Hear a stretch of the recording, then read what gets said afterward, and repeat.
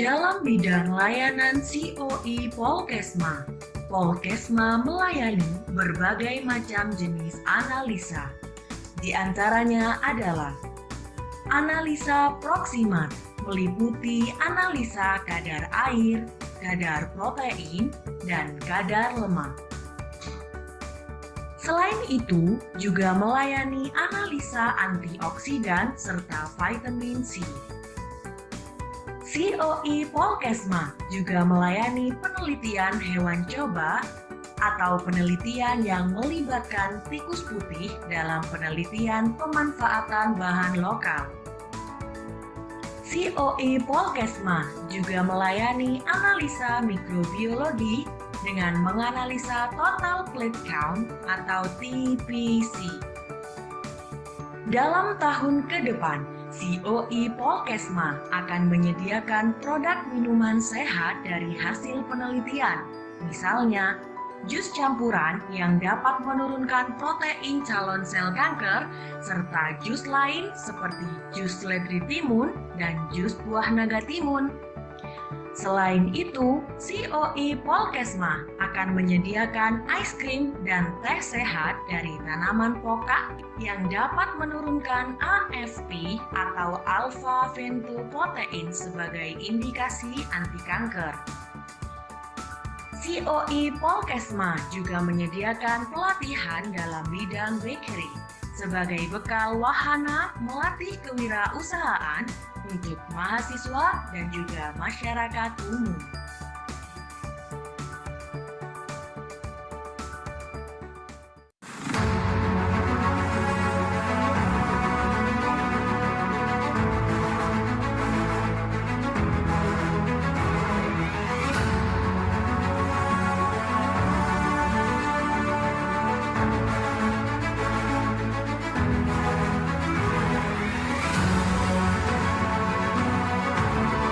Welcome to Malang State Polytechnic of Health, Polkesma. Polkesma is under the Ministry of Health of Indonesia. The main campus is located on Besar Ijen Street 77C, Malang. The campus, which was established in 2001, is one of the 38 health institutions owned by the Ministry of Health of Indonesia. Polkesma has a vision to become a civilized and globally competitive polytechnic of health. Polkesma has a number of missions carried out, including organizing a qualified education and learning to develop the potential and the personality of civilized and globally competitive students.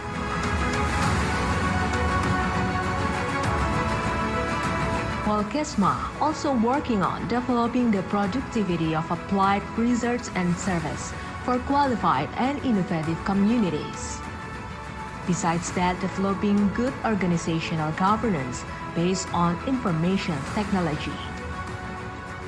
And finally, Polkesma is developing cooperation and productivity both of domestic and international partnerships. Polkesma has 5,000 students that is divided into 4 majors and 20 programs study. The campus is a benchmark of health education in Indonesia, which leads of 7 campuses, which located in Malang, Jember, Lawang, Blitar, Kediri, Trenggalek, Ponorogo.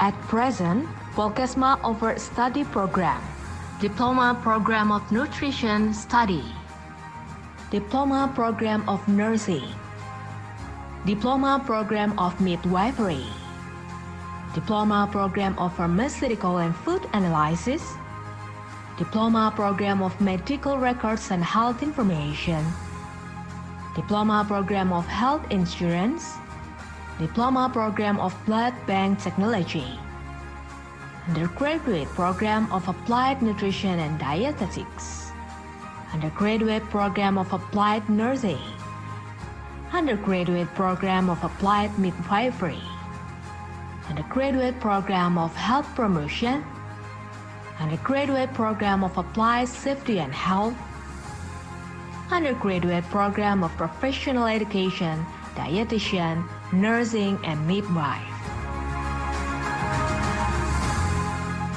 To support lectures, Polkesma provides adequate facilities, starting with lecture rooms with modern learning media.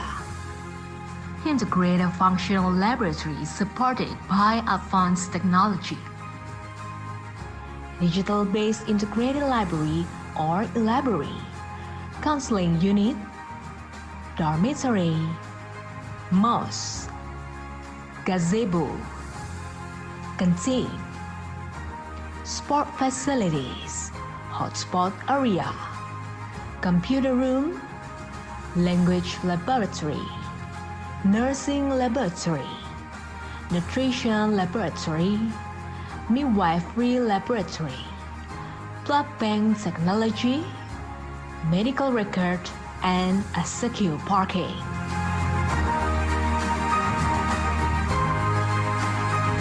Supported by the implementation of a top vocational education with 60% of practicum activities and 40% of theory study, which will improve the student skill with practice in laboratories and other practical media. Polkesma continue to implement innovative, fun teaching methods with the concept of enjoying learning. On top of that, Polkesma implements an internet-based test for examination and e-learning and blended learning, which is applying classroom learning methods and utilizing e-learning.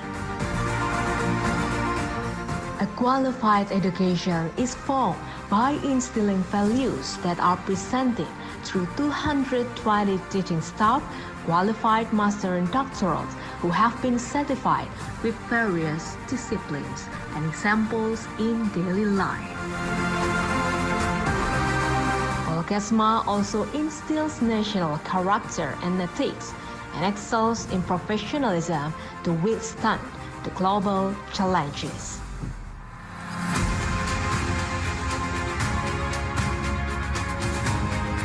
Besides academics, Polkesma also prepares students who are confident in their abilities by providing student activity units, developing students' interests and talents ranging from arts, sports, science, Red Cross, Scout, language, and spirituality.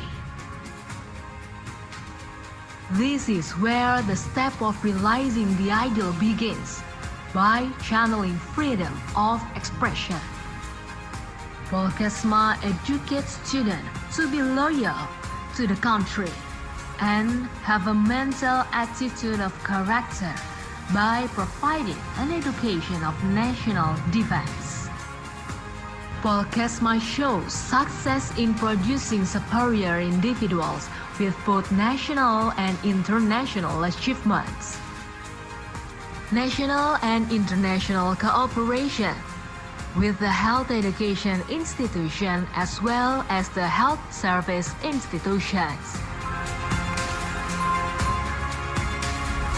This success can also be seen from the distribution and role of Polkesma alumni in international health agencies spread across Asia, Australia, Europe, and even America.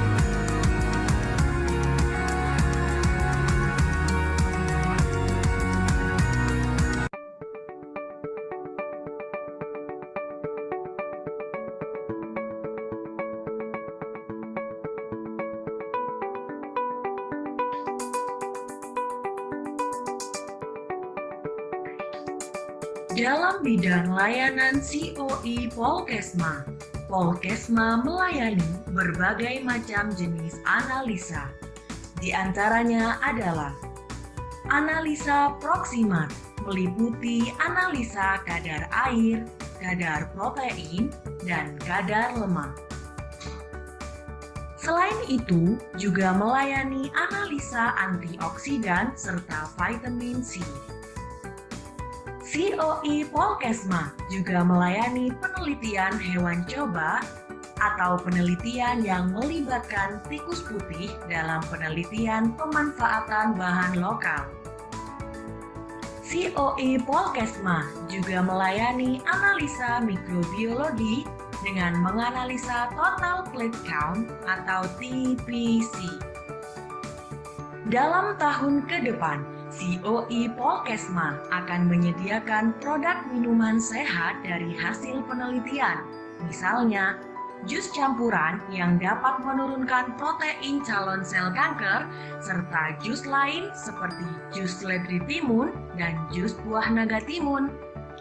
Selain itu, COE Polkesma akan menyediakan es krim dan teh sehat dari tanaman pokak yang dapat menurunkan AFP atau alpha-fetoprotein sebagai indikasi anti kanker.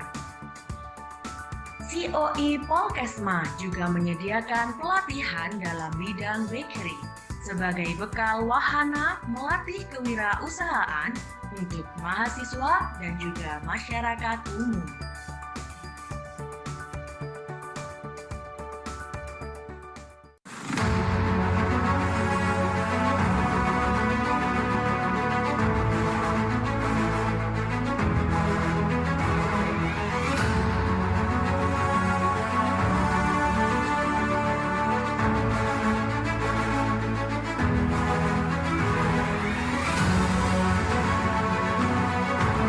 Welcome to Malang State Polytechnic of Health, Polkesma. Polkesma is under the Ministry of Health of Indonesia. The main campus is located on Besar Ijen Street 77C, Malang. The campus, which was established in 2001, is one of the 38 health institutions owned by the Ministry of Health of Indonesia. Polkesma has a vision to become a civilized and globally competitive polytechnic of health. Polkesma has a number of missions carried out, including organizing a qualified education and learning to develop the potential and the personality of civilized and globally competitive students.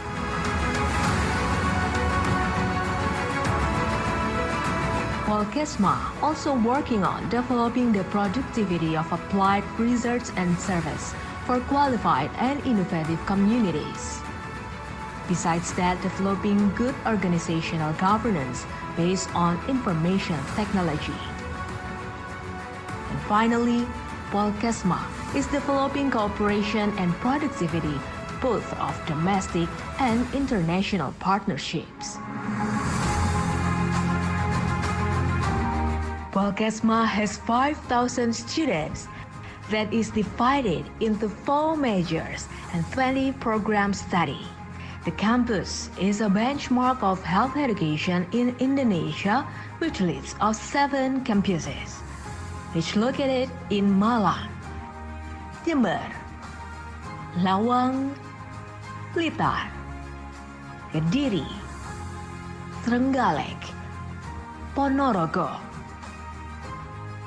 At present, Polkesma offers study program, Diploma Program of Nutrition Study, Diploma Program of Nursing, Diploma Program of Midwifery, Diploma Program of Pharmaceutical and Food Analysis, Diploma Program of Medical Records and Health Information, Diploma Program of Health Insurance, Diploma Program of Blood Bank Technology, Undergraduate Program of Applied Nutrition and Dietetics, Undergraduate Program of Applied Nursing, Undergraduate Program of Applied Midwifery, undergraduate program of health promotion, undergraduate program of applied safety and health, undergraduate program of professional education, dietitian, nursing, and midwife.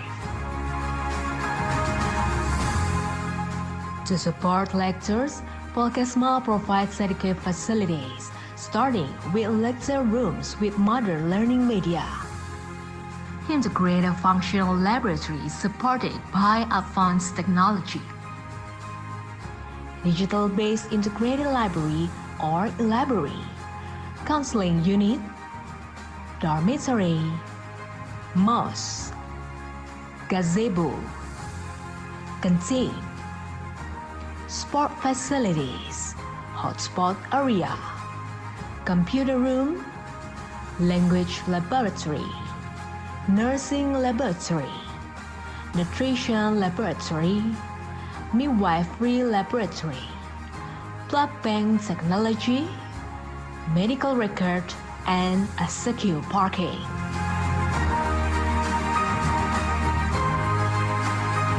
Supported by the implementation of a top vocational education with 60% of practicum activities and 40% of theory study, which will improve the student skill with practice in laboratories and other practical media. Polkesma continue to implement innovative, fun teaching methods with the concept of enjoying learning. On top of that, Polkesma implements an internet-based test for examination and e-learning and blended learning, which is applying classroom learning methods and utilizing e-learning.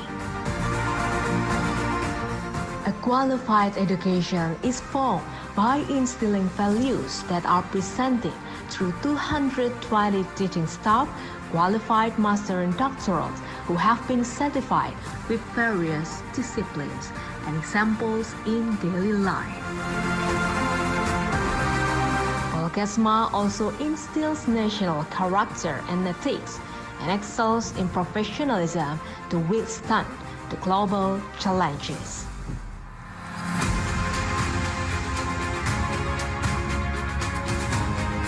Besides academics, Polkesma also prepares students who are confident in their abilities by providing student activity units, developing students' interests and talents ranging from arts, sports, science, Red Cross, Scout, language, and spirituality. This is where the step of realizing the ideal begins, by channeling freedom of expression. Polkesma educates students to be loyal to the country and have a mental attitude of character by providing an education of national defense. Polkesma shows success in producing superior individuals with both national and international achievements. National and international cooperation with the health education institution as well as the health service institutions. This success can also be seen from the distribution and role of Polkesma alumni in international health agencies spread across Asia, Australia, Europe, and even America.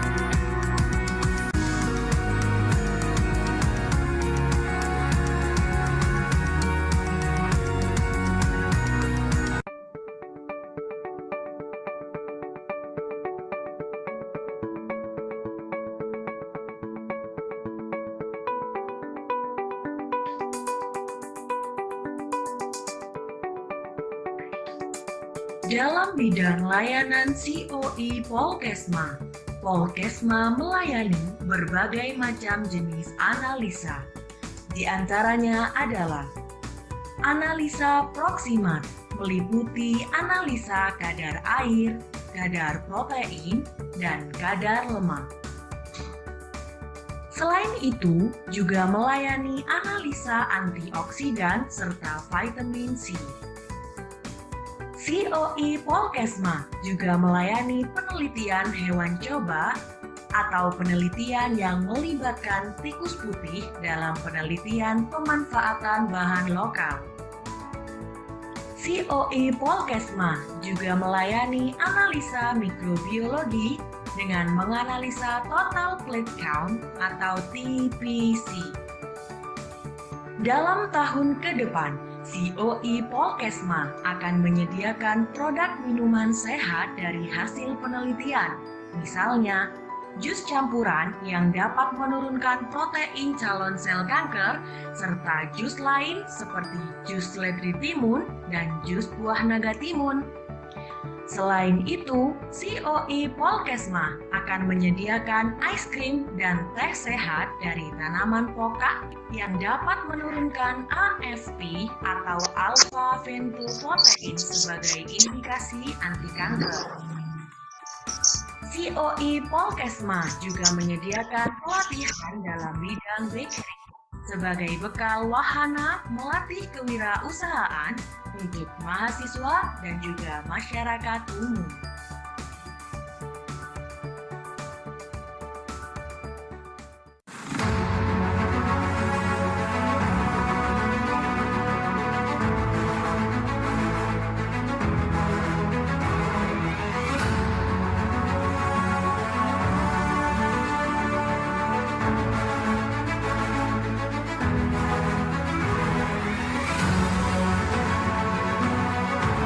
Welcome to Malang State Polytechnic of Health, Polkesma. Polkesma is under the Ministry of Health of Indonesia. The main campus is located on Besar Ijen Street 77C, Malang. The campus, which was established in 2001, is one of the 38 health institutions owned by the Ministry of Health of Indonesia. Polkesma has a vision to become a civilized and globally competitive polytechnic of health. Polkesma has a number of missions carried out, including organizing a qualified education and learning to develop the potential and the personality of civilized and globally competitive students.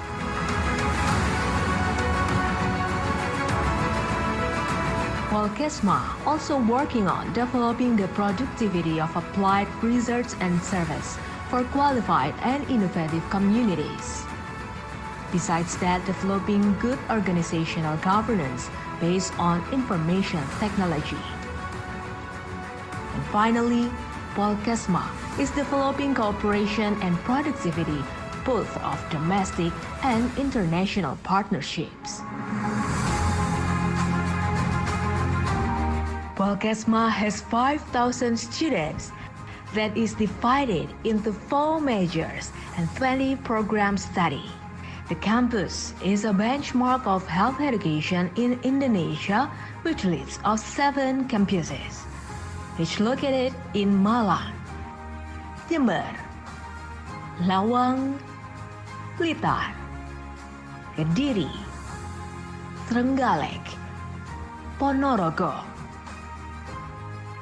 At present, Polkesma offers study program, Diploma Program of Nutrition Study, Diploma Program of Nursing, Diploma Program of Midwifery, Diploma Program of Pharmaceutical and Food Analysis, Diploma Program of Medical Records and Health Information, Diploma Program of Health Insurance, Diploma Program of Blood Bank Technology, Undergraduate Program of Applied Nutrition and Dietetics, Undergraduate Program of Applied Nursing, Undergraduate Program of Applied Midwifery, undergraduate program of health promotion, undergraduate program of applied safety and health, undergraduate program of professional education, dietitian, nursing, and midwife. To support lectures, Polkesma provides educative facilities, starting with lecture rooms with modern learning media. Integrated functional laboratories supported by advanced technology. Digital-based integrated library or library, counseling unit, dormitory, mosque, gazebo, canteen, sport facilities, hotspot area, computer room, language laboratory, nursing laboratory, nutrition laboratory, midwifery laboratory, blood bank technology, medical record, and a secure parking.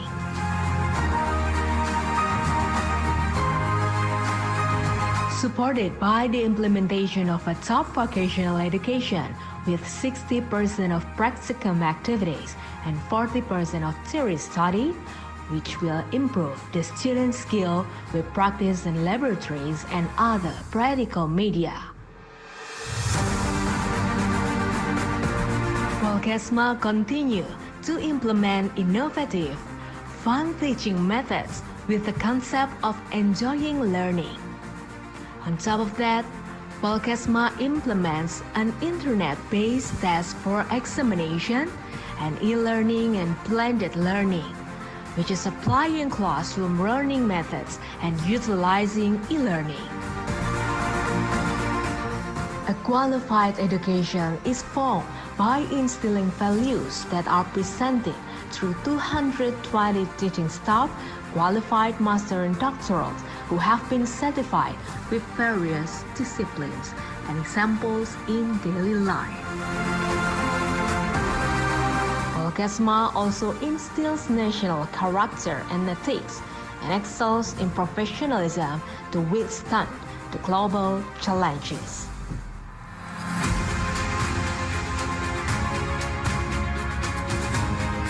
Besides academics, Polkesma also prepares students who are confident in their abilities by providing student activity units, developing students' interests and talents ranging from arts, sports, science, Red Cross, Scout, language, and spirituality.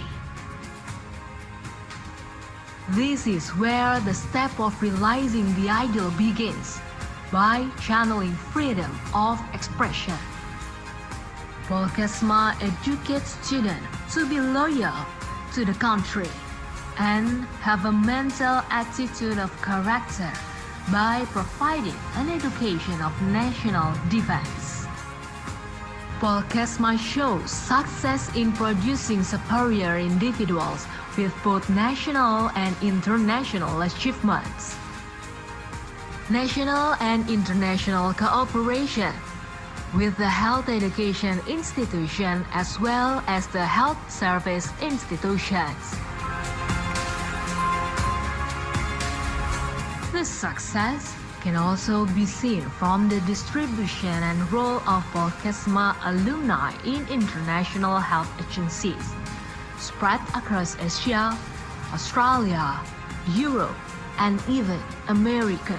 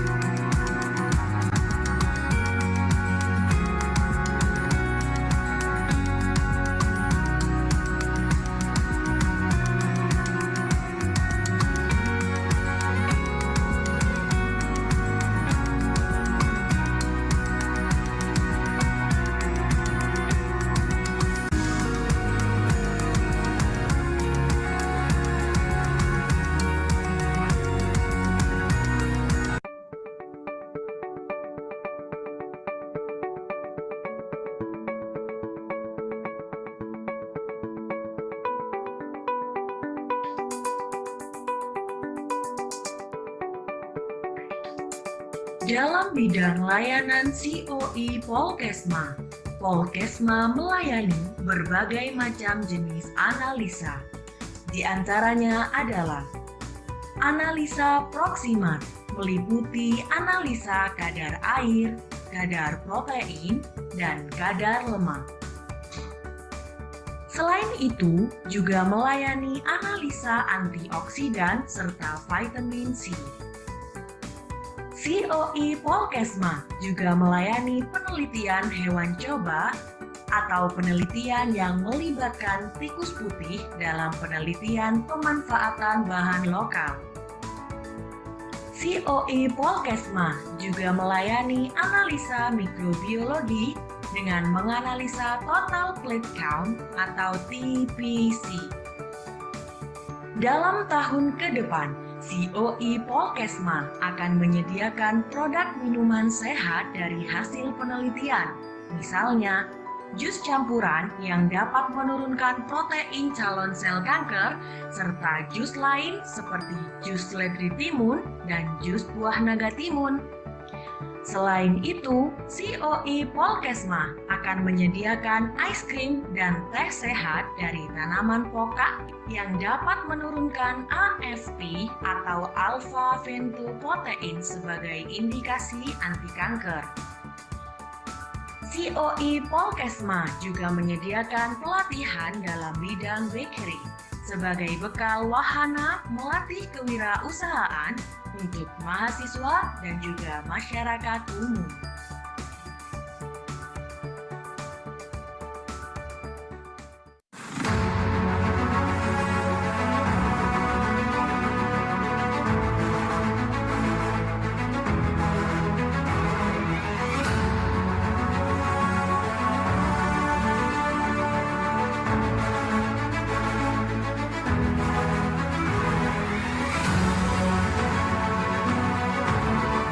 Welcome to Malang State Polytechnic of Health, Polkesma.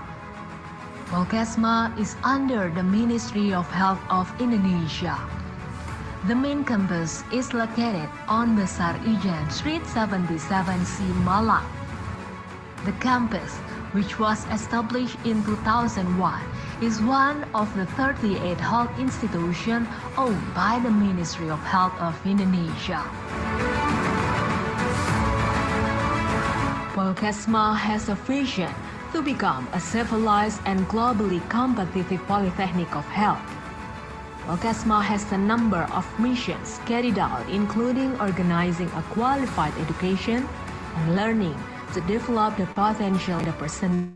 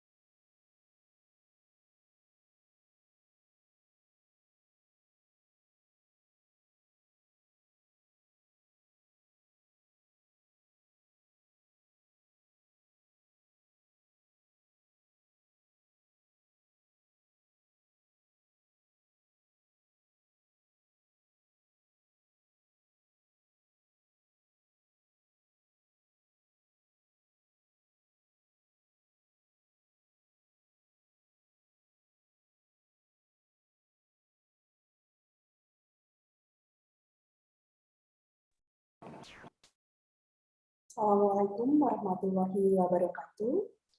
Good morning, selamat pagi, welcome to Health Polytechnic of Malang.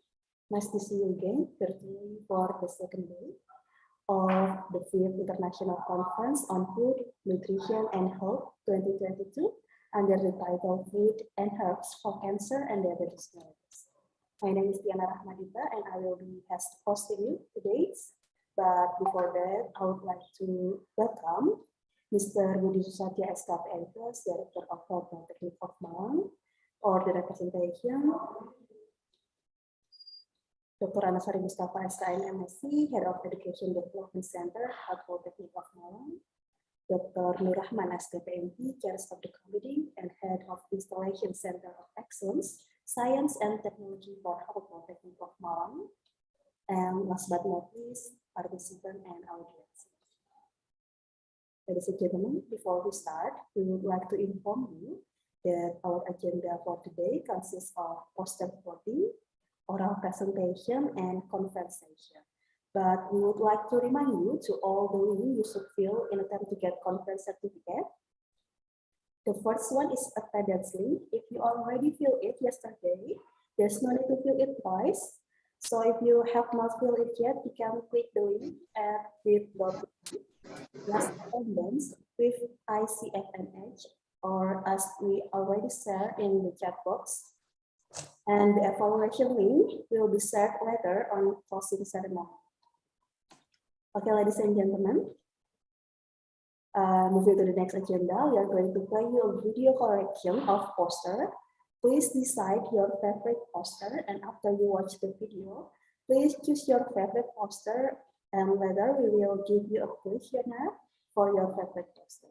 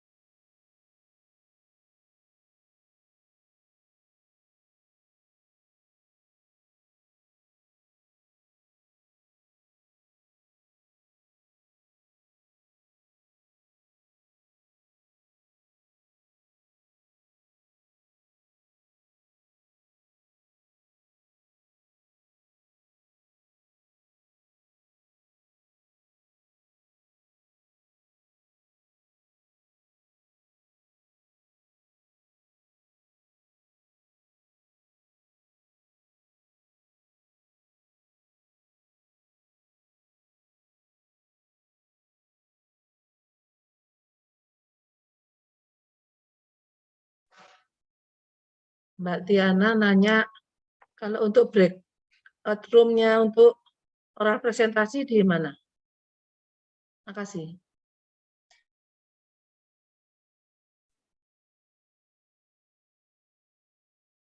Di sini juga, Bu.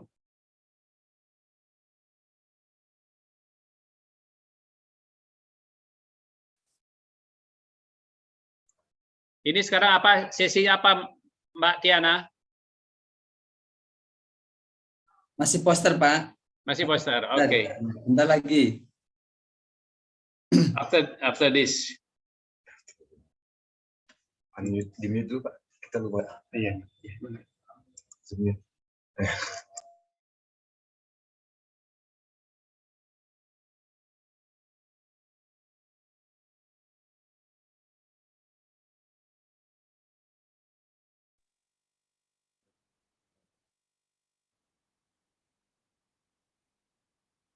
Selamat pagi Pak Dewo.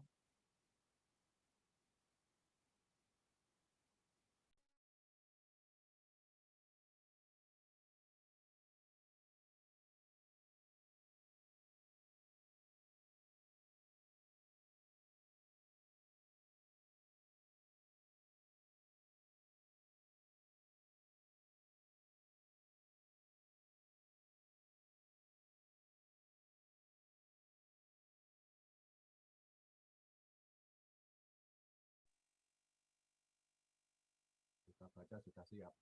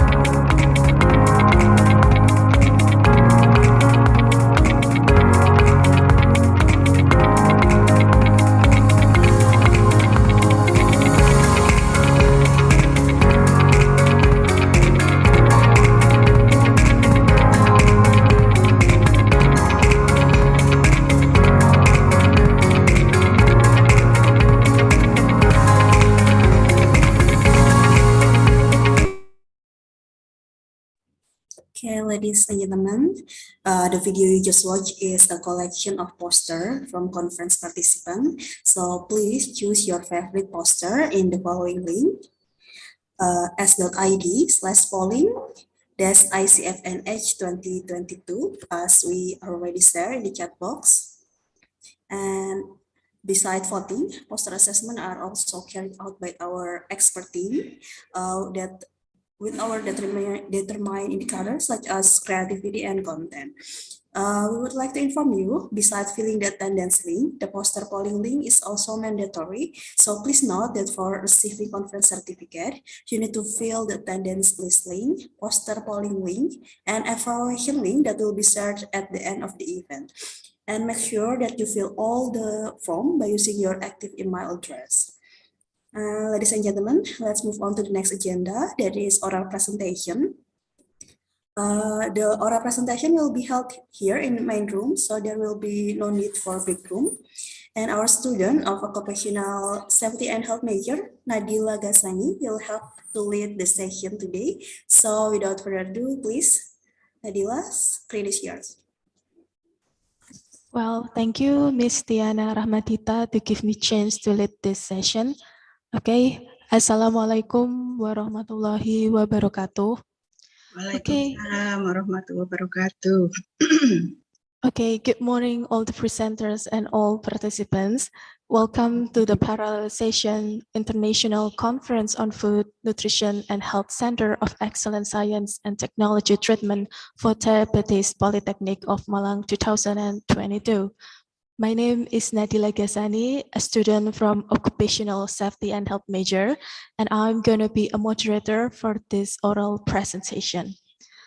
So basically, there are 9 presentations in this session, and I would like to read all the list of presenters.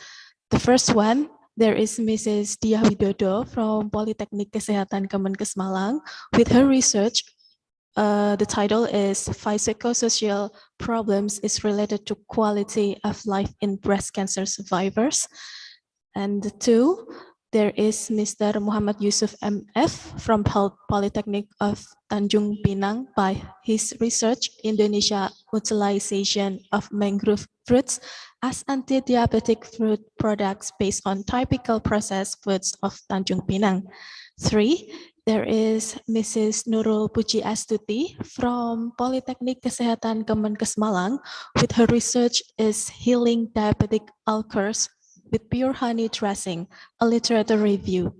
The 4, there is Mrs. Tafib Dwi Wahyuni from Polytechnic Kesehatan Kemenkes Malang and her research effect of fluid infusion, one recovers again time post-operation conscious patients with general anesthesia. 5, there is Mr. Arif Bahtiar from Polytechnic Kesehatan Kemenkes Malang by his research, environmental factors affecting patient sleep quality in intensive care units, a literature review. 6, there is Mrs. Dwija Sista Aprilia Firdaus from Polytechnic Kesehatan Kemenkes Malang with her research, the correlation of husband supports in exclusive breastfeeding, a literature review. 7, there is Mrs. Susilawati from Polytechnic Kesehatan Kemenkes Malang by her research, the relationship of pregnancy exercise with perineal rupture incident or LR. And 8, there is Mrs. I. Dewanyoman Supriyasa from Polytechnic Kesehatan Kemenkes Malang by his research, the roles of related institutions in stunting prevention in Malang Regency. And the last one, there is Mrs. Ananda Amalia from Polytechnic Kesehatan Kemenkes Malang by her research, the relationship between sleep quality and primary dysmenorrhea in adolescent, a literature review. Okay, without any further ado, well, the first presentation, allow me to invite Mrs. Diah Widodo as Kepnes MKes. For Dr. Nurul, for Dr. Diah Widodo, have you joined these meetings?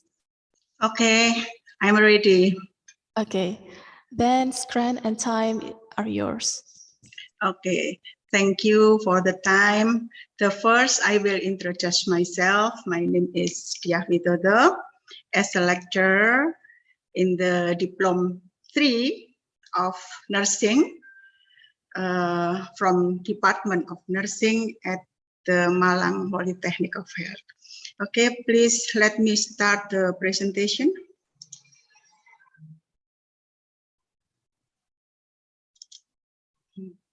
I'm sorry. Okay. Let me help to share screen first. Oh no. Okay. Okay. Okay, thank you. My title of research is Psychosocial Problems is related to quality of life in breast cancer survivor.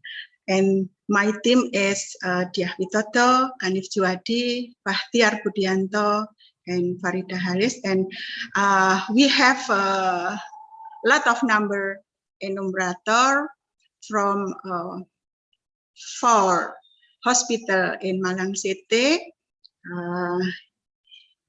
There are Mrs. Sariati from RSSA, number 2 Aris from RST, Dr. Supraun, and number 3 Ibu Nina from RSSA, number 5 Miss Nina and Miss Betty from Lafayette. Okay. Okay, that is my team.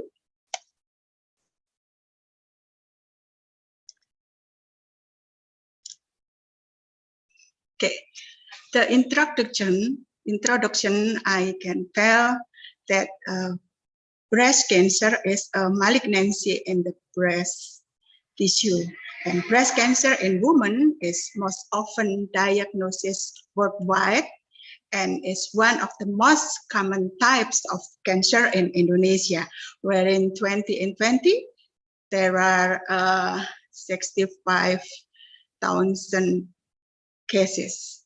And based on data released by East Java Professional Health Office in 20 and 19, the number of breast tumors reaches is 12,000 cases, number 2 under cervical cancer.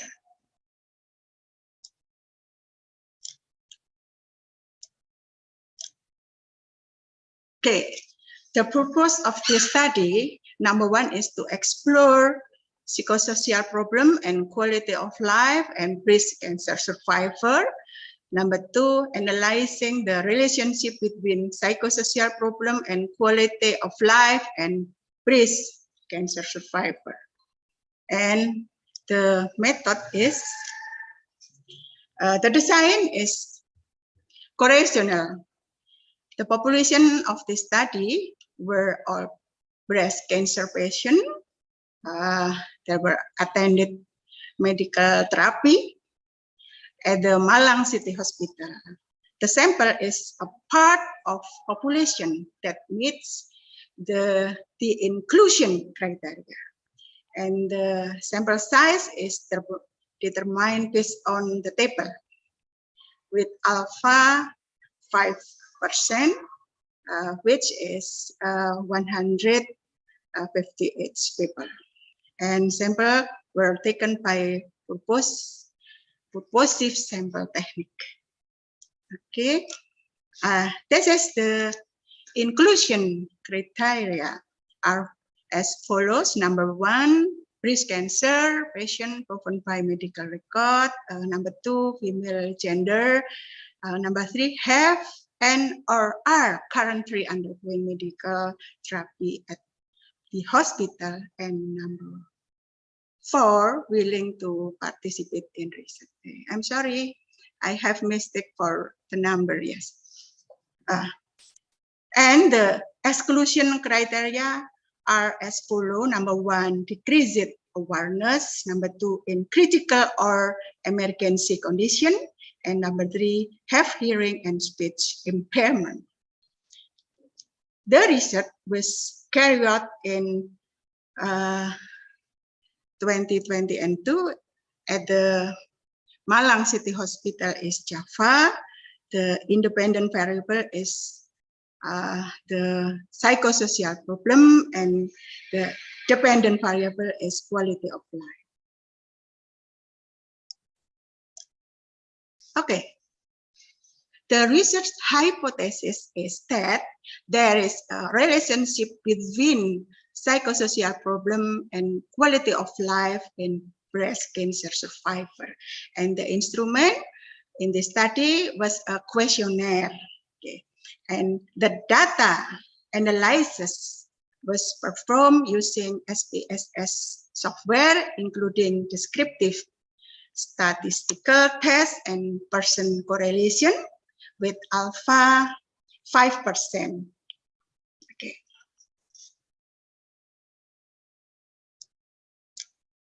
Okay. There are the results and discussion of my research. The results showed that most of them were 41 years old to 50 years old, and graduated from high school vocational school, and there are a housewife and married and have 2 children. Okay, and most them underwent chemotherapy, but only small proportion of radiotherapy, and treatment also only small part. Okay, the results showed that most of the respondents experience have a mild psychosocial problem and moderate psychosocial problem. Okay, and the next, okay, I'm sorry. Oh, okay. Okay. Okay, there are the table 1. That is the descriptive statistical analysis of psychosocial problem and quality of life of respondent. You can see how many mean, median, mood, minimum score, maximum score, and standard deviation. Okay, and the psychosocial problem, that means mild, yeah, mild range for a psychosocial problem. And oh, I'm sorry, for this is quality of life. Okay, okay, quality of life mean good quality of life. Okay, I'm sorry. Okay.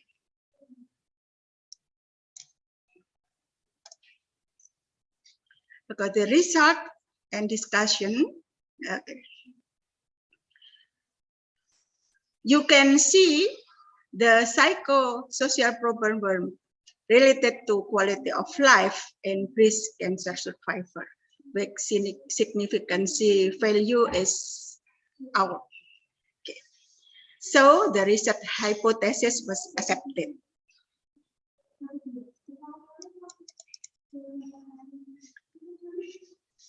Okay. Patient with breast cancer and in the therapeutic process that the response undergoes have an impact on physical problem. Physical problem experienced by patient include hair loss, okay, maybe okay, feeling weak or easily tired, nausea and vomiting, black skin and nails and other. Patients who experience physical symptoms are very suspect have a psychosocial problem. Okay, for a quality of life, we are measured by 4 aspects. Okay, number one is physical health, number 2 is psychological, number 3 is social relation, and number 4 is environment. Okay, the result of my study have a category, good category for a quality of life. Okay, one of the aspect supporting, okay, not feel ashamed of their condition and not experience of low esteem. Okay, there are, according to Kelly theory, that low self-esteem is feeling worthlessness or meaninglessness and prolonged low self-esteem due to negative evaluation of oneself and one's abilities.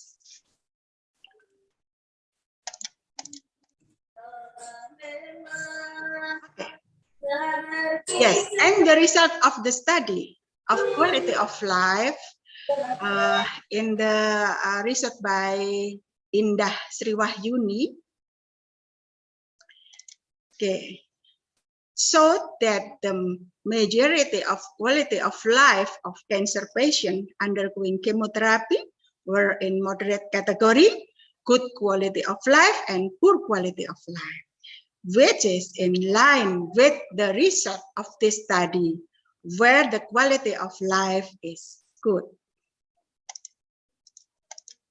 Okay, and the conclusion of my research is, number one, respondent psychosocial problem have an average score of 24%,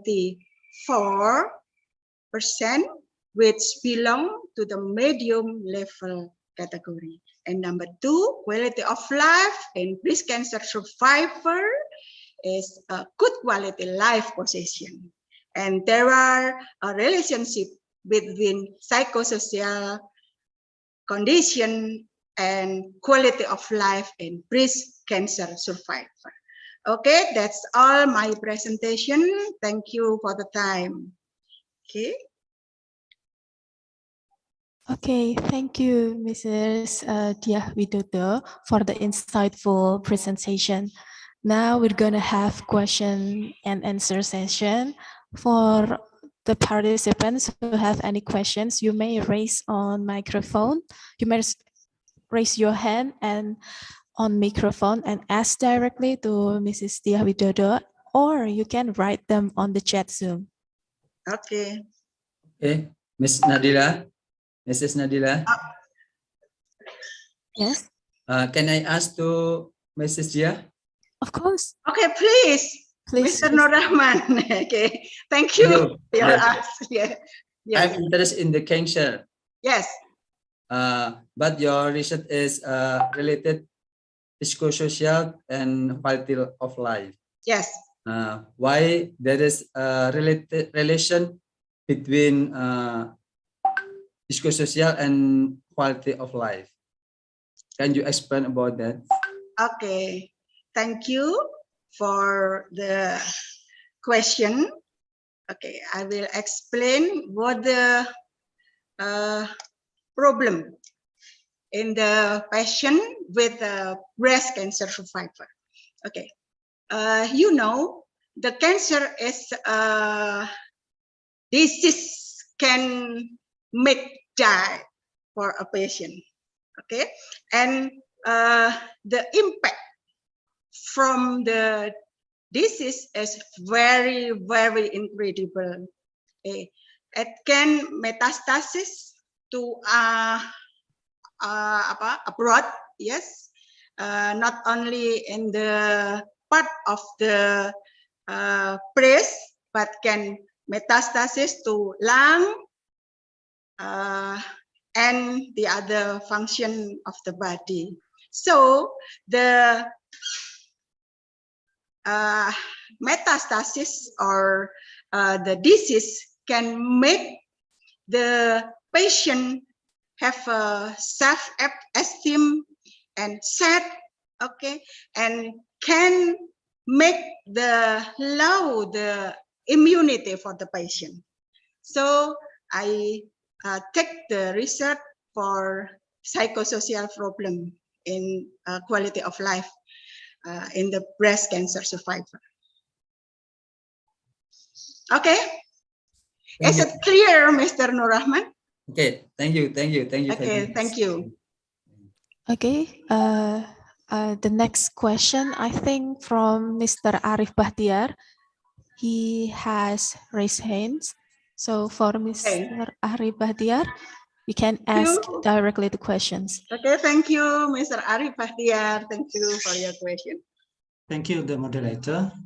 Thank you, Ma'am Dia. Your research is about psychosocial Yes. problems and Yes. quality of life.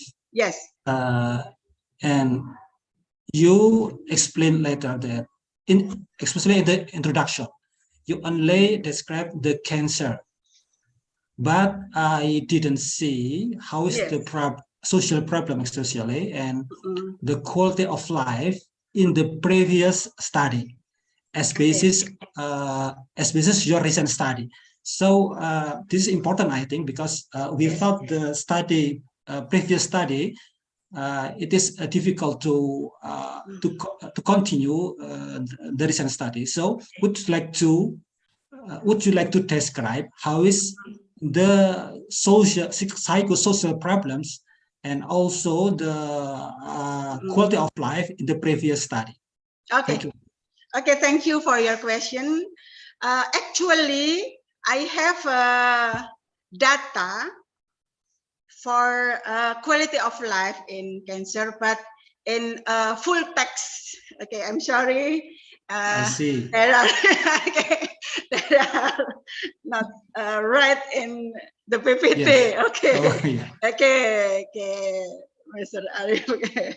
But I think if you would like to explain, ma'am, maybe, because I think the important thing that you have to put in the introduction is how is the quality of life. Yes.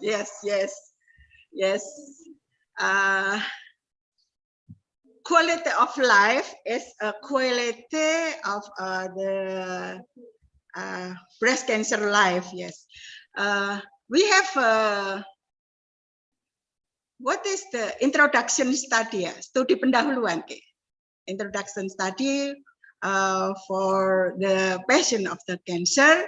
There are have a physical of health is poor, and there are have psychosocial problem, many psychosocial problem. Okay, and that can make decrease the quality of life.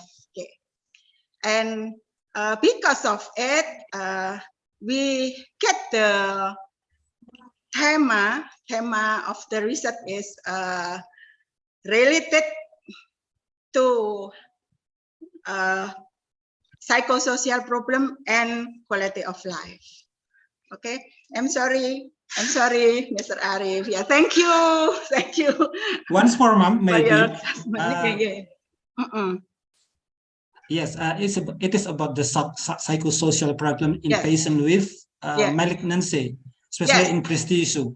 Would you like to explain to us what is the most psychosocial problems? Yes. For example, maybe is there any what's that?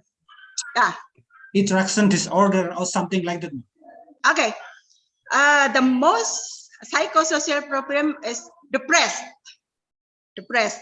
Okay. And depression, you mean? Yes, depression. Yes, depression. Okay, yes. Okay, thank you, ma'am. Okay, thank you, Mr. Arif. Okay, Mr. Arif, is it enough, the answer of Mrs. Diah Widodo for you? Yes. Okay. Thank you. Okay, thank you. It is enough? Yes, ma'am, that's all, ma'am. Okay. Welcome for Mr. Arif Bahtiar. So is there any question again? For all the participants, freely to raise hands and ask directly the questions, or you can write down on the chat Zoom.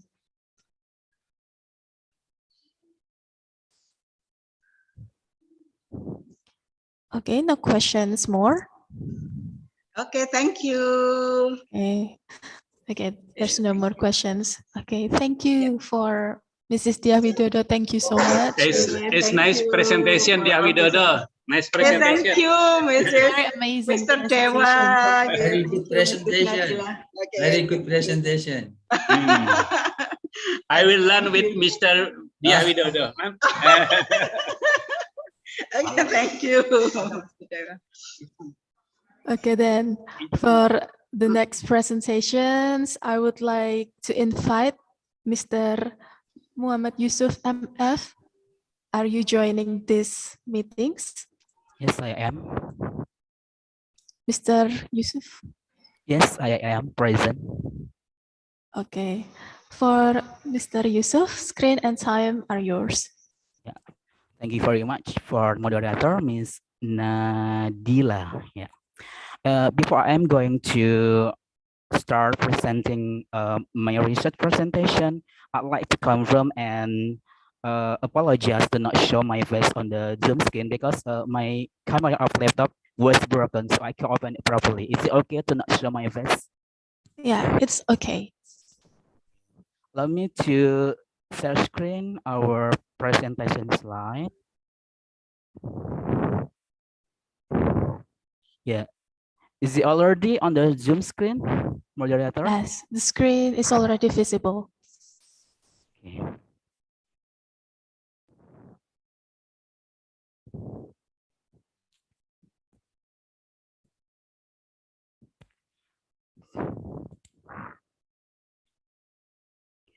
Okay.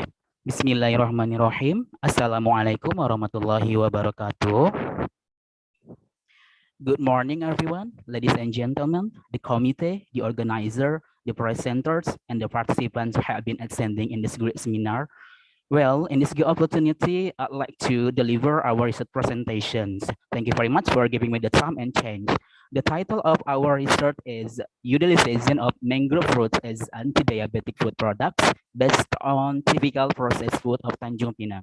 Our research team included Muhammad Yusuf as myself, Raja Fatima, Sylvia Mandaka Putri, and Tiayo Panda. And we are from the Department of Sanitation and Environmental Health, Polytechnic of Tanjung Pinang, Indonesia. Yeah, for the first outline that I'd like to present and share is introduction. As we know, Indonesia has been becoming and providing for supplying wheat. It means that the level of the dependency of importing wheat is very high because wheat is the main source of carbohydrate. So what should we do to handle it or to get low importing wheat? Well, we must do diversification. For example, we have to find out the alternative of source of carbo for substitution and complement to replace wheat. Well, one of the source of carbohydrate comes from the mangrove forest. As you know, mangrove forest Indonesia has a quite wide million hectares. It's about 3.5 million hectares, and mangrove produce some fruits and some other fruits that have nutritional nutrient to be a medicine to cure. So it is supposed to do research and development. For example, we have to explore and utilize mangrove forest into mangrove-based food. It could be the alternative food, for example, like local potential, food sources, and local wisdom. And mangrove fruit has, based on the research, indicate that mangrove fruit has the potential bioactive compound for diabetic treatments. Yeah. So it is supposed to innovate and develop some products based on the anti-diabetic products in some area where I have been living in Tanjung Pinang. So we have been producing some kind of typical processed food of Tanjung Pinang. Yeah, Tanjung Pinang has acquired abundance of some species of mangrove plants, but the dominance is the kind of subset of Rhizophorus sp. Well, this plant has been used to this research to be implemented as the alternative food into typical food process in Tanjung Pinang. Well, based on the background that I have mentioned previously, the objective of this research were to determine the chemical characteristic of local mangrove fruits in Tanjung Pinang, especially for the kind of species of Rhizophyra sp. And second, to obtain the optimal formulation of the use of the substituted mangrove flour into the anti-diabetic product based on typical process of Tanjung Pinang. And the last one, to determine level of preference for resulting product by using organoleptic and hedonic analysis. Here is the methodology that we use in this research. This research was a quantitative study with an experimental approach. This study also collected the supporting data related to composition of dominant mangrove species, especially for this kind of species of Rhizophyra sp. The stage of this research included the preparation of raw material, the chemical characteristics of mangrove fruits by analyzing proximate, determination of optimal formulation, and determination for the level of preference for the resulting product by using organoleptic and hedonic analysis. Data were analyzed by using ANOVA and Duncan test for the follow-up test with the randomized block design to obtain the optimal formulation of the use of substituted mangrove flour, and hedonic organoleptic analysis test to analyze the rising product. Well, in this result, there were 4 products, yeah, namely otak-otak, grilled fish cake, noodles, crackers, kerupuk, and the last one could be cookies atau or cake.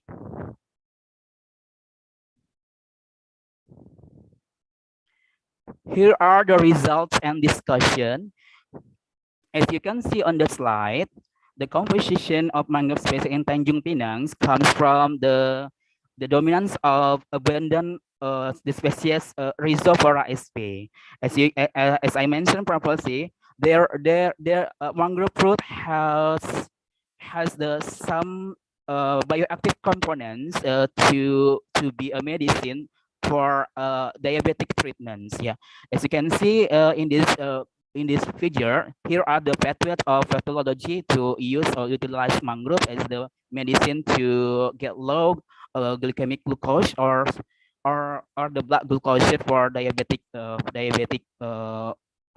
treatment. Yeah, based on the analysis result of the proximal analysis, the Rhizophyra sp as the abundant kind of species in Tanjung Pinang had the water content is around 52.38%. It contains also as 0.20%. Total fat is around 2.30%. Protein 6.85. Carbohydrate it's about 30%, and it also contains some biotic components, namely flavonoid, saponin, and tannin. And the conversion mangrove fruits into the mangrove powder, we did analysis to measure about the chemical characteristic like water content, as content, crude fiber, fat, protein, as you can see on the table on slide. Here is the optimal formulation of the use of the substitute mangrove flour. So we use the species of Rhizophyra sp. I mentioned it, and based on the result that we have collected, there were 4 parameters to analyze hedonic and organoleptic to get the optimal formulation of mangrove flour, namely taste, appearance, color, and flavor or aroma. So based on the ANOVA test that we have done on statistical analytical, the significance value less than the alpha, or we have the trust level 95%. So the result revealed that very significant for the type of treatment combination of scientific mangrove for the level of using 20 to 40% mangrove flour. So the optimal formulation that we have chosen to get used to into the typical process food is 40%. Yeah, as I mentioned earlier, there were 4 products that we have convert mangrove flour into the typical processed food of Tanjung Pinang.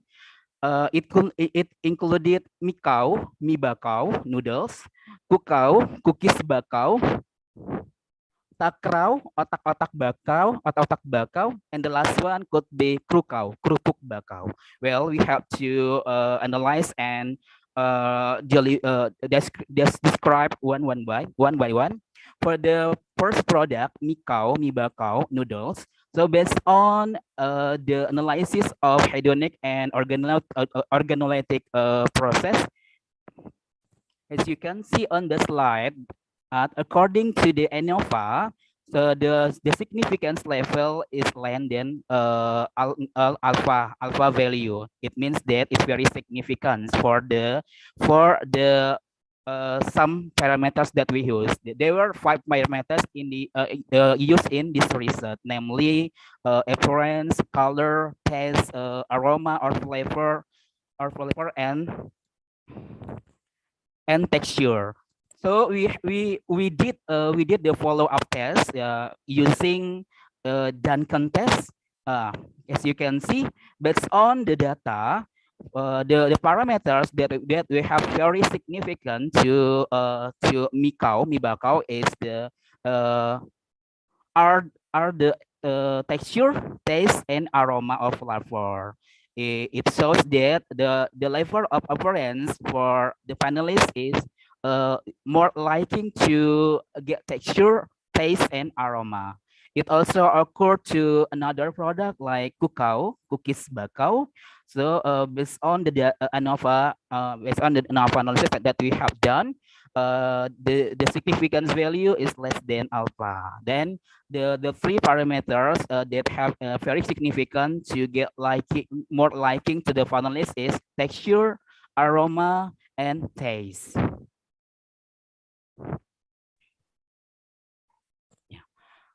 And it also happened to the takrau, otak-otak bakau, and in English we call it as the grilled fish cake and krukau. Based on the ANOVA test that we have done, the level of significance value is less than alpha value. We use the level of trust 95%, and the 3 parameters that had very significant for the liking of the panelists is texture, aroma or flavor, and taste.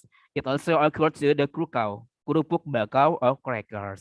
Well, based on the result and conclusion and discussion, here are the conclusion and recommendation that we have over the first one. The result of the chemical content test for water contains some chemical characteristic like ash, fat, protein, carbohydrate, and other contents.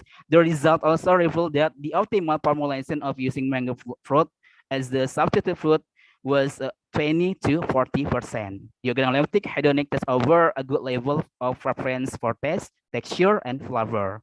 Well, this research needs to supposed to get further experiment. So we recommend this research needs to be developed further related to the measurement of the glycemic index and local of the dressing products. And also it's supposed to experiment by providing combination with other types of flour into other typical processed foods. Yeah, that's all my presentation. Thank you very much for your time and attention. Assalamualaikum warahmatullahi wabarakatuh. Good morning, everyone. Waalaikumsalam warahmatullahi wabarakatuh. Well, thank you for Mr. Yusuf for the insightful and awesome presentation. Okay, now we're gonna have question and answer session to all participants. You can ask the question. You may raise hand and ask directly. Okay, there is participant who has raised the hand. For Mr. Hasan Watilehu, are you want to ask the question? Yeah, okay. Ms. Nabila, I have some question. Hello, Mr. Yusuf. Yeah, hello, Mr. Hasan. I'm Hasan from Poltekkes of Malang.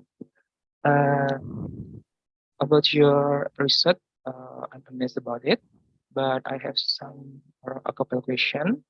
The first one is the processing food of mango fruit that you show that that has no significant yet in the compound, but the mangrove fruit as anti-diabetic, there is no parameter that you convincing me that the producing food or processing food of mangrove fruit as anti-diabetic. Can you explain more, Mr. Yusuf? Okay, thank you very much for the challenging equation. So I could answer directly, Miss Nadila. You can answer the question from Mr. Hasan. Okay, thank you. Well, based on the title that I brought in this conference, the title is Utilization of Mango Fruit as Anti-Diabetic Food Products based on Typical Processed Fruit of Tanjung Pinang. Well, this result was a kind of milestone or stepping stone to get start another expected experiment to further. Well, why did I not mention about the function or the process of pathologic of anti-diabetic food products? Yeah, because the stepping stone that we have to start is to get interest and to get the participant or the in other hand to get the society or people in Tanjung Pinang to get more interest about the utilize this mangrove pulp as the alternative food to replace using the wet flour. So but if you want to know about the component of the anti-diabetic, as I mentioned before, here some research indicate that aside from its calorific food value coming from the mango fruits, yeah, mango fruit also contains some bioactive compounds to get use the medicine for the diabetic treatment. It could be flavonoid or saponin or tannin. Yeah, I have the list table of the function and beneficial about the flavonoid to get more good glucose to treatment to treatment diabetic and but I cannot show on the PPT presentation. But some research has a proof that some compound, especially for the bioactive compound in of mangrove fruit, has some beneficial function to get to be a medicine to decrease to decrease the blood glucose to in the glycemic of the diabetic treatment. Yeah, is it clear, Mr. Hassan? Yeah.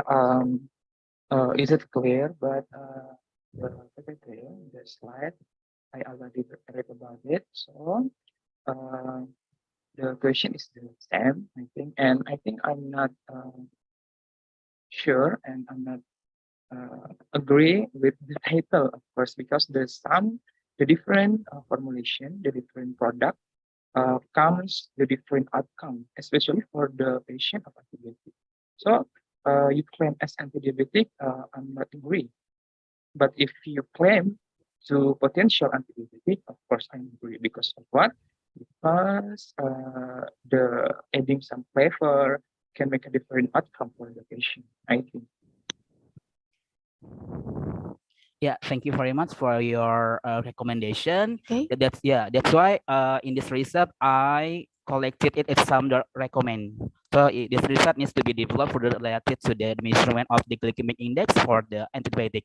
As I'd like to mention that not notice it that Indonesia has been becoming importing of whales, so that's why we have to find out the alternative food to substitute the using whales.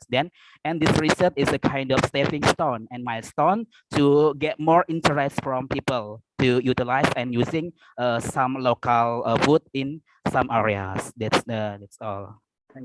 Yeah. Okay. Thank you, Mr. Yusuf. Yeah.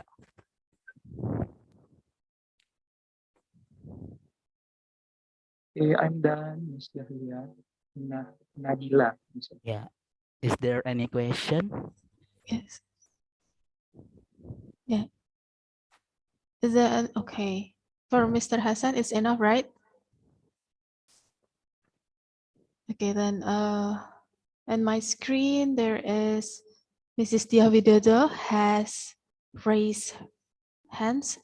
Do you want to ask a question for Mr. Yusuf? Okay, thank you for the opportunity. Your research is very interesting to make food product. Okay, Yeah. and how the future follow-up plans to be produced more widely. Okay, thank you. Thank you very much, ma'am, for the interesting question. Could I answer directly?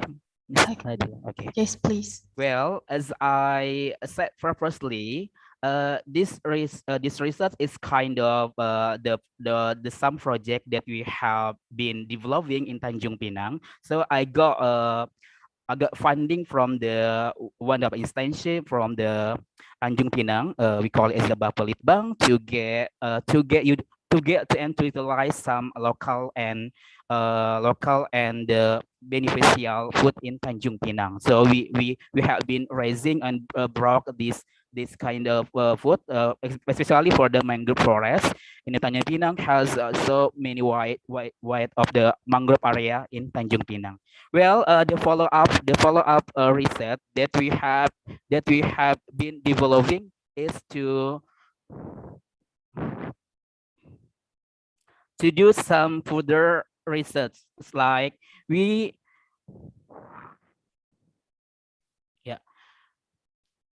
have been developing some kind of scheme for the research. For example, we have to do measurement the glycemic index and load for the some product that we have trading. Yeah, and in other side, it is supposed to experiment providing by combination with other types because in the Tanjung Pinang has so many typical processed foods. Just not only for product that I have mentioned like otak-otak, mie bakau, kerupuk bakau, and so on. So we have so many makanan khas typical processed food in Tanjung Pinang. So to get more interest from the people, citizen Indonesia in Tanjung Pinang, so we have to do preparation to get more interest from them. So the first thing that we have to do is to pendekatan, one step by step into the society. Yeah, and also I think one of kind of important research that we have to do is about the analysis of in vitro and in vivo to take toxicology or the medicine stat or something like that. Thank you. Okay, how is the feasibility to be produced by factory, maybe? Well, that's a challenging question. Yeah. You know, Indonesia, Tanjung Pinang is near from Singapore and Malaysia. So I think it's one kind of opportunity to protect Tanjung Pinang to get kerjasama, to get linked to into the what is it MOU or something like that. Cooperation. Okay, that's good. Yeah. Okay, thank you. Yeah, thank you, ma'am. Okay, I will repeat again. For Mrs. Dia Widodo, is the Mr. Yusuf's answer enough to Mrs. Dia? Enough, Mrs. Okay, well, is there any question more? For all participants, feel free to ask the question through microphone or chat on the Zoom. Excuse me. Yeah. Yeah. For Mr. Agus Yeah, Salim. sorry. Yeah, I'm really so sorry. I am not using my camera because the signal here is not really good. I am not in Makassar City, but I am now in the north of Makassar City around 3 hours by line. So I am really so sorry. Yeah, it's actually this presentation is really make me so curious about the how to make it the bakau tree into the food, and then they are they are making many products like crackers and anything else that Mr. Yusuf said a while back. Mr. Yusuf, I just really need to have any updated information about the what is the contents inside of the bakau. It is, did you conduct the research before that the bakau hasn't have toxicity to the people when they are eating? That's my first questions. And then the second is continue to the previous questions by Mrs. I forgot the name, but I know her so well. About what is the continue of your product to be the best product of one of the Indonesia special for the Poltekkes that you are going to be so, and then maybe the product can be joining in the industrial products, so it can give the benefits to the Poltekkes where you are working. And then the third questions is, this is the first time to hear that bakau can be, managed and then can be produced to be another food that can be supplied to the people. What is the specific functions of your product? It can be my mean there. Your product can be used to care of the specific clients like diabetes mellitus or anything else disease. Thank you. That is three of my questions. Thank you so much. Thank you so much. I'm really so sorry I'm not using my camera. Thank you. Thank you, Mr. Yusuf. I can get the answer from you. Thank you so much. Yeah, you're welcome, Mr. Agus Salim. For Mr. Yusuf, is it the questions from Mr. Agus Salim clear to answer? Yeah. Wow. This question are remarkable from you, Mr. Agus Salim. Okay, I can answer one by one. Yeah. For the first question is about the content of the component of mangrove. Well, as I mentioned previously, the kind of species to be the dominance of abundant mangrove forest in Tanjung Pinang is comes from the kind of subset of Rhizophora sp. So for the content, it depends of the species of the mangrove plants. For the species Rhizophora that we have been measuring, the content of the chemical characteristic of the Rhizophora sp. As you can see on the slides, yeah, it's a raw mangrove fruits, yeah, water as total protein, and I got highlight from you about the slide content about the poison or something like that. But probably, well, Rhizophora has a higher tannin. It can make the poison for the human being or something like that. So you have to do pre-treatment to heal or to decrease the tannin, like boil it and add some additional thing to get a decrease of tannins, like abu gosok or arang aktif or something like that. And then yeah, I have the table of the chemical another chemical characteristic of mangrove fluid, but I can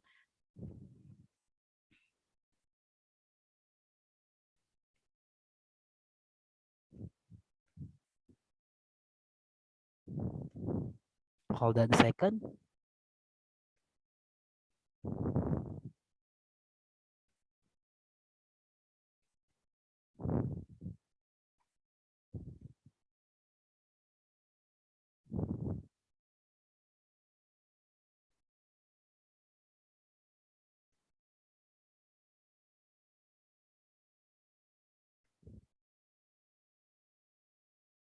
I'm sorry, I wrote it in bahasa, but I can explain in English. Yeah. Yeah, for the content of the mangrove floor based on the Rhizophora sp. probably comes from Where is it?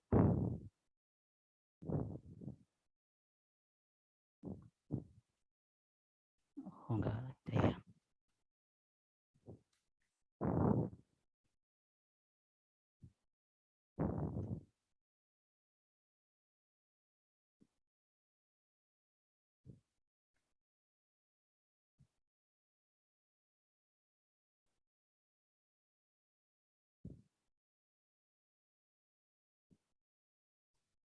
Yes. Yeah. Now, well, as I mentioned previously for the content of mangrove fruit, here the conversion mangrove into the mangrove floor. So the content of the we call it the mangrove floor or serbuk mangrove. It contains water, ash, fiber, crude fiber, fat, protein, something like that. And for the products, we also did for the Mergentnonse proximat. Yeah, you can see on the slide. It's like the component of kerupuk mangrove, cookies mangrove, and so on. Well, I think it's for the first question, and for the second question, it's about the best product, yeah, that we have to develop in the future time. Yeah. I think to wait a minute.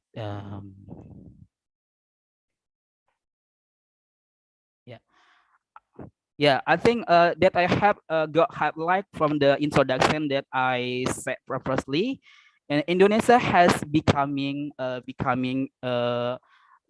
fifth largest, if I'm not wrong, the fifth largest as the importer to supplying wet flour in the world. So we have to find out the alternative sort to replace about the using wet flour. So the best product where you have to compete and develop probably about the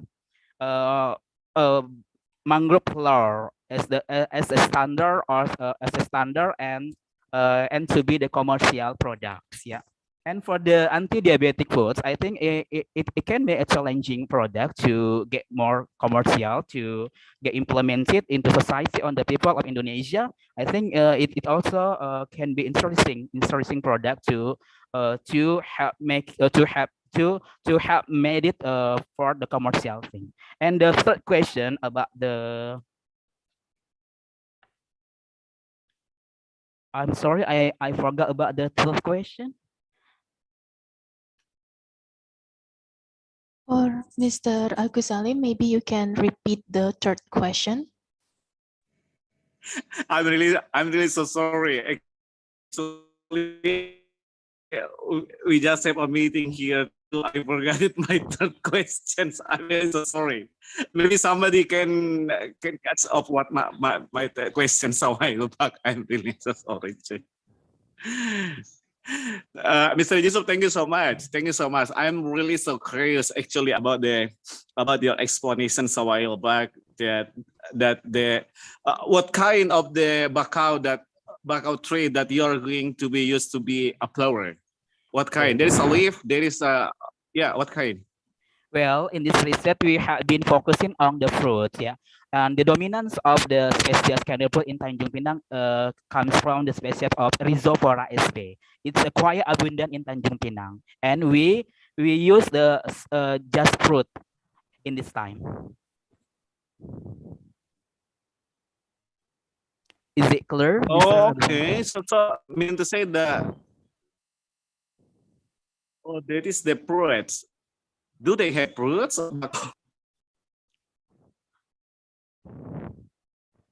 I'm sorry, I couldn't hear properly. Miss Nadira?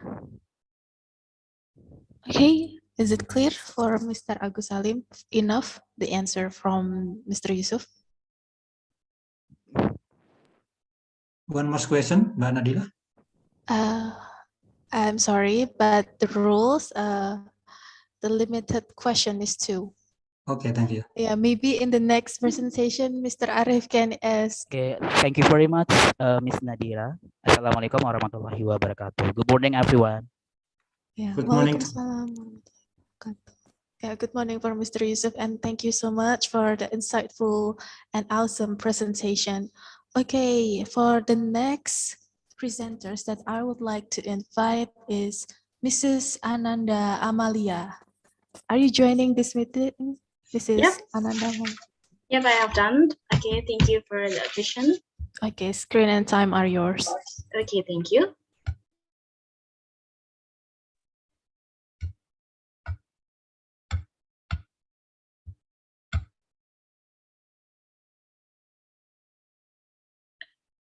Have you seen my presentation?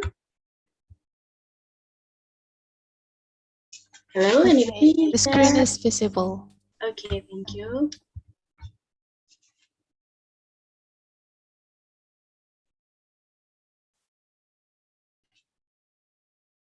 Okay, Bismillahirrahmanirrahim. Assalamualaikum warahmatullahi wabarakatuh. Good morning, everyone.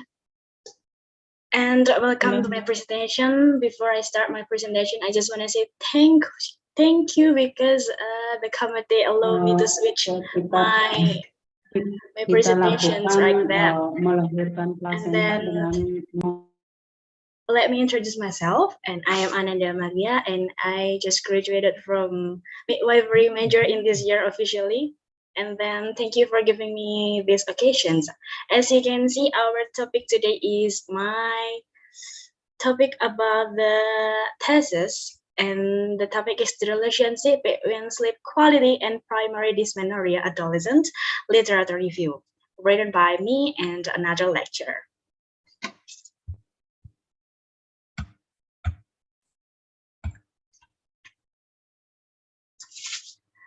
Okay, let me start by saying a few words about my own background.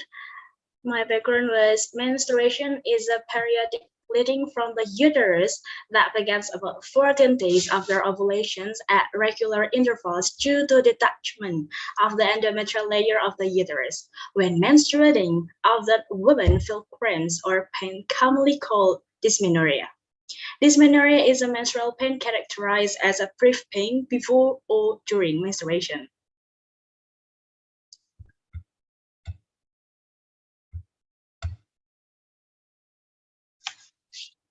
And then there are data supporting about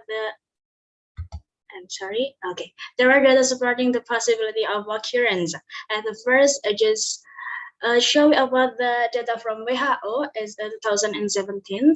There are 10 until 15% of women have a severe dysmenorrhea. And from Indonesia, 54.89% had a primary dysmenorrhea, while the others had secondary dysmenorrhea. Dysmenorrhea occurs in adolescents with a prevalence range from 43% to 73%, of which about 74% until 80% adolescents have a mild dysmenorrhea. We can underline have a mild dysmenorrhea. Abnormalities occur in 60 until 70% of women in Indonesia, with 15% of them complaining that their activities become limited due to dysmenorrhea or menstrual pain.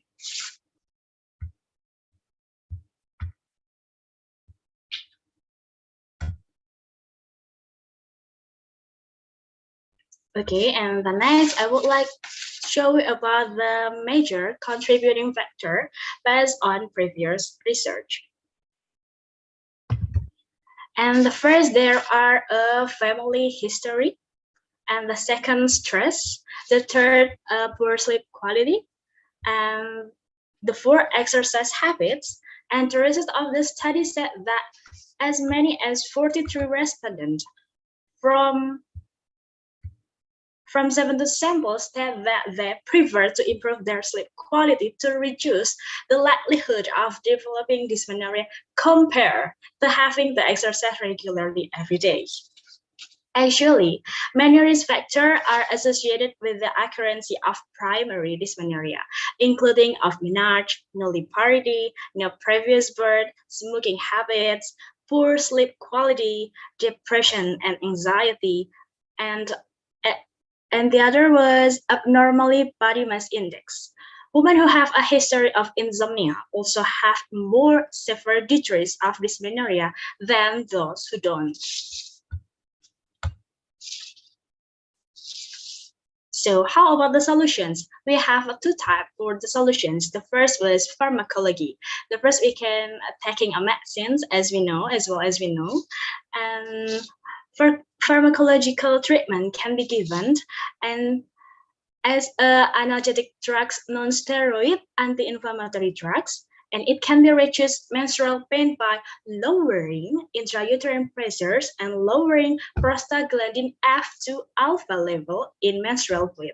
However, this can carry side effects and risks, especially the effects on gastrointestinal tract, because the action of the drug inhibitory biosynthesis of prostaglandin, which are important substances in some organs.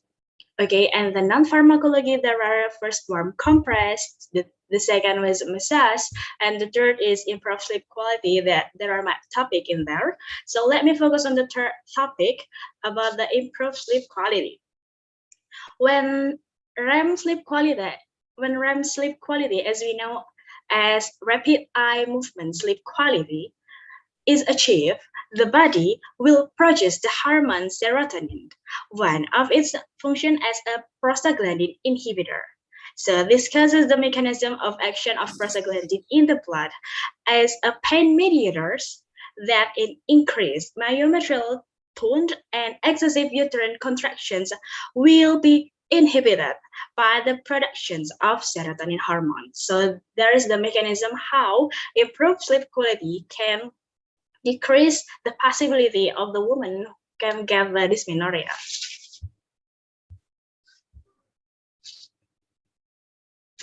So about the objective of the study, this is to explain the relationship of sleep quality with the incidence of primary dysmenorrhea in adolescents based on literal review journal articles. This research I was doing in the COVID era, so I used the literature review journal article to search about the research another that discuss about this topic. And then how about the result? The result and discussions based on the article, it was found, we can underline, it was found there was a significant relationship between adolescent sleep quality and the incidence of primary dysmenorrhea, where the occurrence of dysmenorrhea is caused by an excessive number of prostaglandin in menstrual blood, thereby stimulating uterine hyperactivity and the occurrence of uterine muscle spasm.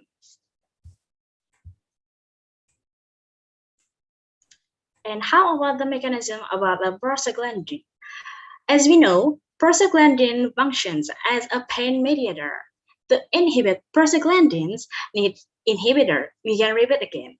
Prostaglandin function as a pain mediator. To inhibit prostaglandin, we need inhibitor. What is that? One of the inhibitor hormones that can inhibit prostaglandin actions is the hormone of serotonin, which can be obtained when REM, I will repeat again, is rapid eye movement sleep quality is achieved. Therefore, adolescents who are in their productive age are very, very important to maintain the quality of their sleep so that all body systems can work and be properly maintained. Excuse me, Mrs. Ananda. Maybe you can faster the presentation due to... Okay, this is... Yep, thank you for the reminding. This is my last slide. So the conclusion, there are three, but I will conclude it in the last point. Based on the article that I review, it can be concluded that there is a significant relationship between sleep quality and the incidence of primary dysmenorrhea. Okay, maybe that's all. I will give it back to moderator again. Thanks for the occasion. Okay, due to the duration of presentation, I would like to please the participants to ask just one question for Mr. Ananda Amalia. You can raise your hand to ask just one question.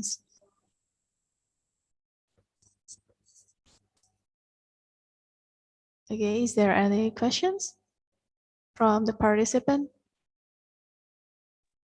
Or maybe we can discuss about this topic. Yeah, is there any topic that we have to discuss about? about dysmenorrhea or sleep quality. Maybe my lecturer from was very major, or we can discuss about that thing again, because actually this is my topic about my thesis, so it will be grateful to present it again and discuss it again. Okay. If there's no any questions more, I have we can question. maybe. Okay. Yeah. Okay. For Mr. Congratulations. Kisabahari, yes, please. Yeah. Ananda, okay, wonderful presentation here. I have one question only. You can explain how do you find the evidence base of the dysmenorrhea and what dysmenorrhea and quality of sleep? Okay. Right? Yeah. How to search this? Okay. Yeah. Okay, thank you for the question, Sir Kisabahari. Okay, yeah. Nice to know you. The evidence base I could search from the reputable source, like in the, maybe we can know about the journal articles that we can use it like a PubMed or Elsevier, like that, something like that. So in their source, I could get a lot of article that discussing about this topic. So I just put it on my research, because I think this is a very important to discuss about, because as my historical, I just felt this dysmenorrhea too, because I just think this is an important, and another adolescents or girls teenager, actually they felt this, but they don't know how to make a solutions, or what is the causal factor for me, for what I felt about like that. So I just using that source, reputable source like Elsevier, PubMed, and the others like Google Scholar, like that. So I just put it on and I conclude it to a group that a very important thing that I can discuss it about. Okay. So how many articles did you review? Article review that totally I put it on the 1,000 more article, but I included article, I mean. Include article 5. Oh, 5. Yes, it's I make an criteria, so I just elimination it by my criteria that I consult it before with my lecturer, so that I can get 5 articles that included my criteria, like that. Okay, thank you. Thank you, sir. Okay, it's enough, Mr. Kisabahari. Okay. Yeah. Okay, then thank you for Mrs. Ananda Amalia for the amazing presentation. We can go to next presentation, and the fourth of presenters is Mrs. Nurul Puji Astuti from Politeknik Kesehatan Kemenkes Malang. Are you joining these meetings? Mrs. Nurul Puji Astuti, are you there? Okay, no response. Maybe we can skip Mrs. Nurul Puji Astuti and continue to the Mrs. Tafib Dwi Wahyuni. Are you there? Mrs. Tafib Dwi Wahyuni, are you joining these meetings? Yes, I'm joined. Thank you. Okay. Okay, screen and time is yours, Mrs. Tafib. Thank you, Miss Nabila. Assalamualaikum warahmatullahi wabarakatuh. Good morning, ladies and gentlemen. I introduce my name is Mrs. Tafib Dwi Wahyuni from Health Promotion Program Poltekkes Kemenkes Malang.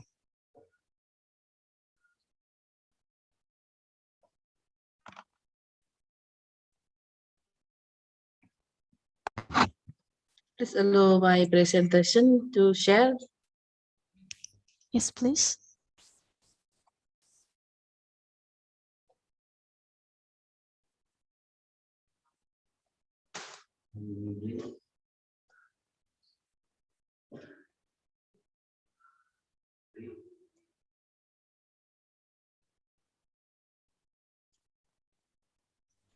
Okay, Ms. Tafib is visible screen.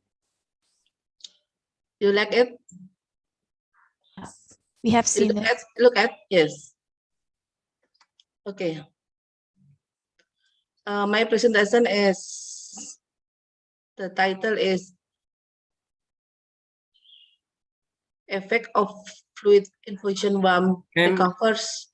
Ma'am Tafib, slideshow. Slideshow. Yeah. Yeah, okay. Thank you. Okay.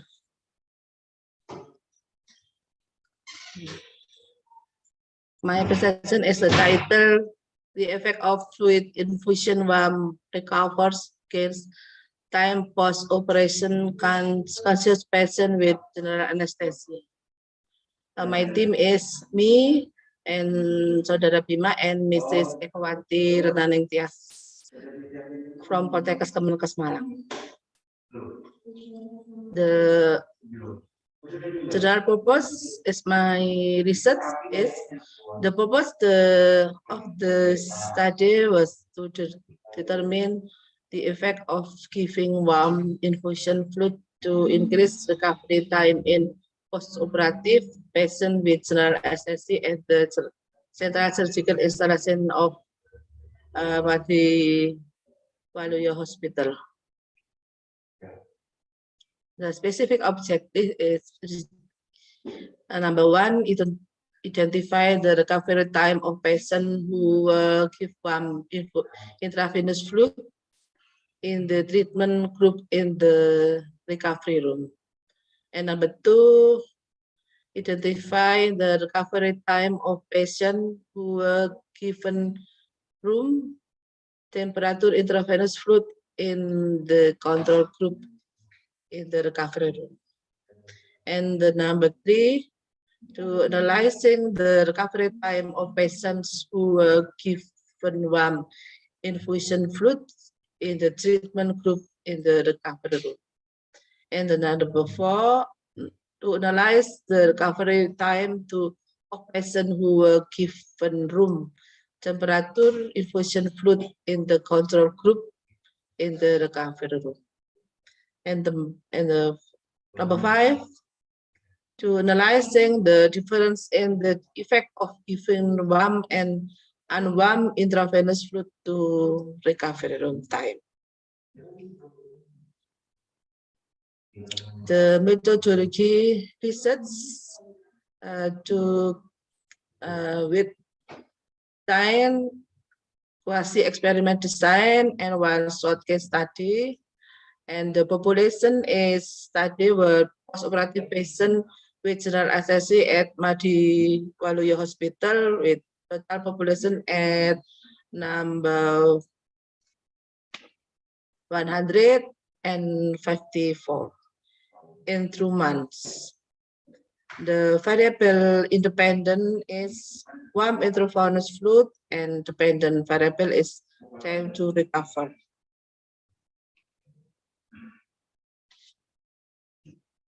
The research and discussion, the current recovery time in the control group, most of the time to recover occurred at 25 minutes, namely, and number two, recovery time in the treatment group, most control recovery time occurred at 25 minutes. Difference in recovering time for respondent in the treatment group and respondent in the control group is inclusion which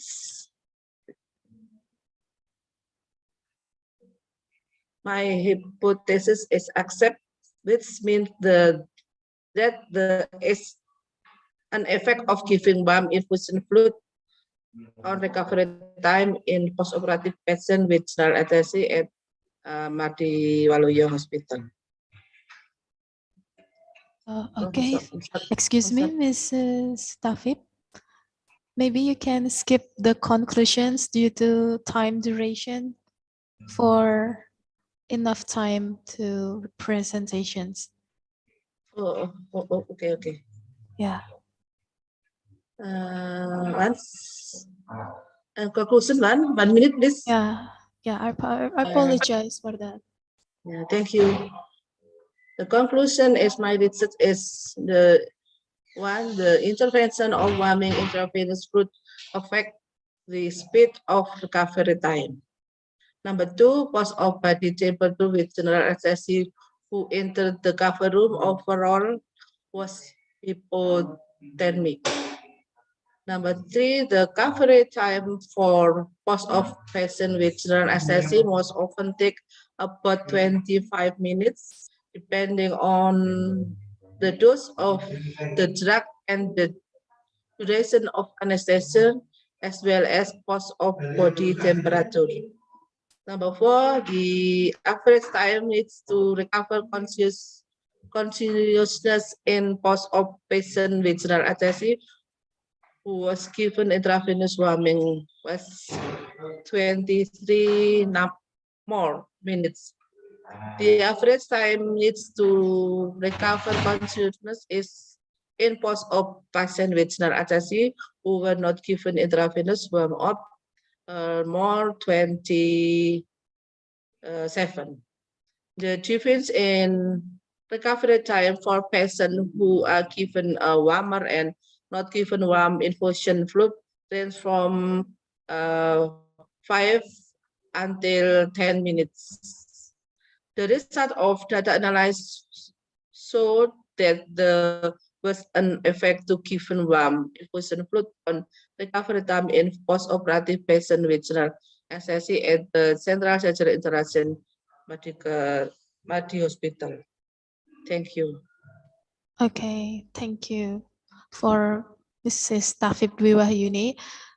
One question for Mrs. Tafib Wahyuni. Maybe participants want to ask questions from Mrs. Tafib Dwi Wahyuni. Yes, please.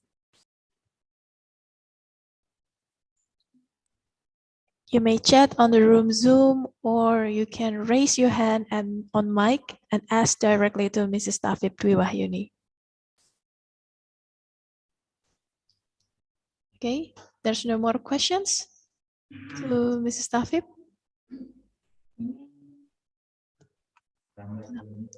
Okay, then if there's no question for Mrs. Tafib, we're gonna next to the presentations. Yeah. Okay, for Mrs. Tafib, thank you for the amazing and insightful presentations. Okay, is that okay? Thank you. Okay, welcome for Mrs. Tafib. Assalamualaikum warahmatullahi wabarakatuh. Waalaikumsalam warahmatullahi wabarakatuh. Okay, to the next presenters, allow me to invite Mr. Arif Bahtiar from Politeknik Kesehatan Kemenkes Malang by the title of Environmental Factors Affecting Patient Sleep Quality in Intensive Care Units. Okay, thank you, Mbak Nadila. I'm sorry, Mbak Nadila. The presentation of our work will be presented by the first author, that is Mbak Rini Aprilianti. I just second author. So, Mbak Rini, are you around here? Oh, okay. Yes. Are you around? Okay, you can start it now. Okay, thank you for the time. Okay, for Mbak Rini, there's you have 5 minutes for presentation and about 2 minutes for Q&A.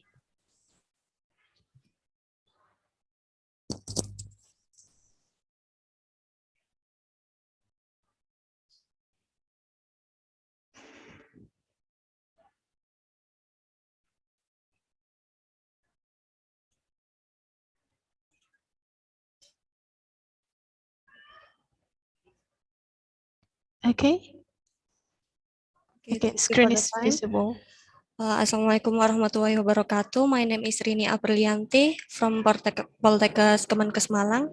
And this time I will show you our study about environmental factor affecting patient sleep quality in intensive care unit, a literature review, and I working together with Mr. Arif Bahtiar and Mr. Kisabari. Okay, decreased sleep quality is one of the main problems in ICU's patient. A report state that 47% of patients admitted to the ICU had poor sleep quality. The result of polysomnographic observation illustrated that the quality of sleep of patients admitted to the ICU is impaired regarding prolonged sleep latency, sleep fragmentation, and decreased the REM. It is related to environmental factors such as noise, lighting, and patient care activities. Although the environmental factors are considered to have a relationship with patient sleep quality in the ICU, the result of previous studies are not significant. A study by Adele et al. In 2020 stated that noise and lighting did not significantly affect the patient's sleep quality. Similarly, Pulak and Jensen at 2014 stated that although the intensity of care in the ICU was quite frequent, it did not dominantly cause sleep disturbance. In contrast to Adele et al. At 2020, Lee et al. At 2011, in his study, stated that noise and intensity of patient care affect the quality of sleep of patient in an ICU. Because the influence of environmental factor on patient sleep quality is still controversial, researchers are interested in conducting a literature review study on environmental factor that affect patient sleep quality in the ICU. This present review aims to find the best evidence for the relationship between environmental factor in terms of noise, lighting, and intensity of care with sleep quality of patient in the ICU. The study design used a literature review. Searching was conducted through two databases, namely ProQuest and Wiley from 2011 until 2022 for complete article in English, using keywords such as environment or noise or light or intensity of care and sleep quality and intensive care unit or ICU. Inclusion criteria were based on the PEOS, population, exposure, outcome, and study design. And the population was patient admitted to the ICU without a history of sleep disorder, and the exposure consists of noise, lighting, and the intensity of patient care. The outcome was the quality of the patient sleep. The selected design included cross-sectional, cohort, and case control. The article were selected using Prisma method. And the result, an article searched from two database from ProQuest and Wiley yield 30,060 articles. 121 articles were excluded due to duplication of title, and then 2,819 articles were not published in full text. And Excuse me for disturbing for a while, Mrs. Rini. Your time has 1 minute left. Okay, thank you. And after the selected article, we found 6 articles and then assess for quality using the Joanna Brings Institute's GPI critical appraisal by the respective study design for checklist for analytic cross-sectional studies and checklist for cohort studies. The article were included in the review if they had a score above 50%. And the result, there are 4 articles with cross-sectional study that used for this literature review and had a 100% of quality score with cross section of with checklist for cross sectional studies, and 2 article with 72%. Miss Rini, excuse me. Yes. Your time is end. I'm so sorry because due to the duration, maybe you can read the conclusions quickly to close your presentations. Okay. For the conclusion, the most studies show that the effect of noise on the sleep quality of patient in the ICU, and all studies show the effect of lighting and patient care intensity on patient sleep quality. So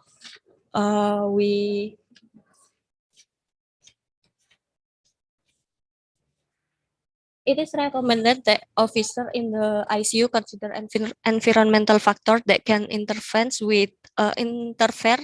with the patient sleep quality. For the researchers conducting a meta-analysis to determine whether this environmental factor affect patient sleep quality by including more database and more extended study year coverage is recommended. Thank you. Okay, thank you for Mrs.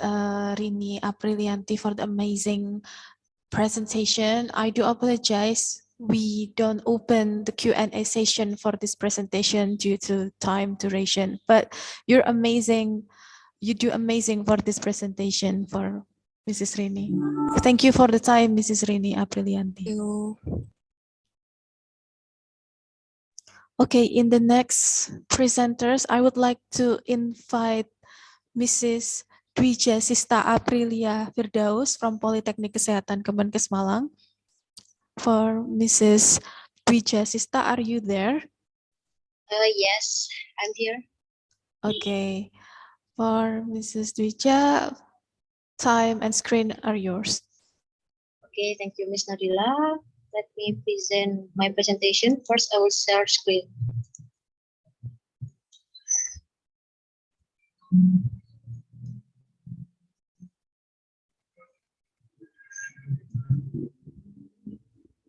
Okay, the screen is already visible. Maybe you can slideshow the screen. Okay, thank you. Assalamualaikum warahmatullahi wabarakatuh. Good morning, everybody. Okay, good morning, everybody. Today, I want to present you about our paper, but because we have a limited time, so I will present you with a brief presentation under the title, The Correlation of Husband Support in Exclusive Breastfeeding, a Literature Review. I'm Dwija Sista Aprilia Firdaus as the main author, and Mem Ayu Karnasi and Mem Dian Abi Restanti as our second and third author.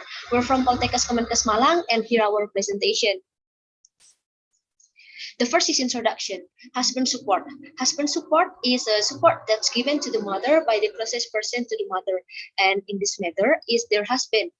Husband support here can be divided in the form of instrumental, informational, emotional, and appraisal support. And the instrumental support itself is like providing material that provides direct assistance, like example, loads of money and provisions of goods and foods. And the informational support includes providing information and advice or feedbacks to the mother.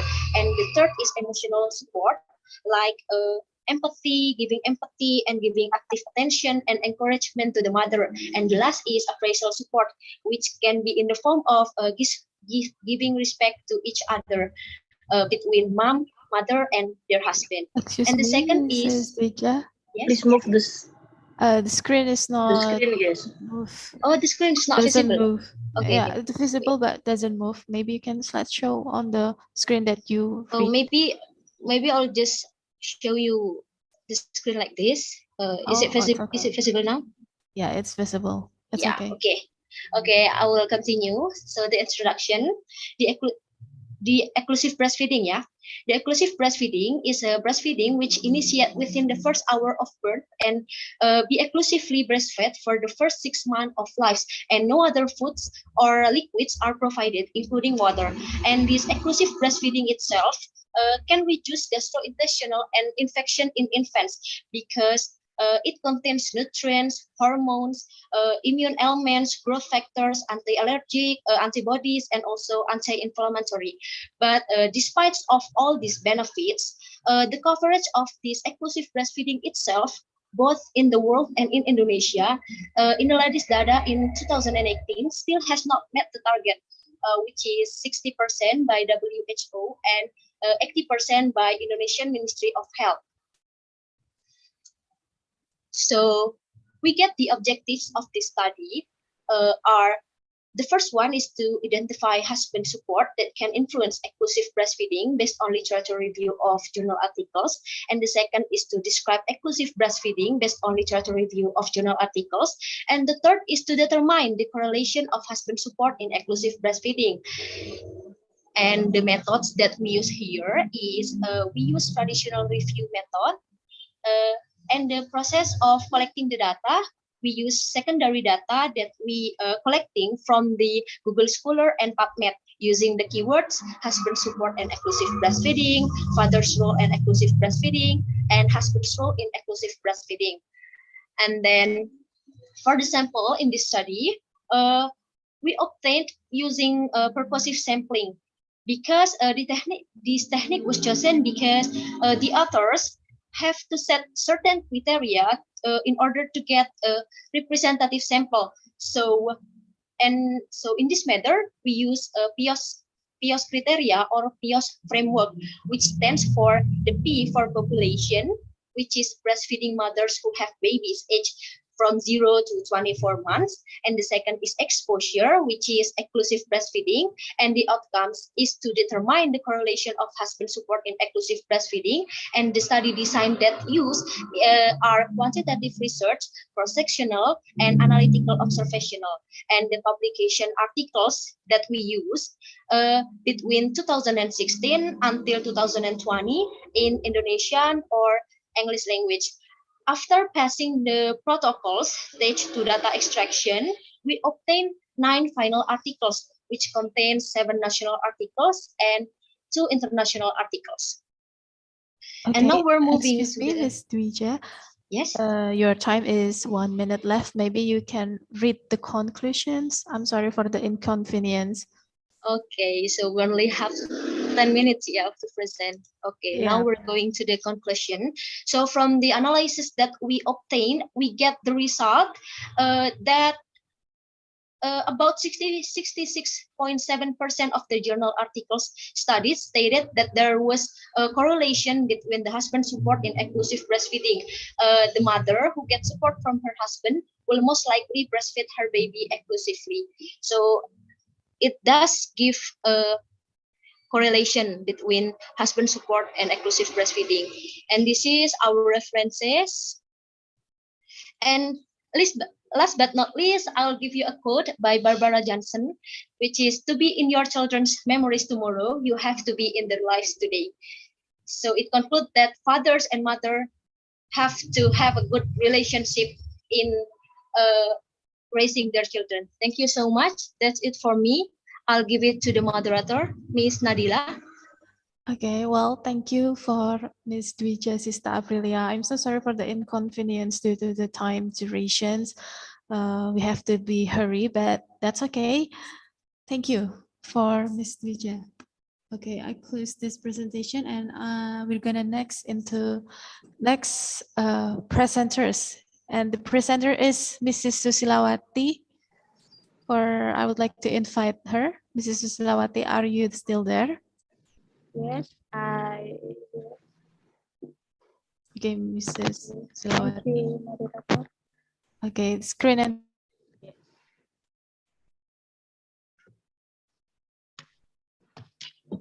Mbak. Bismillahirrahmanirrahim. Assalamualaikum warahmatullahi wabarakatuh. Good morning, everyone. My name is Susilawati. I was present about my research. The title of research, the relation between pregnancy exercise with the incident of perineal rupture. Introduction: labor is the process of expelling the product of conception, have had enough or have been able to live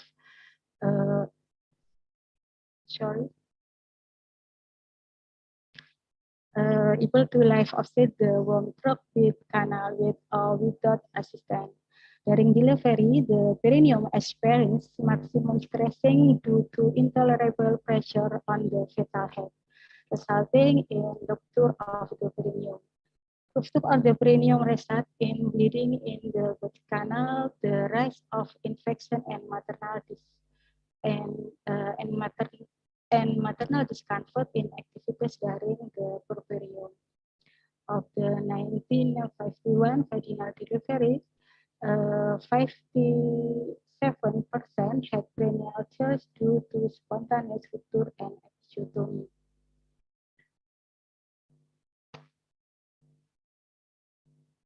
I'm sorry, Robert.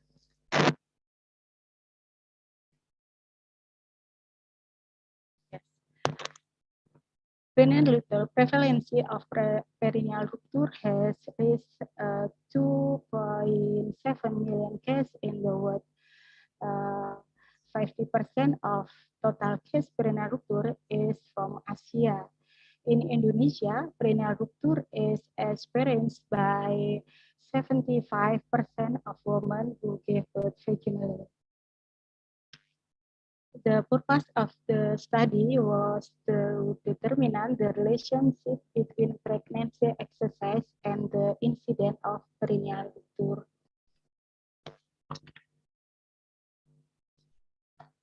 Factor the influence perineal rupture. The several factors influence perineal rupture: maternal, fetal, and health factors. Maternal factor include uncontrolled and unsighted parturient precipitatus. Fetal factor includes large baby, abnormal head position, breech labor, forceps extraction, shoulder dystocia.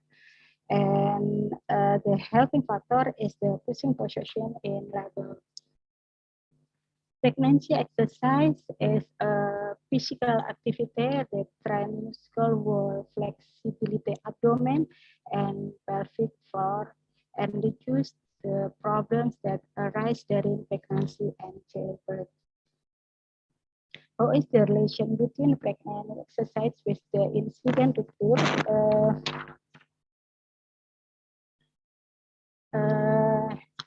From the research, use a literature review design with the types of size systematic mapping study.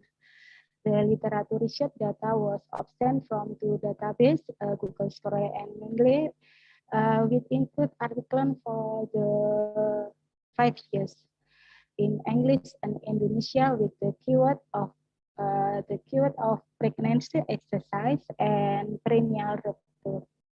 There were 183 articles selected using PEOS screening, so there are 10 articles were obtained consisting to a national article and to an international article.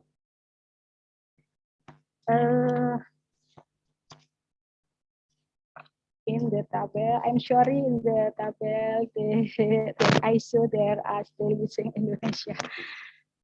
And the table number 1 from the research reviewing,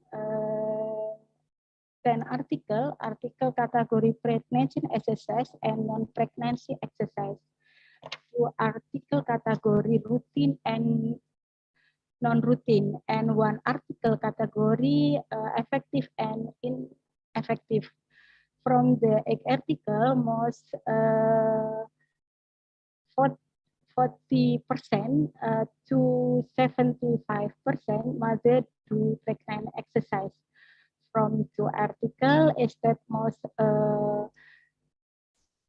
71 to 4% to 84.8%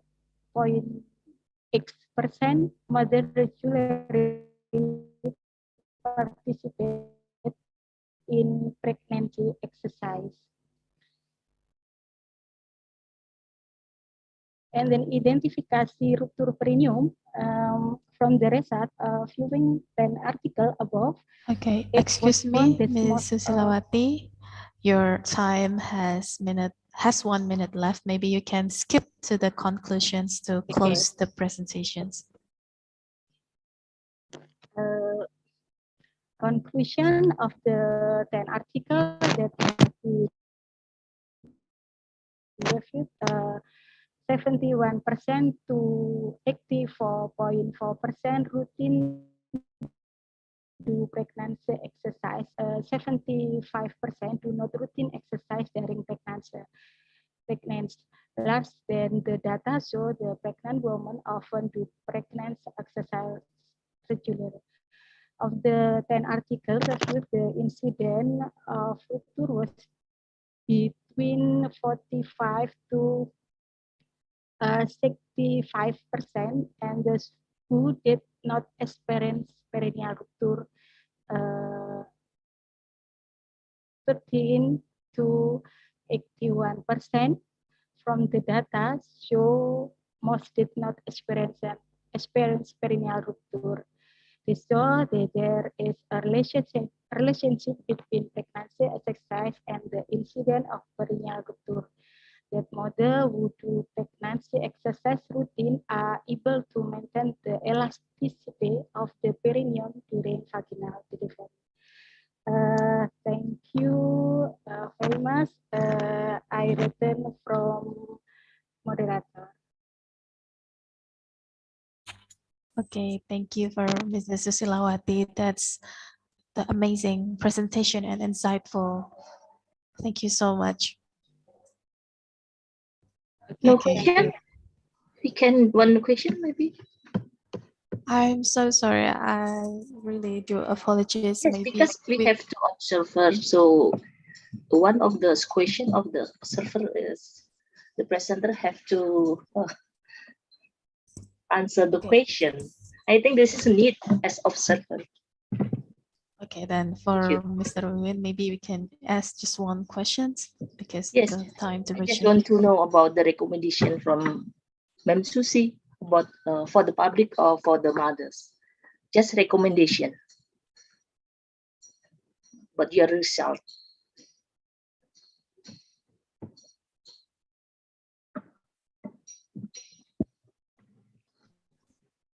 Okay, thank you, Mr. Wiwi. Yeah, I ask for your question. What your recommendation to community? Number one, pregnant women can do pregnant exercise because pregnant women who do pregnant exercise are less likely to experience perineal rupture. And number two, pregnant women self-control weaken during pregnancy because large fetal weight can cause perineal rupture. And then number three, during labor, the pushing position or half sitting can avoid perineal tension. Thank you. Thank you, Ma'am Susi. Enough, Ms. Nadila. Okay, thank you for Ms. Susilawati and Ms. Wiwin for the Q&A sessions. Okay, maybe we can next to the next presenter, the last one. And the last presenter is Mr. Idewa Nyoman Supriyasa from Politeknik Kesehatan Kemenkes Malang. Are you there, Mr.? Yes, ma'am. Okay, then screen and time are yours. Okay, well, first of all, I would like to extend appreciation and great thanks to the moderator, Ms. Nadira, and the committee for giving us the opportunity for our presentation in Polkesma Fight event this morning. We are a team of 4 authors, namely Mr. Jupriono, Mr. Ikhwan, Mr. Khairuddin, and myself, Idewa Nyoman Supriyasa from Malang Health Polytechnic. We would like to present our paper entitled The Role of Related Institutions in preventing stunting in Malang Regency. May I screen share? Yeah. Yeah, of course, Miss. Okay. Start again, share screen. Yeah. Can see my Yes, the screen the is comment? already visible. Okay, thank you.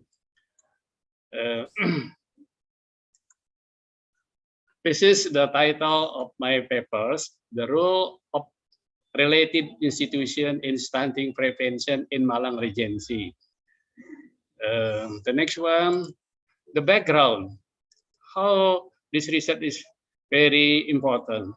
Based on the prevalence data in East Java, 2021 is 23.5%, and in Malang Regency 25.7%. It is over in national level.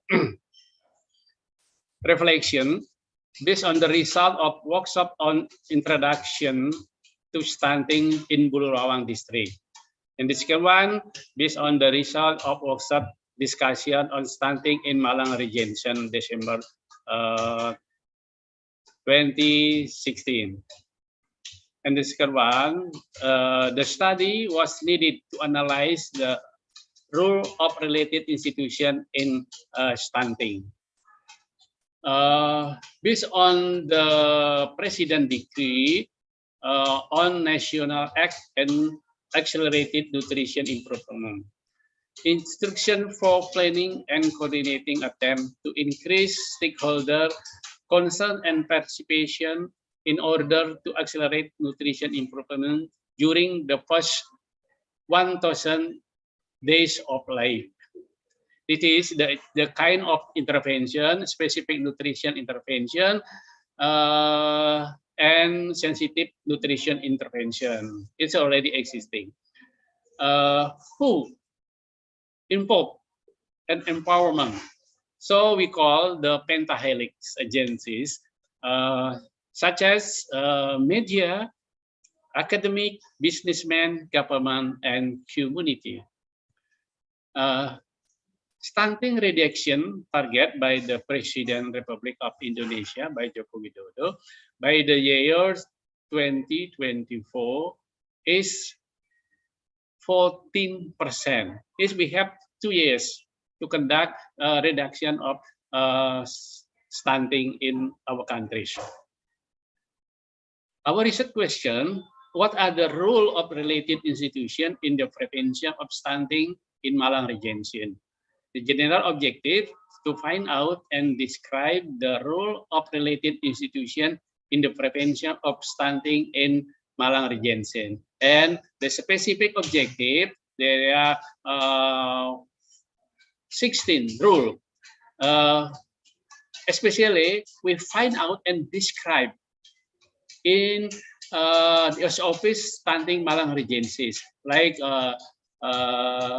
role of the district, or role of health office, family planning, and so on. We have 19 agencies or officials.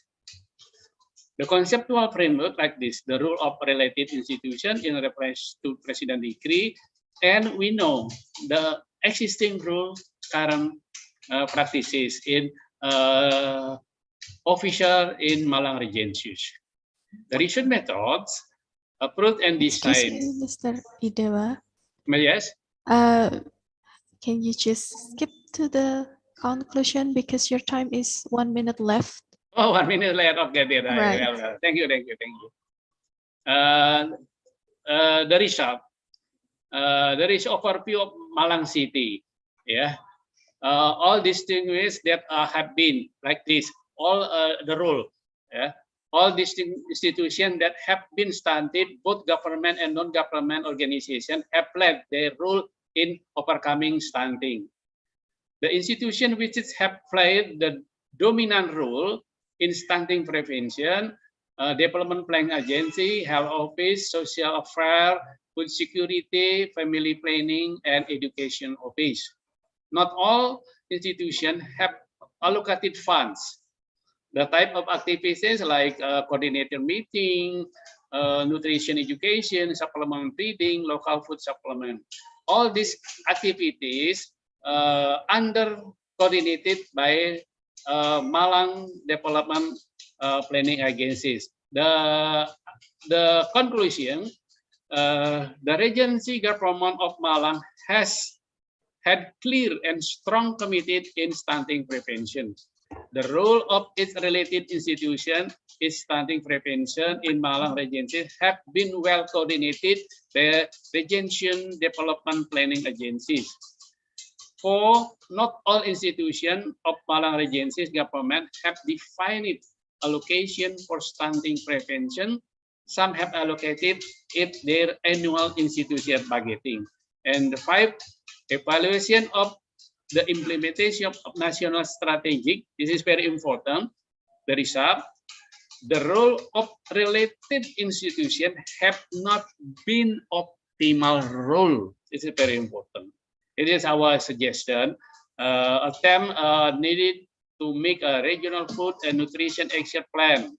Review on needed some regulation in Malang Regency.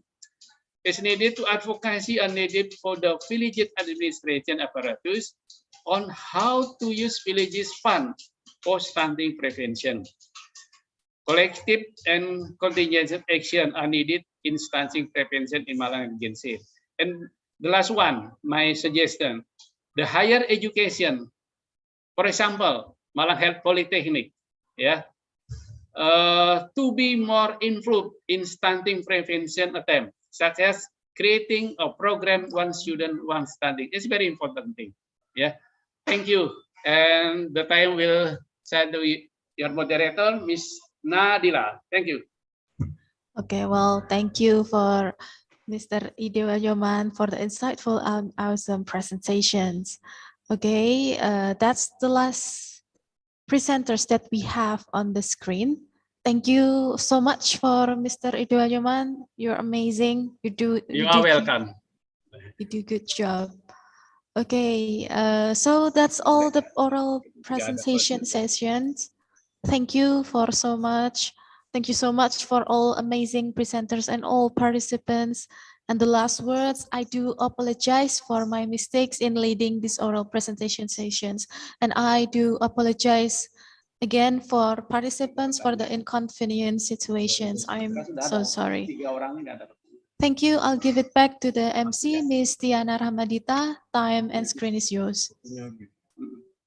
Thank you Nadila and all the oral presentation with excellent presentation. Please, looking forward for the best oral presenter winners at the end. While waiting for our team to calculate the score. Ladies and gentlemen, we are now for our conference. That is the 5th speaker, Prof. Mustafa, with the topic of antioxidant and anti-cancer properties of honeybee product.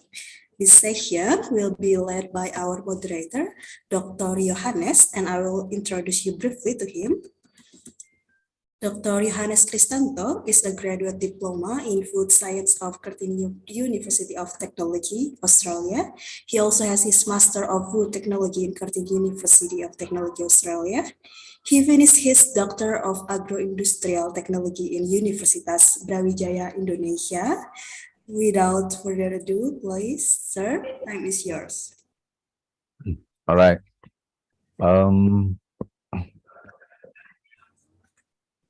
Thanks, Tiana. Okay. Bapak, Ibu, Saudara, ladies and gentlemen, all participants.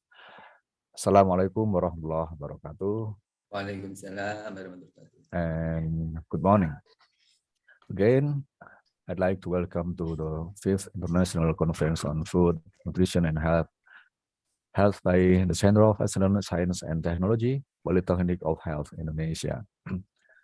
As scheduled, we are now in the plenary session this morning, in which Dr. Wali, an expert on honeybee, will be delivering a presentation about the antioxidant and anti-cancer properties of honeybee and the related product. Right. My name is Johannes, and I'm a faculty member the Department of Nutrition here, Polytechnic of Health, Ministry of Health Indonesia, and will be serving as the moderator for this session today. Before we get started, I'll briefly introduce Dr. Wali. I guess Dr. Wali has been around in the Zoom meeting already. Hello, Dr. Wali. Yes, Assalamu alaikum warahmatullahi wabarakatuh. Waalaikumsalam warahmatullahi wabarakatuh. Kaifa haluk? Wallah, alhamdulillah, Rabbil Alamin. How's everything at your end? Alhamdulillah.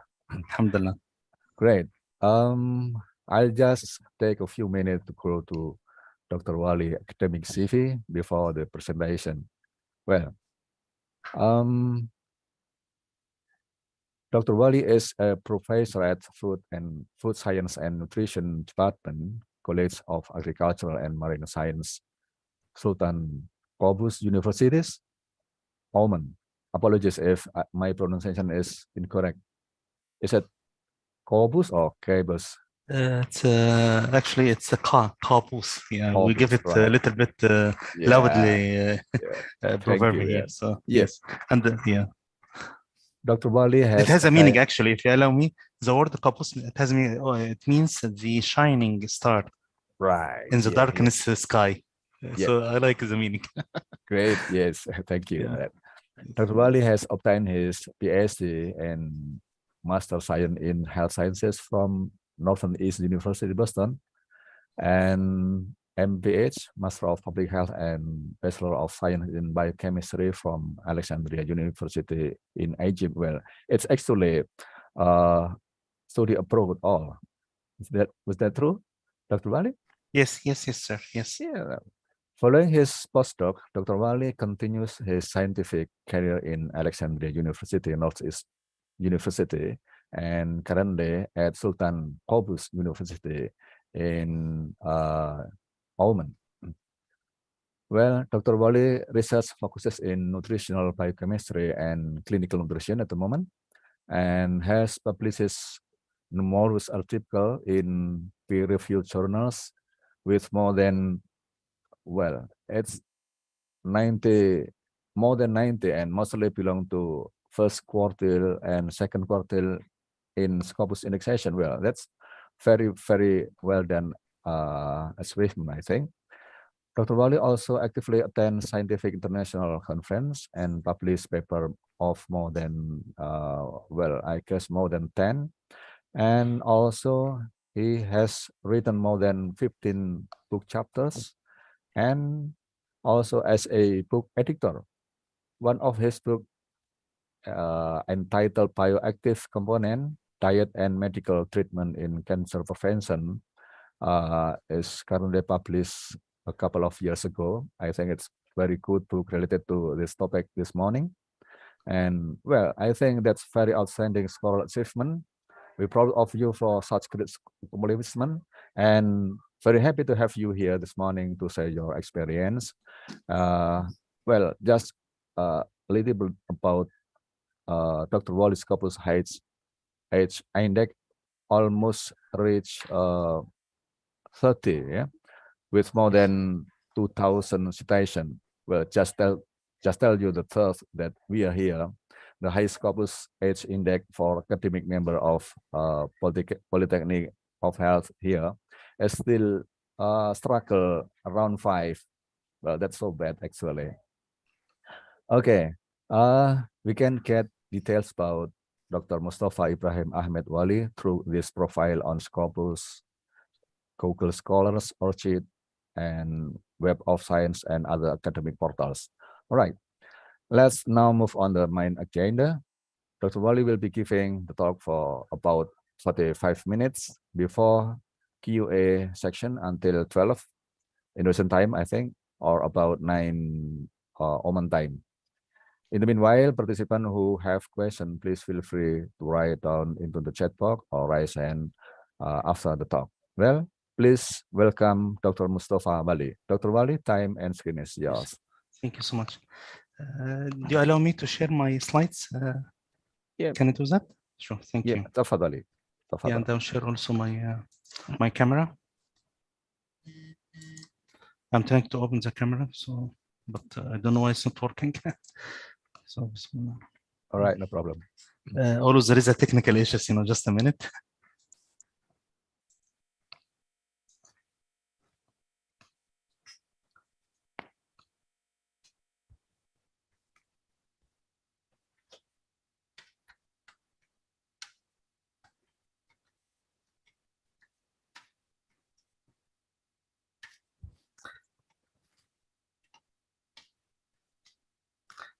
Please accept my apology for the inconvenience. At least, do you see my slides? Yes, already seen on the screen. Yes, oh, it's okay. Okay, and I'll give it one more time. So share my camera. Right.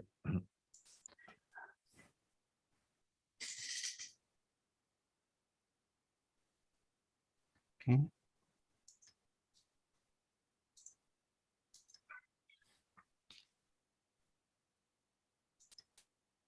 Maybe there is a control from your side over the camera, or no?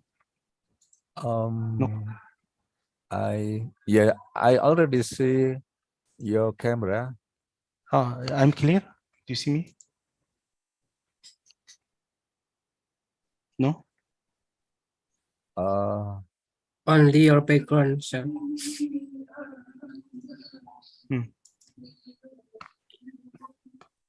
Okay. So for the sake of time, if my camera is not clear, then I will start my presentation.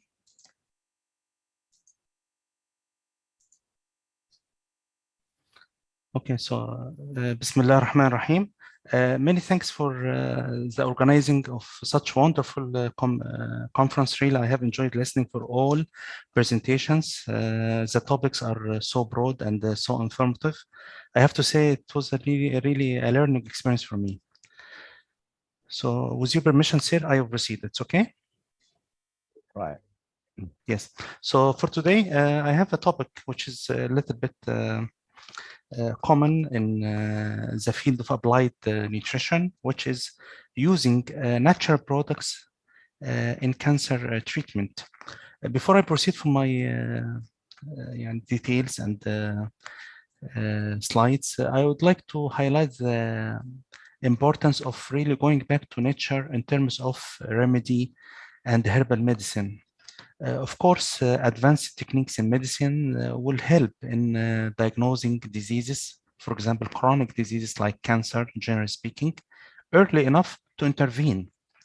But we still feel that in practice, even we hear such words from doctors so common that using chemotherapy, using radiotherapy, using even surgical intervention should be only for late stages of cancer when it's really unable to control or unable to really to treat. The whole point of using pharmaceutical agents, chemotherapeutic agents, and other advanced medical intervention is to relieve the pain of patients as well as to prolong the lifespan, hopefully.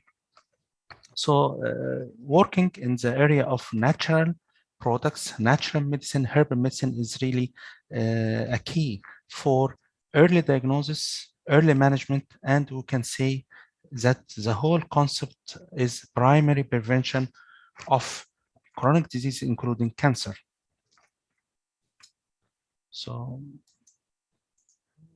just checking now, it's you can see my slides moving. It's okay. Yeah. Slide number 2. Yeah. Okay. Very good. Yeah. So basically, I'll try to make my presentation a little bit concise.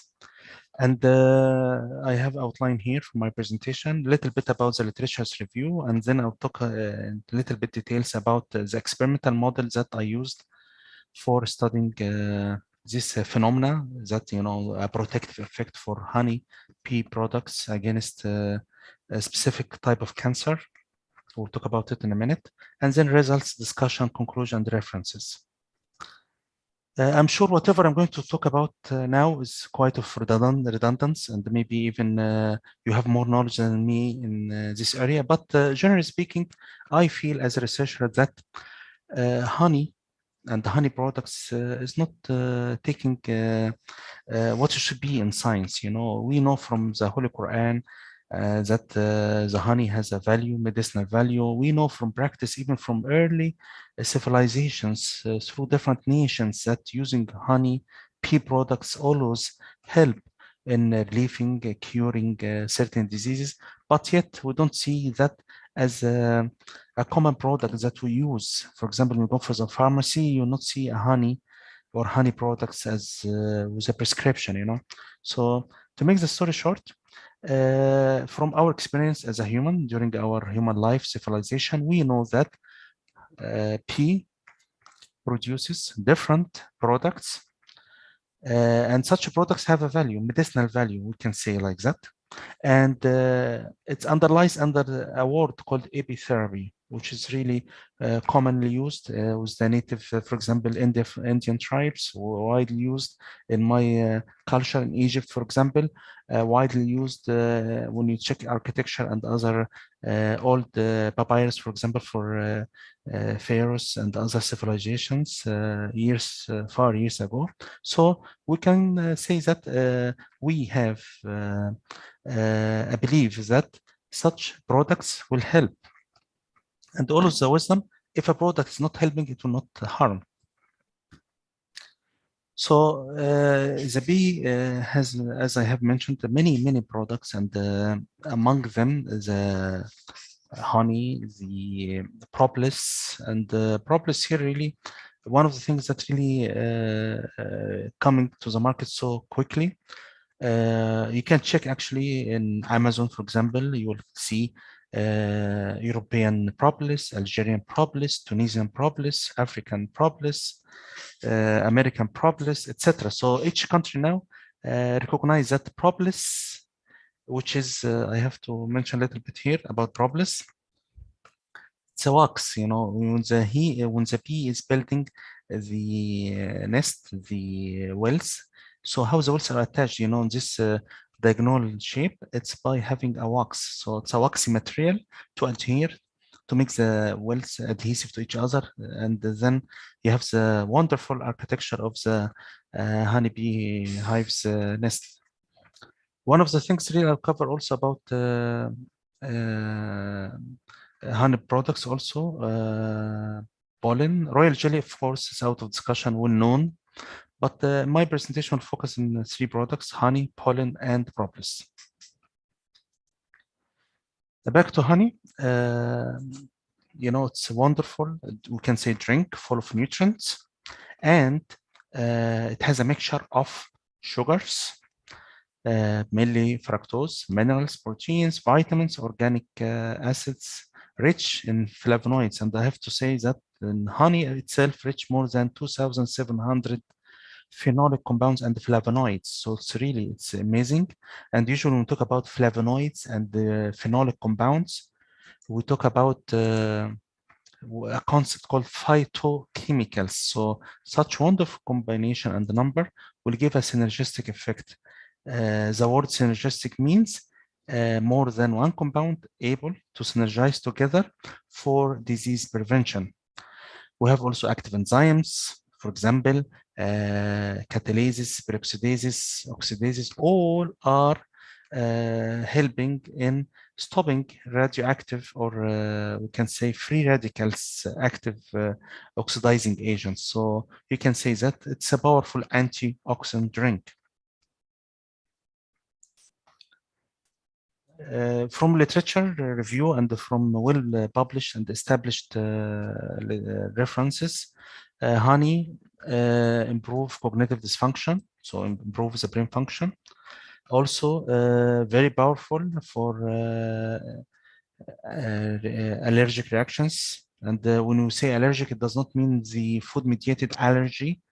We talk about allergic reaction, generally speaking, when you have, you know, a response from the immune system for unknown products, especially we are living in open societies, open cities, so we are exposed to different food products. Could be emulsifiers, could be food additives, could be food colors, could be anything adding agents that we eat in our food chain, and might cause allergic response because, you know, it has epitopic determinants. So honey, especially with the children, will help to minimize such allergic reactions. For the liver, also honey as a, we can say a drink, a food, also help to overcome and to combat what we call steatosis, which is a fat deposition in liver cells, hepatic cells. In fact, a lot of literature nowadays talk about the protective effect and the help of even small doses. You can talk about 3 spoons per day to combat, to prevent non-alcoholic fatty liver disorder. Generally speaking, about the stomach also, digestion and absorption improved a lot with if the food contains honey. For the heart health, for the diabetes, and when we talk about diabetes, always the question, if honey is rich in sugar, how it help in diabetes control? We talk about type 2 diabetes and pre-diabetic conditions, but the argument is that the kind of sugar that rich in the honey will not stimulate the glycemic index. It has a moderate glycemic index, so you don't have all of a sudden hyperglycemic response, which really help to tolerate the insulin secretion and manage to have a good insulin response. That's why we always say it has a good glycemic index. Do you hear my voice? It's clear? Yeah, clearly. Yeah, okay, very good. Thank you, sir. Thank you. I know it's morning time, so we need to wake up everyone. So just check. All right. So anyway, yeah, thank you, sir. So anyway, and also, so if we talk about honey, really, you need hours. But in this illustration, just like a summary figure about it's important for human health. We can conclude by saying that in the bullet points, honey has anti-inflammatory response, powerful antioxidant, and anti-proliferative. Very, very important, this terminology actually, when we use in medical field, it means that, you know, the early stages or early pathogenesis of cancer, you have a proliferating response from the cells. In fact, you have a tissue, and then for unknown reason, we know the reasons, but we say a trigger or multifactorial response or multifactorial cascade of reactions, then the cells start to multiply without control. Then you have all of a sudden a growth, could be benign, could be malignant, but by the end of the day, it's a tumor and it's a cancer. So from day one, having honey as a stable food, stable drink in our daily intake will help to prevent such cascade or prevent such propagation. We call it anti-proliferative response. It has been really published. If you check publications and you just write a small words, you know, honey, comma, and cancer, you'll find honey beneficial value in different types of cancers. You talk about prostate cancer, you talk about leukemia, you talk about breast cancer, you talk about colorectal cancer, you talk about juvenile cancer. So different cancers give you the robust value of such medicinal food or medicinal drink. Second product that really has minimum attention from us, pollen. And as you know, pollen is used for pollination. Pollination during the, you know, the trees, palm trees are pollinated. You have the pollen available from the male palm tree. Could be manually used for fertilizing the female palm tree, or by wind, by normal, you know, cycle, which is a pollination cycle. But such pollen, even so slight, if you have a chance to really touch it by your hand, it's a common product here in Oman. And unfortunately, you know, there is no market for it. You know, it's only used for pollination during a certain season. After that, all of this palm tree pollen will be discarded and not used at all. But surprisingly and actually surprisingly from Allah subhanahu wa ta'ala, that such pea pollen, it's rich in many amino acids. You talk about the 9 essential amino acids. It's talk about vitamins, also all fat soluble vitamins like vitamin E, D, A, K. Yes. Yes. I hear echo. Yes. Suruh konsultasi ke sini dulu kali ya Kak Aswa. Yes. Should I stop, sir, or I hear? Please continue. Hello. Yeah. Yes. Right. Sorry for because I'm hearing echo. Yeah. No problem. Suaranya bocor. You talking to me, sir, or? All right. Should I continue or? Yep. Yes, yeah. Okay, so back for the pollen. So pollen, you could think about pollen, and actually it's a good idea for marketing if someone is interested. That when you go for the nutrition clinics and you see supplements, for example, omega-3 supplements, omega-6 supplements, amino acid supplements. So it's a good marketing really if someone is interested and come with this idea, pollen as a supplement. Really, it's a good market and will has a value in terms of money and public health as well. One of the things really that rich in pollen, unlike honey, rich in niacin and pantothenic acid. You have to know that niacin from the biochemical point of view, this vitamin, essential vitamin, water soluble vitamin, is required for normal carbohydrate metabolism. We talk about glycolysis, we talk about Krebs cycle. So when we talk about oxidation and normal energy production, you need niacin. We call it NAD. Pantothenic acid also is one of the derivatives used as a coenzyme Q for this wonderful pathways in catabolic reactions for glucose. So you can appreciate that really pollen as a food supplement during early childhood will help in growth, normal oxidation of the macronutrients, specifically carbohydrates. So it's a plus. But little is known about its antioxidant potential properties. And the little is known about its value for the cancer field treatment and primary prevention. That's why we became interested in our lab about this work. Okay.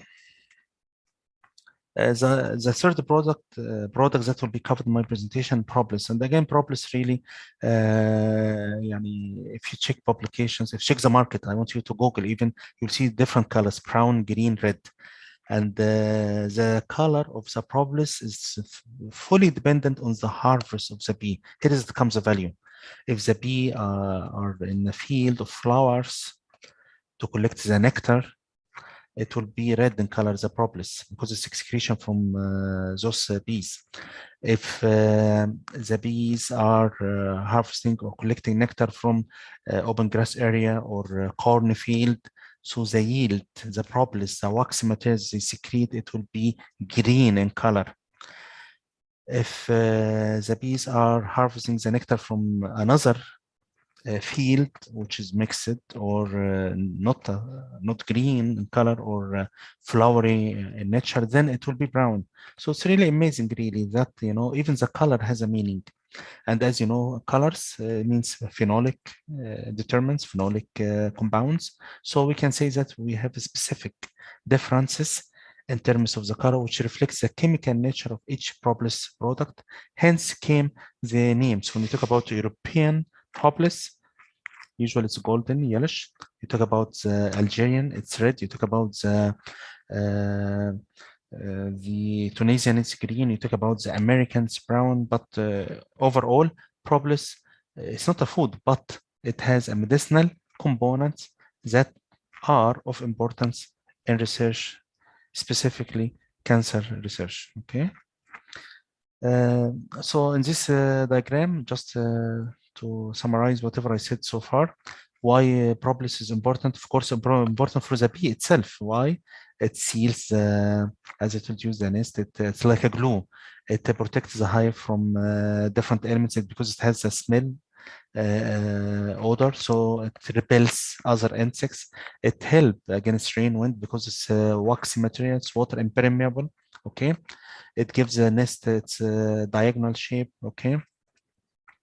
It helps, it has antibacterial actual effect, so it helps the bee to keep the whole nest clean of any pathogens, any bacteria. And above all, it seals the temperature in a way that provide optimum temperature for the egg of the bees and the other survivor of bees inside the nest. Okay.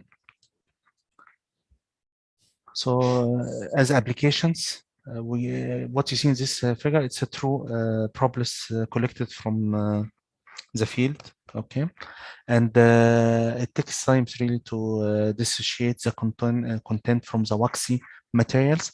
But once you have the preparation done, then you have a product that could be used for experiments. And remarkably actually about the propolis, it's rich in essential oils also as well, fatty acids, especially the saturated fatty acids. Okay.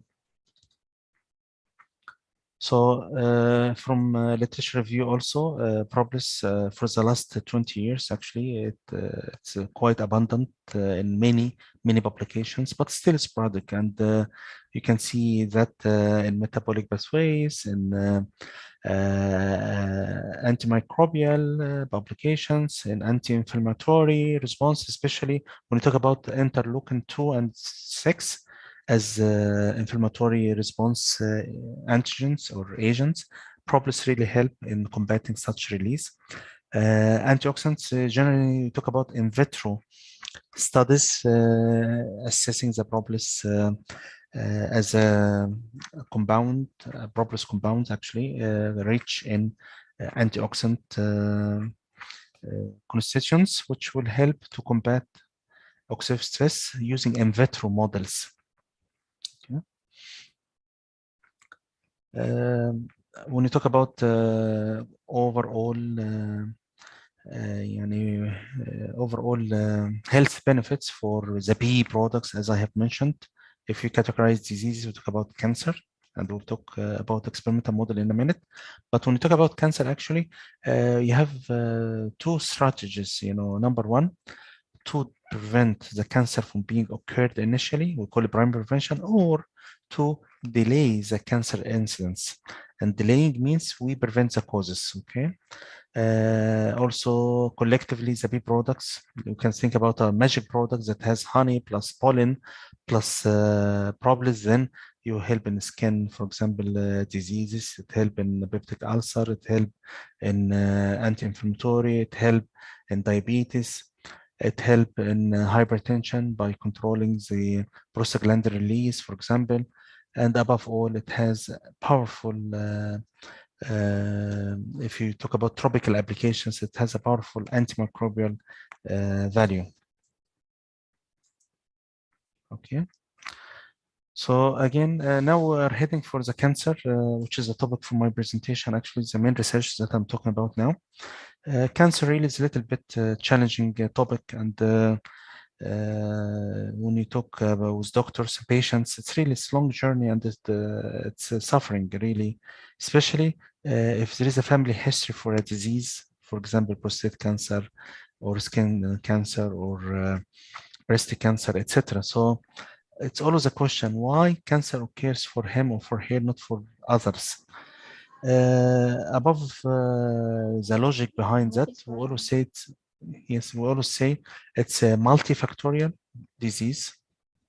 And actually the right name we call syndrome. It's a Latin word, it means syndrome, it means multifactorial. When you say disease, it means clear profile, clear diagnostic profile. But in cancer, we would prefer using the word syndrome. It's a Latin word, means it's still on the ongoing discovery, and it's true because the new techniques, with the new discoveries, with the new tools that we're using, we always know something new in this field of cancer. And we always categorize cancer into benign or malignant, depends on the metastasis status of the cells. And if malignant means cancer will happen in one organ and spreading on another organ. And usually we have this combination. We talk about, for example, prostate cancer, definitely the patient will get lung cancer.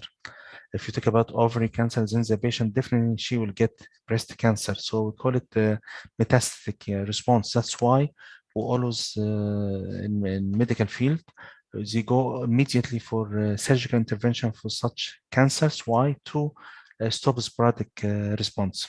Okay, but we believe that primary prevention is a very powerful tool. How we can make primary prevention? Of course, over the public, it could be done easy by increasing awareness about foods that will help to delay the incidence of cancer or prevent it initially. And also specifically, if you have a family with a history of cancer patients, first degree relatives especially, then there is a room for preventing cancer from others, family members. Okay, so we call it by combating. The word combating means overcoming, stopping the apoptotic response of cancer cells. Okay, and here it comes the natural value, natural products. We cannot say, oh, we are doing primary prevention using pharmaceutical compounds, chemicals, drugs, medication. We cannot do that. But if we talk about the concept of natural products, not necessarily the honeybee products itself, but would be other products that we know in the culture. For example, in your culture, Indonesian culture, Malaysian culture, Egyptian culture, other cultures who always have a certain recipe developed through years of experience that will help to primarily prevent a disease which is really life-threatening. Okay. In my talk, in my research, I will specifically talk about colon cancer. And actually, when we say colon, we don't say colon alone, we say colon and rectum. Here it comes the name colorectal cancer. Okay. So why colorectal cancer? For two reasons. One, all over the world, you talk about Western countries, you talk about developing countries, developed countries, we have this issue. It's increasing and the prevalence so high. This is number one. Colorectal cancer. Number two, its mortality rate is very high. Once diagnosed, it means incidence of mortality, death will be within maybe 1 year, 6 years, 2 years, God knows, Allah subhanahu wa ta'ala knows, but it's a fate, you know. Other types of cancers, we talk about lifespan and life survival, but when it comes for colorectal cancer, then it's already determined from day one, okay? And sorry for interruption. Do you see my camera? Do you see? Yeah. My image? Oh, really? Okay. I wish if I know. You know, I was under the impression the whole presentation camera is not working. Yeah, go on. Anyway, so yeah, because you know I have the full screen shared, so I don't see any icons for the camera here or there. Sorry about that, but anyway, Right, no so problem. at least you see me, you know. Okay, so why colorectal cancer? Again, for three reasons. One, high mortality rate. Two, high incidence in all nations. It does not relate it to the economic level, the dietary habits, the nature of the country, cold or warm, the environment. And three, it affects both genders, males and females. What you see in this table is epidemiological distribution of different types of cancers in United States of America. And in USA, they have really good track for records for the prevalence. And you can see the colorectal cancer is the third in category of newly diagnosed and third in category also in death rate. And this really could be prevented. And surprisingly, I was checking publications, recent publications yesterday. I did not add it to the presentation slide, but even in the Gulf countries, we have the same trend. It's a third. The numbers will be changed, but the trend, it is the third in diagnosis, third in high mortality rate. And for cancer, colorectal cancer, as I told you earlier, it's colon and rectum, but we combine it, we say colorectal cancer. It has stages. Here it comes the value of primary prevention. Here it comes the value of medicinal aspects of natural products. In stage 0, as you know, it could be diagnosed overall by general symptoms. And we have to say that there is a trend now of, we used to say colorectal cancer will be diagnosed if you are 45 and above, but now there is a new trend of, we call it immigration of the age, you know, even among the young. Now we can see cases, you talk about 20 years old, 26 years old, 30 years old, and all of a sudden you have the typical symptoms. What are the symptoms, generally speaking? Constipation. Defecation habits becomes changed for no reason, even if you are not changing your diet or changing, for example, moving from one place to another place with new dietary pattern. And also bleeding, we call it occult blood in the stool. It might be it's a general, not annoying symptoms, but it's alarming. And once it's once attention comes in this point, we call it stage 0. And then stage 0, easy. If you have colonoscopy or sigmoidoscopy, easy. Could be intervened. It's even the procedure itself, it's a diagnostic and treatment because it could be removed easy. If not removed, then we have stage 1. Then you have full tumor in the epithelial or mucosal layer of the sigmoid part or rectum part of the large intestine tract. And then stage 2 and then stage 3. It's a silent disease. And that's why not diagnosed so common if you are not paying attention for the daily habits and other things that might you observe in your routine. But during stage 0, stage 1, it could be prevented really with dietary intervention. And the growth, the outgrowth, the tumor, once started, it has a name called polyp. Depending on the size of the polyp, the category will be changed, as I told you, stage 0, 1, 2, 3, 4. And nowadays, even when you start, with reaching the stage 4, it will be spread to the lymph node, and then it comes, here it comes, the mortality rate will be high, really. But overall, it's a tumor, okay? We spoke about the symptoms, but really sometimes it's parasymptomatic, it could be really for something else, but it's always important to pay attention and take it seriously about all of the symptoms. And you'll be surprised, usually CRC, colorectal cancer, associated with anemia. Until now, no one knows why anemia, but if really general fatigue you observe, weakness, less of interest of doing your routine work for a reason or another, and you're not diabetic, you're not hypertensive, and all of a sudden you have this cramp, and all of this have sudden, weight loss, then it's really quite alarming that you are heading to the early stages of colorectal cancer. Okay. We have also other risk factors leading to the diet and nutritional status and synergize for the CRC, for the colorectal cancer risk. Things that are smoking, alcohol drinking, even obesity, consuming really red meat, not red meat per se, but the processed red meat. Nowadays we are blessed with the food technology, so you have a lot of products. All are chemical manufactured and different colors, different smells, different odors, etc., to attract the consumer, the clients. But all of these chemicals, it's not the meat itself that causes the cancer, it is the products added to make it palatable for you. For example, we don't like to talk about commercial products per name, but generally speaking, if processed means it's not meat anymore, it's a product of the meat, you name it, whatever the product is, then chemicals are added, then the risk comes. Family history, of course, and family history could be changed, by the way. It's not like a genetic disorder, but if not treated, then someone from the family, God forbid, is dying, he or she is dying, then you have a family history, and the cycle repeat again and again if you have the same risk factors within this micro environment. Inflammatory bowel disease, also one of the risk factors, because already the colon or the rectum is inflamed, so allows such pathological changes to occur.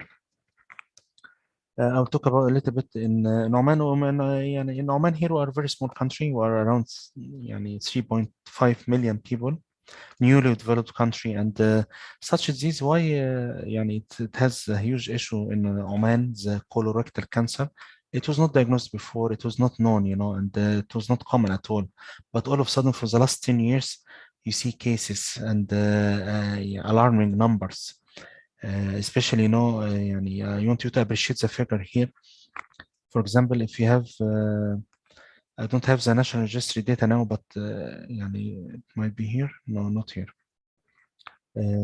If you think about, for example, 100,000 adults, males, healthy, within the age of 30 to 50 or 60 years old, then 58 among them, almost half, will be diagnosed with 1 or 2 stages, different stages of colorectal cancer. So it's quite alarming, especially it will affect the manpower and they affect also the health population in general. In this pie charts, always the number of deaths is very high, males and females, okay? And gives you certain data about really that this data comes from the WHO, World Health Organization, because they report all countries, but they talk about Oman specifically among the non-communicable diseases. Usually we used to say chronic diseases, but the new term, non-communicable diseases, when you talk about cancer, it has the majority. Okay, it's in blue. So you see majority of the diseases among males, females, Omani nationals with the cancer risk. When you talk about colorectal cancer patients, unfortunately, when you go for the hospitals, they are already diagnosed and the late stages, heading for surgery or recovering from chemotherapy, and nutritional intervention will not help at this stage at all. That's why we, generally speaking, in any lab, will use experimental model. Why? Because you can control the early stages of cancer development, colorectal cancer development. And I will talk about the model in details, but the logic that to use a powerful, a potent chemical agent that specifically targeting the colon or rectum tract and induce cancer. We have more than 65 agents with this criteria, but in my research, we really, the notion, the hypothesis that honey products, bee products, sorry, specifically honey, pollen, propolis are antioxidants. We start talking like that, So if they are antioxidants, and we think that cancer is oxidative stress mediated disease, so we need to develop a model that will target the colon rectum and causing oxidative stress, and then the cancer, colorectal cancer, will be developed. And for such a plan, you need also acute model. We don't need chronic model. Chronic model means we are exposing the chemical. In my model here, for example, the rat. If you are exposing the rat for a long period of time, for example, you talk about 6 months or 8 months or 4 months, etc., then it is chronic. It means you will have full developed tumor. Then the appreciation or the intervention you are using will not be clear because it's already tumor developed. We need early stages, early pathological changes in the colon by oxidative stress. And by oxidizing agent will cause oxidative stress. And then if you have the antioxidant potential properties of bee products, it will help to prevent. So the research problem statement that I described, it's written now here. We used azoxymethan. This compound is used only and only for inducing oxidative response in colon tract or rectum tract, and by doing such, a cancer will be developed. Colon cancer will develop or rectal cancer will develop. Again, we use the term colorectal cancer. Okay, and then we'll apply. We assume that, and actually it's true that the honeybee products that we'll use has antioxidant potential properties power. It will be able to combat the cancer risk, which is initiated as oxidative stress response. Okay, and this kind of studies are novel, unique. No one, we have a lot of ongoing research going in this category, but using azoxymethan, it's quite novel in this with this scientific merit, to initiate oxidative stress, and then cancer is developed, and then you are combating by using antioxidant natural products. So the main objective is to examine the potential protective effects of honeybee products, okay, against oxidative stress in a rat model of azoxymethan's inducing agent that will induce colorectal cancer. All of the experimental objectives, the experimental work were done in a way to evaluate the phenolic and flavonoid contents is number one. Number two, to examine and to compare the antioxidant enzymes. We know that oxidative stress once happened, you will have impairment, you have inhibition of antioxidant enzymes. What are they? Glutathione peroxidase, catalase, superoxide dismutase and glutathione reductase. And above all, definitely, if we talk about oxidative stress, you need to measure total antioxidant capacity. Total antioxidant capacity is just the general phenomenon, general response of the cell, colonic cell, for the oxidative stress, if it's high or low comparing to the control. Materials, we used all available market products here, the propolis, the honey, the pollen, and we used the European one here. Why? Because it's well established and all of publications comes from European countries about using this propolis extract from there. So we use it like a positive marker for our ongoing investigations.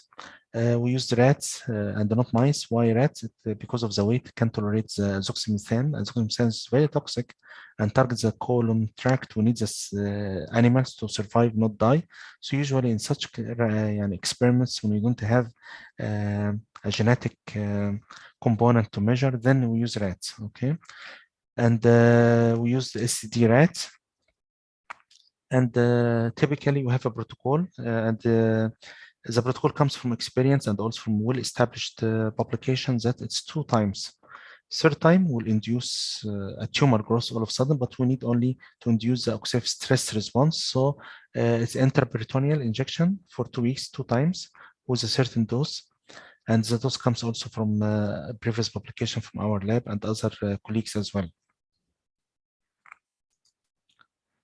So we have the animal diet, because you know the rats will eat and drink ad libitum freely. So we have the animal diet that will has the mix of the honey, each honeybee product, and also we'll do the experimental steps as follow. So basically we have 10 different groups. Left side, you have the negative control. It means control here, group 1 with no treatment at all. And the typical food, which is standard show diet, water ad libitum, freely available. And then you have group 2, which is injected azoxymethan group, the colon cancer inducing agent. And then you have plus or minus the honeybee product. So you have here the honey plus azoxymethan, pollen plus azoxymethan, propolis plus azoxymethan, European propolis plus azoxymethan. So we have all of this combination in a way that to compare in the presence or absence of the azoxymethan along with the intervention of the honeybee product, either honey or propolis or pollen, what's the effect? What you see here is a diet before being mixed. So on the right side here, it was powdered, and then we mix it with oil to make it palatable for the rat, vegetable oil. And then we have the cages here. Each rat was individually allocated. So 1 rat per cage.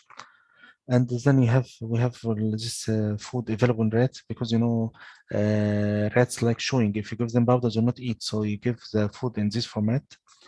We call it like a ball shape food. It will be eaten fully by the rats. Okay. After from the diagrams that I have presented, we have weeks. You can see I'll go for 6 weeks. Okay, so why 6 weeks? Acute. Why acute? To develop the oxidative stress response. We sacrifice the animals, okay, and then we have the colon extracted. The whole colon is longitudinal in shape, so 2 equal halves. One used for pathological investigation and to develop if really any tumor develop or not. We were looking for stage 0, which is little of outgrowth, but not pathological, not a tumor. It means that acutely. Yes, sir. Yes. Yeah. Can we finish up in 5 minutes to give the participant thank you. Yeah, time sure. for answering questions? Yeah, thank you. Thanks for the reminder. I'm going to wrap my presentation so quick. Thank you, sir. Thank you. So then part 2 will be used for the biochemical assays. And then biochemical assays, as you know, once you discuss antioxidant enzymes and total antioxidant, it has to be normalized by the protein content of each tissue homogenate. So we use Lowry method.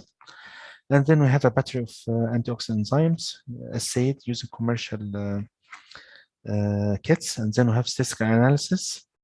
and then we're heading for results. So for the sake of time, I want you to really to compare between panel A, figure A, and panel B, figure B. So A is the control, B is the azoxymethan injected. So all over the experiments that you'll see and all over the results, you'll see that azoxymethan causing impairment in the total antioxidant capacity, lowering it. Meanwhile, different honeybee products, propolis, the Omani ones, the European, and the honey and the pollen, improving such insult. So what you see here, the glutathione, which was one of the intracellular antioxidants, and then you have the enzymes, superoxide dismutase, and then you have the glutathione reductase, and then you have the catalase, and then you have the glutathione peroxidase, and then even the DNA. DNA was extracted from the colonic cells, and it has the same phenomena. You have a damage in the DNA by azoxymethan, you can see in panel B, but having the products, honeybee products, decrease such damage. It means it has a protective effect. So in the discussion, of course, our results consistent with the few published publication about this phenomena. We call it phenomena that, honeybee products, propolis, and or honey or pollen will help to delay the incidence of colorectal cancer. It will help to protect against DNA damage, and we have give evidence by helping against the azoxymethan-induced DNA damage, and also that there is antioxidant value for such products. We call it potent antioxidants. So to conclude, such products could be used as phytochemicals in the field of herbal medicine or in the field of natural medicine, not to treat but to prevent the early stages of colorectal cancer development. Such supplementation is very, very important, really, to be open for the public and should be in low prices. Okay, there is also room for further research by having all products compared in chronic stages. This also will give a nice comparison and give a firm conclusion about the anti-cancer properties of honey, propolis, and pollen as a powerful antioxidant, anti-cancer agents. My references are here, and I thank you for listening. Thank you, Mr. Chairman, for giving me this opportunity, and please accept my apology for lack of time management. Thank you, sir. Thank you so much. Thanks very much, Prof. Wali, for the very interesting topic. Bapak, Ibu, ladies and gentlemen, all participants who have any questions or sharing experience or any queries related to Dr. Wali's talk, please feel free to ask directly or just writing them on the chat box. Well, we've got 2 questions. You? Yep. Can I answer? Yeah. And I want to ask. Yeah. Go on, Pak Nur Rahman. Okay. Thank you, Mr. Johannes. I will ask to Professor Mustafa. Hello, how are you? Yes, sir. How are you? Nice to meet you in person. We always chat through WhatsApp, so now we see each other. Yeah. Okay. I thank you really for wonderful work you are doing, and it has been a great honor. And really, I'm so happy really to be with you today. Thank you so much. Okay.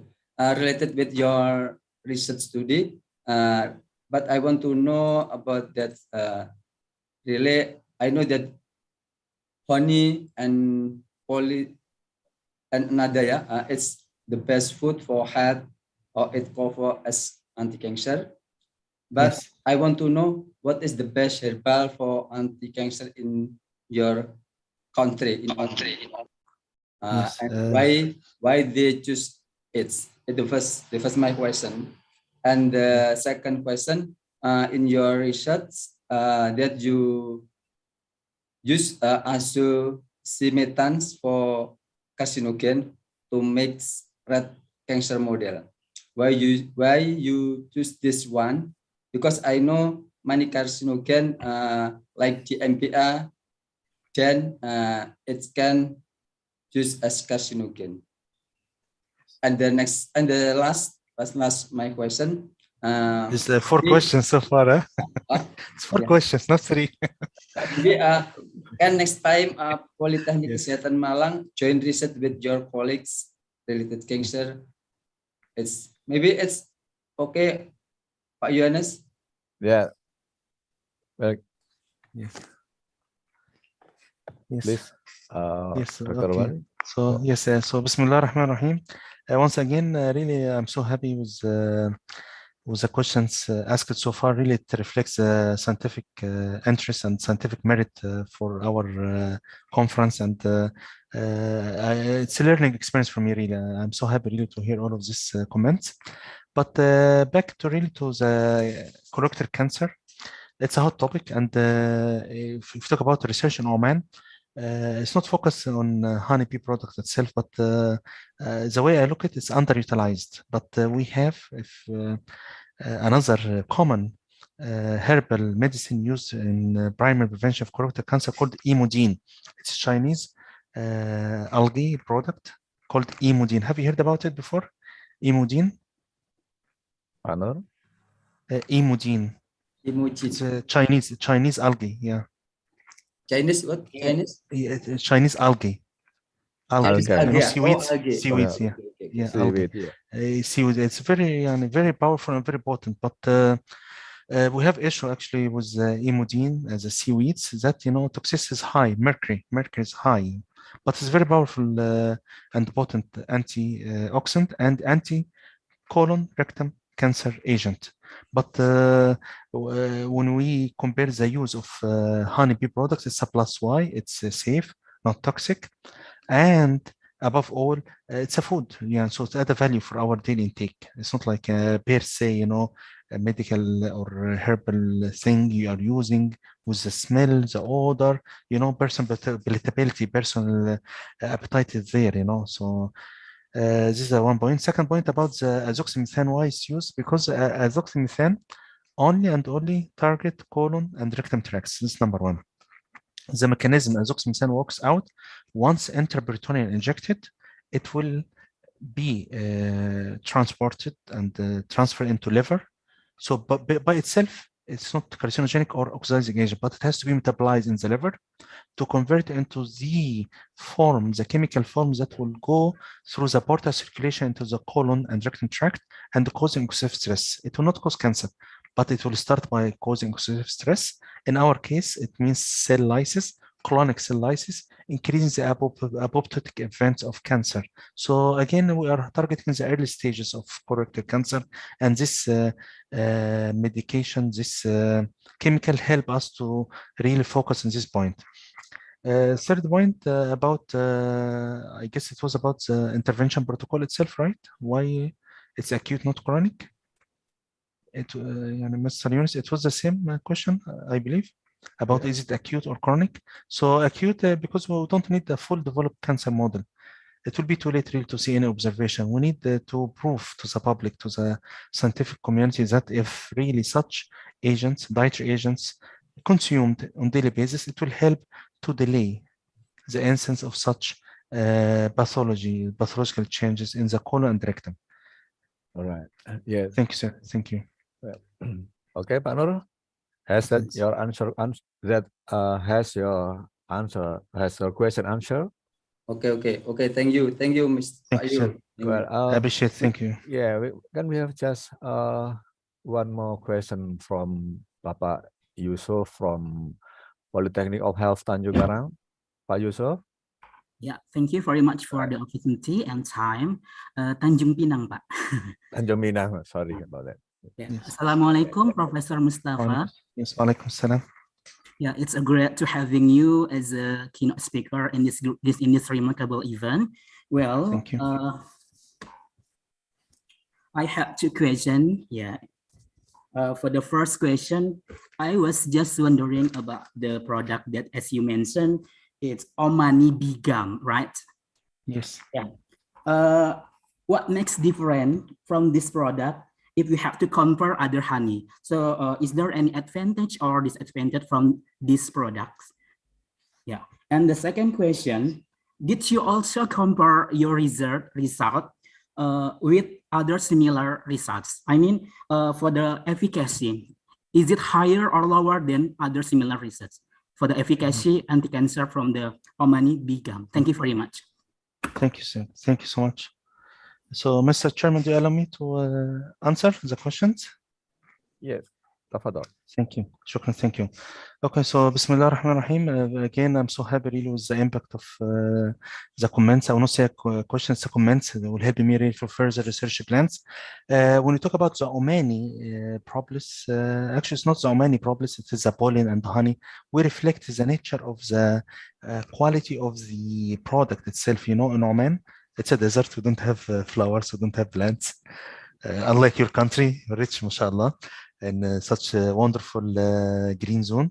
So the plants that are available reflect the food, the nectar for the bees, and accordingly the product will be fully different from the European, from the Malaysian, from the Indonesian, from the Egyptian, from the Tunisian. Why? Because the agriculture is different. This was the point, that, you know, to prove that all products from the bee, and this is actually a miracle, I call it miracle from Quran, that really, regardless of the foods they are eating, they produce the same good quality, good medicinal food or drinks.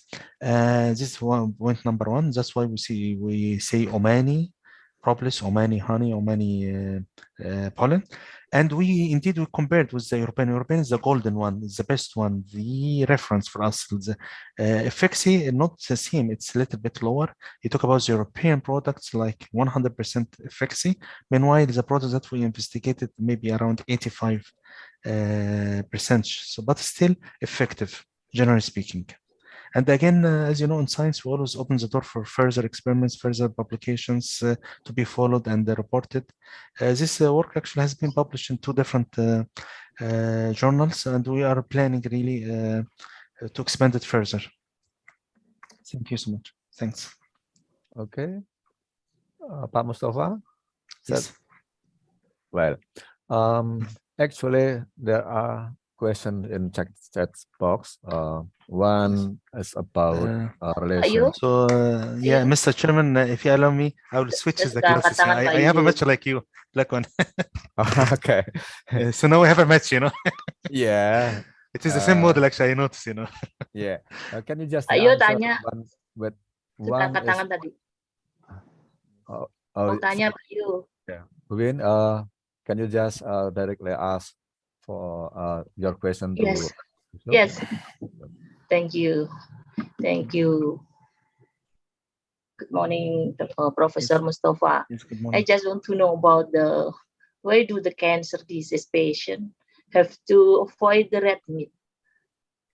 What's the relationship between red meat and cancer? Because many people trust it as well, sir.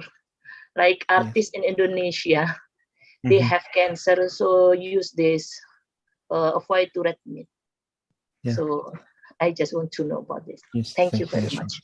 And thank you so much for your nice comment. And you know, sister, the issue is not anything natural from Allah subhanahu wa ta'ala, from nature in general, is safe and nice. The problem is we as a human, we change the food in something else. Meat is meat, red meat is red meat, white meat is white meat, as far as in its natural form. But in manufacture, maybe there is an issue with saying the names of companies here in this conference. When it comes to like a commercial product, they convert the natural, healthy one from the natural form into a product. For example, salami. For example, burgers. For example, sausage. For example, ground beef extracted with different flavors. The point here, they convert the meat from natural form into a new product. Of course, they look for selling the product in high scale, and they add chemicals. What are the chemicals?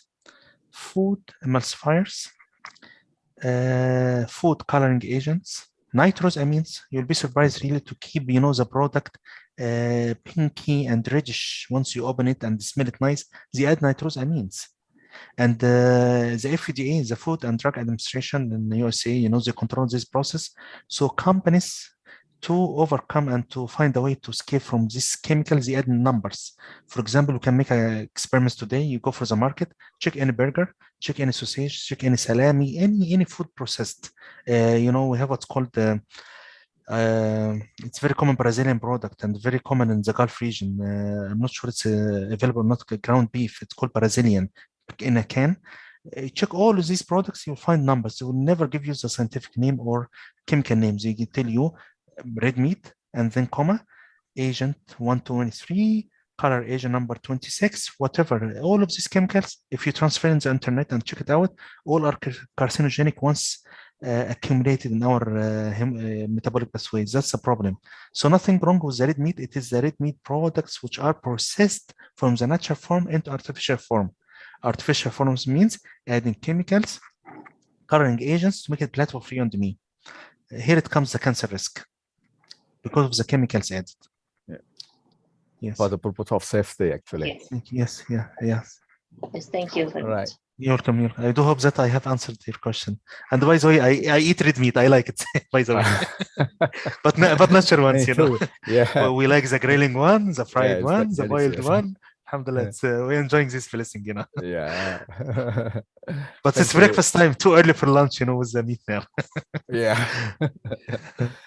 Yes. All right, Dr. Wali. Yes. We've finally come to the end of this section. But actually, there are two questions which are not related to cancer. So I left to the participant to reach Dr. Wali through email or other way. Yes, please. So that yes, please. And also, if you allow me, I want to take this opportunity to open collaboration. You have my email here. Any collaboration, I'll be honored to help, to participate. It's all about teamwork spirit. So please, we can build up ties and we can make good connections for the sake of science. That's great. That's good. I'll be happy about the it. opportunity. Yeah, sure, definitely. Right. I'd like once again to thank you, Dr. Wali, for very interesting talk this morning and the knowledge update, and to Abdullah for your participation. And I hope what we've done would be of benefit to broaden our knowledge today. And well, I close this session by Assalamualaikum warahmatullahi wabarakatuh. And good morning. Inshallah. Yes. Get back to you, Tiana. Yes. Thank you, Prof. Mustafa. Yes, thank you, sir. Wishing everyone a nice day, inshallah. Inshallah. Inshallah. Thank you very much. Awesome. Thank you, Dr. Johannes, for leading the discussion, and also Prof. Mustafa for the valuable insight. We would like to start our certificate of appreciation, sir. Maybe yeah. Once again, thank you very much for joining us. And we hope to see you again, sir. Maybe. Inshallah. Inshallah, soon, inshallah, we'll see each other, inshallah. Thank you very much. Ladies and gentlemen, we have another two speakers after this, but before that, we must take a break. And we expect you to join in this Zoom meeting again at 1 p.m. Indonesian time. So, ladies and gentlemen, please take a break and see you at 1 p.m. Assalamualaikum warahmatullahi wabarakatuh. So I can leave the session now? Can I leave? It's okay? I can leave you. Okay. Ma'assalam. Ma'assalam.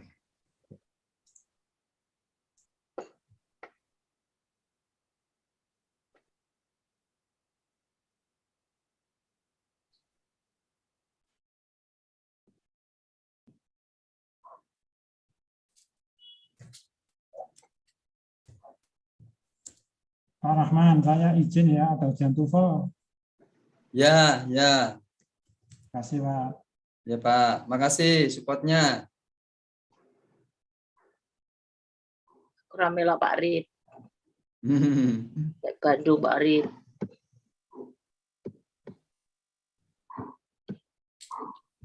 Udah mulai. Mulai biasa.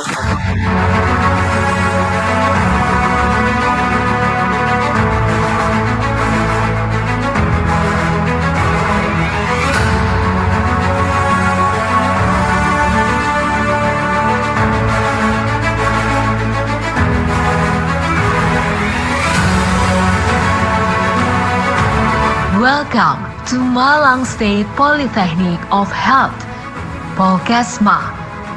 Polkesma is under the Ministry of Health of Indonesia. The main campus is located on Besar Ijen Street 77C, Malang. The campus, which was established in 2001, is one of the 38 health institutions owned by the Ministry of Health of Indonesia. Polkesma has a vision to become a civilized and globally competitive polytechnic of health. Polkesma has a number of missions carried out, including organizing a qualified education and learning to develop the potential and the personality of civilized and globally competitive students.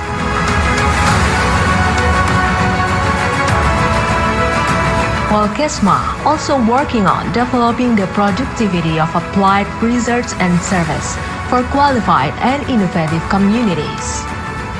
Besides that, developing good organizational governance based on information technology. And finally, Polkesma is developing cooperation and productivity both of domestic and international partnerships. Polkesma has 5,000 students that is divided into 4 majors and 20 program study. The campus is a benchmark of health education in Indonesia, which leads of 7 campuses, which located in Malang, Jember, Lawang, Blitar, Kediri, Trenggalek, Ponorogo. At present, Polkesma offers study program, Diploma Program of Nutrition Study, Diploma Program of Nursing, Diploma Program of Midwifery, Diploma Program of Pharmaceutical and Food Analysis, Diploma Program of Medical Records and Health Information, Diploma Program of Health Insurance, Diploma Program of Blood Bank Technology, Undergraduate Program of Applied Nutrition and Dietetics, Undergraduate Program of Applied Nursing, Undergraduate Program of Applied Midwifery, Undergraduate Program of Health Promotion, Undergraduate Program of Applied Safety and Health, Undergraduate Program of Professional Education, Dietitian, Nursing, and Midwife. To support lectures, Polkesma provides educative facilities, starting with lecture rooms with modern learning media. Integrated functional laboratories supported by advanced technology.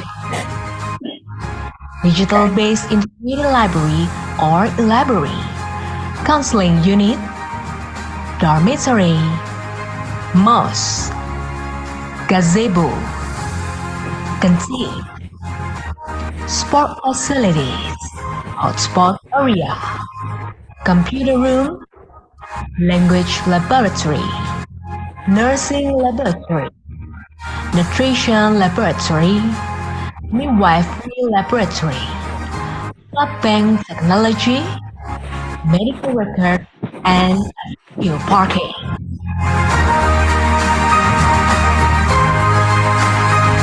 Supported by the implementation of a top vocational education, 60% of practical activity and 40% of theory study, which will improve the skill with practice and laboratories and other critical media. Polkesma continue to implement innovative, fun teaching methods with the concept of enjoying learning.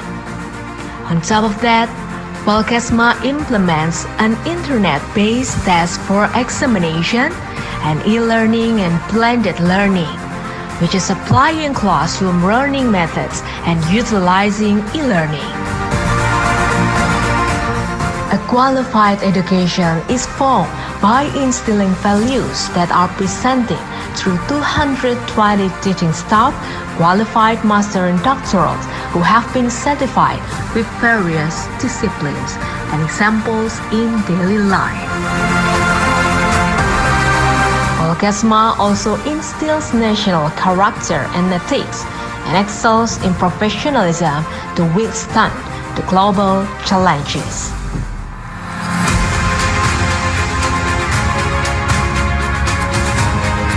Besides academics, Polkesma also prepares students who are confident in their abilities by providing student activity units, developing students' interests and talents ranging from arts, sports, science, Red Cross, Scout, language, and spirituality. This is where the step of realizing the ideal begins, by channeling freedom of expression. Polkesma educates students to be loyal to the country and have a mental attitude of character by providing an education of national defense. Polkesma shows success in producing superior individuals with both national and international achievements. National and international cooperation with the health education institution as well as the health service institutions. This success can also be seen from the distribution and role of Polkesma alumni in international health agencies spread across Asia, Australia, Europe, and even America.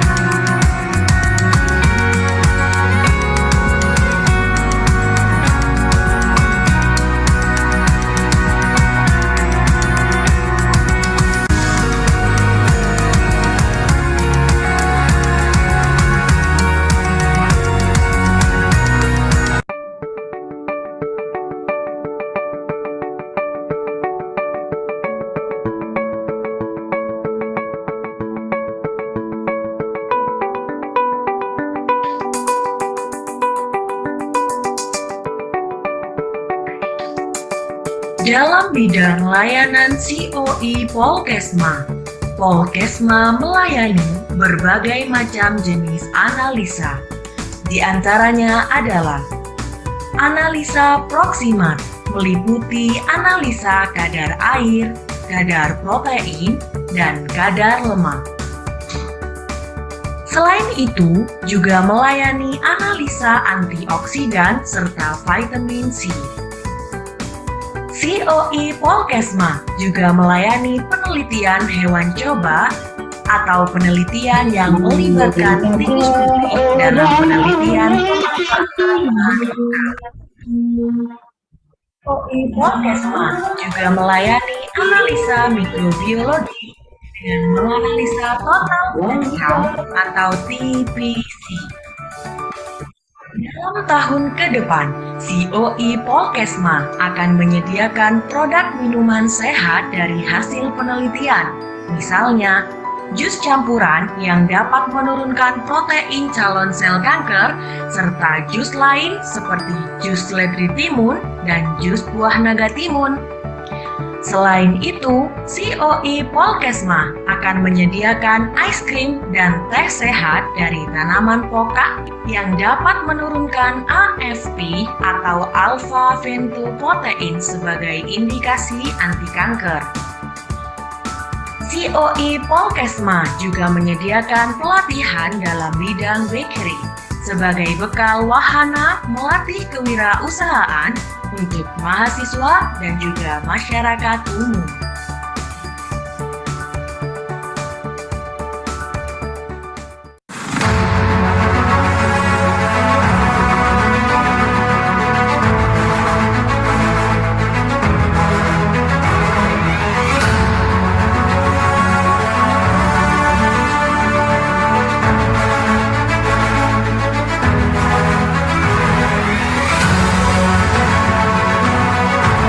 Welcome to Malang State Polytechnic of Health, Polkesma. Polkesma is under the Ministry of Health of Indonesia. The main campus is located on Besar Ijen Street 77C, Malang. The campus, which was established in 2001, is one of the 38 health institutions owned by the Ministry of Health of Indonesia. Polkesma has a vision to become a civilized and globally competitive polytechnic of health. Polkesma has a number of missions carried out, including organizing a qualified education and learning to develop the potential and the personality of civilized and globally competitive students.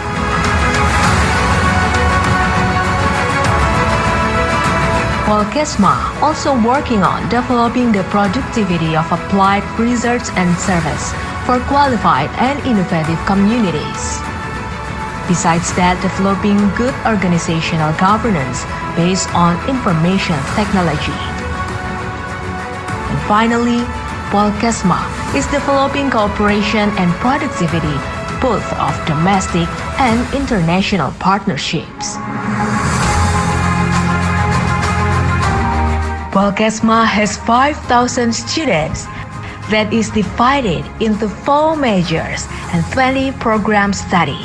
The campus is a benchmark of health education in Indonesia, which leads of 7 campuses, which located in Malang, Jember, Lawang, Blitar, Kediri, Trenggalek, Ponorogo. At present, Polkesma offers study program, Diploma Program of Nutrition Study, Diploma Program of Nursing, Diploma Program of Midwifery, Diploma Program of Pharmaceutical and Food Analysis, Diploma Program of Medical Records and Health Information, Diploma Program of Health Insurance, Diploma Program of Blood Bank Technology, Undergraduate Program of Applied Nutrition and Dietetics, Undergraduate Program of Applied Nursing, Undergraduate Program of Applied Midwifery, Undergraduate Program of Health Promotion, Undergraduate Program of Applied Safety and Health, Undergraduate Program of Professional Education, Dietitian, Nursing, and Midwife. To support lectures, Polkesma provides educative facilities, starting with lecture rooms with modern learning media. Integrated functional laboratories supported by advanced technology.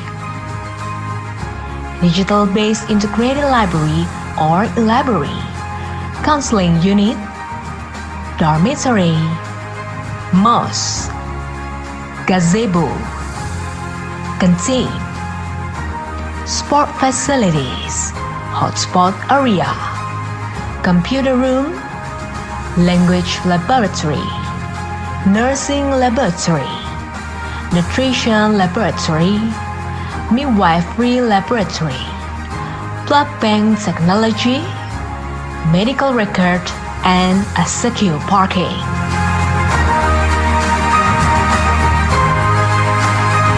Supported by the implementation of a top vocational education with 60% of practicum activities and 40% of theory study, which will improve the student skill with practice in laboratories and other practical media.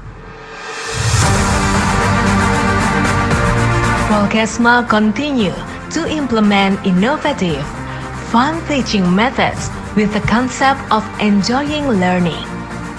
On top of that, Polkesma implements an internet-based test for examination and e-learning and blended learning, which is applying classroom learning methods and utilizing e-learning. A qualified education is formed by instilling values that are presented through 220 teaching staff, qualified master and doctorals who have been certified with various disciplines and examples in daily life.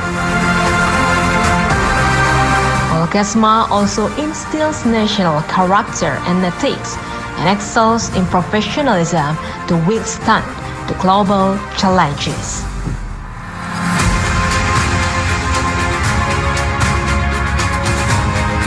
Besides academics, Polkesma also prepares students who are confident in their abilities by providing student activity units, developing students' interests and talents ranging from arts, sports, science, Red Cross, Scout, language, and spirituality. This is where the step of realizing the ideal begins, by channeling freedom of expression. Polkesma educates students to be loyal to the country and have a mental attitude of character by providing an education of national defense. Polkesma shows success in producing superior individuals with both national and international achievements. National and international cooperation with the health education institution as well as the health service institutions. This success can also be seen from the distribution and role of Polkesma alumni in international health agencies spread across Asia, Australia, Europe, and even America.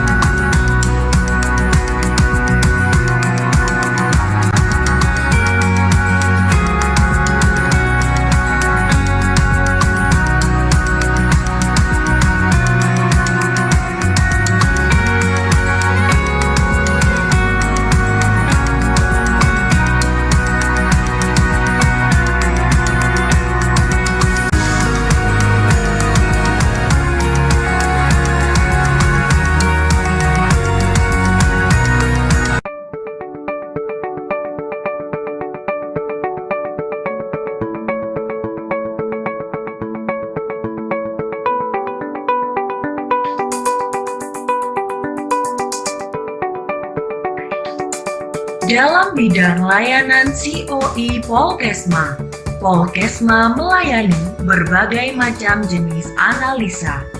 Di antaranya adalah analisa proksimat, meliputi analisa kadar air, kadar protein, dan kadar lemak. Selain itu, juga melayani analisa antioksidan serta vitamin C. COE Polkesma juga melayani penelitian hewan coba atau penelitian yang melibatkan tikus putih dalam penelitian pemanfaatan bahan lokal. COE Polkesma juga melayani analisa mikrobiologi dengan menganalisa total plate count atau TPC. Dalam tahun ke depan, COE Polkesma akan menyediakan produk minuman sehat dari hasil penelitian, misalnya jus campuran yang dapat menurunkan protein calon sel kanker, serta jus lain seperti jus seledri timun dan jus buah naga timun. Selain itu, COE Polkesma akan menyediakan es krim dan teh sehat dari tanaman pokak yang dapat menurunkan AFP atau alpha-fetoprotein sebagai indikasi anti kanker. COE Polkesma juga menyediakan pelatihan dalam bidang bakery sebagai bekal wahana melatih kewirausahaan untuk mahasiswa dan juga masyarakat umum.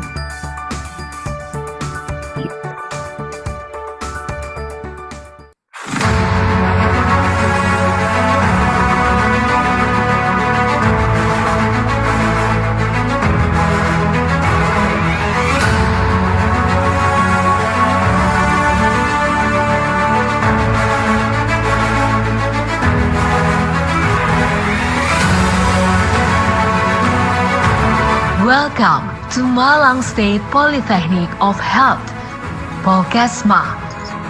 Polkesma is under the Ministry of Health of Indonesia. The main campus is located on Besar Ijen Street 77C, Malang. The campus, which was established in 2001, is one of the 38 health institutions owned by the Ministry of Health of Indonesia. Polkesma has a vision to become a civilized and globally competitive polytechnic of health. Polkesma has a number of missions carried out, including organizing a qualified education and learning to develop the potential and the personality of civilized and globally competitive students.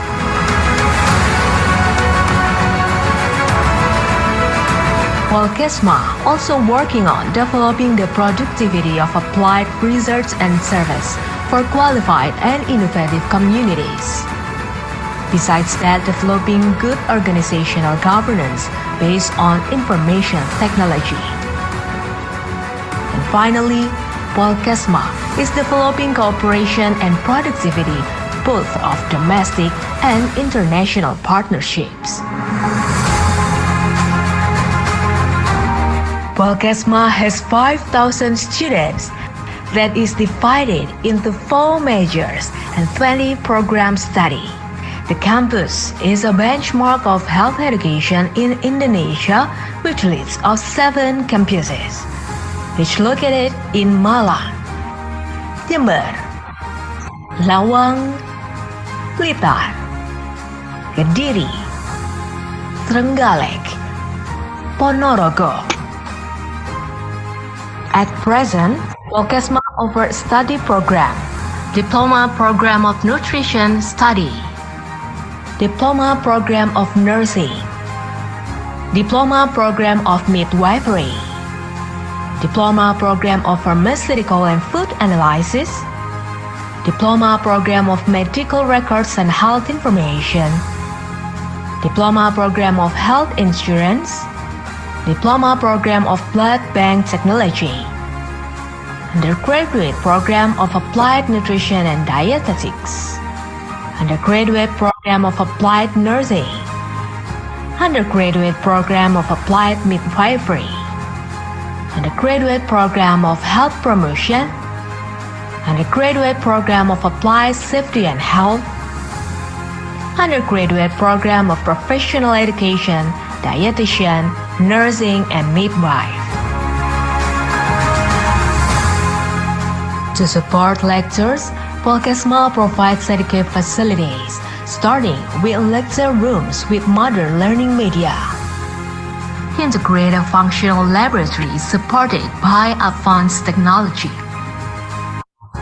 Digital-based integrated library or library, counseling unit, dormitory, mosque, gazebo, canteen, sport facilities, hotspot area, computer room, language laboratory, nursing laboratory, nutrition laboratory, midwifery laboratory, blood bank technology, medical record, and a secure parking.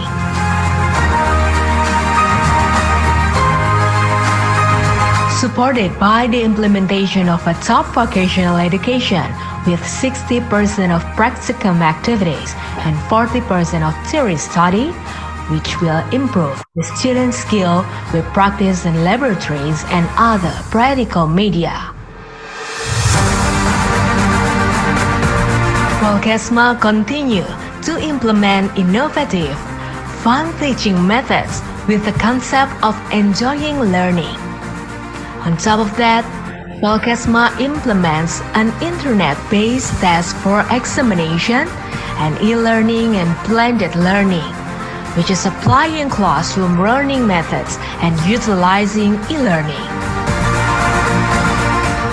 A qualified education is formed by instilling values that are presented through 220 teaching staff, qualified master and doctorals who have been certified with various disciplines and examples in daily life.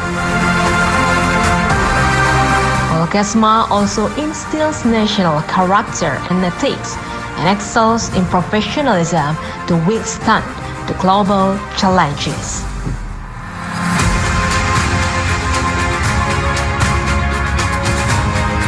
Beside academics, Polkesma also prepares students who are confident in their abilities by providing student activity units, developing students' interests and talents ranging from arts, sports, science, Red Cross, Scout, language, and spirituality. This is where the step of realizing the ideal begins, by channeling freedom of expression. Polkesma educates students to be loyal to the country and have a mental attitude of character by providing an education of national defense. Polkesma shows success in producing superior individuals with both national and international achievements. National and international cooperation with the health education institution as well as the health service institutions. This success can also be seen from the distribution and role of Polkesma alumni in international health agencies spread across Asia, Australia, Europe, and even America.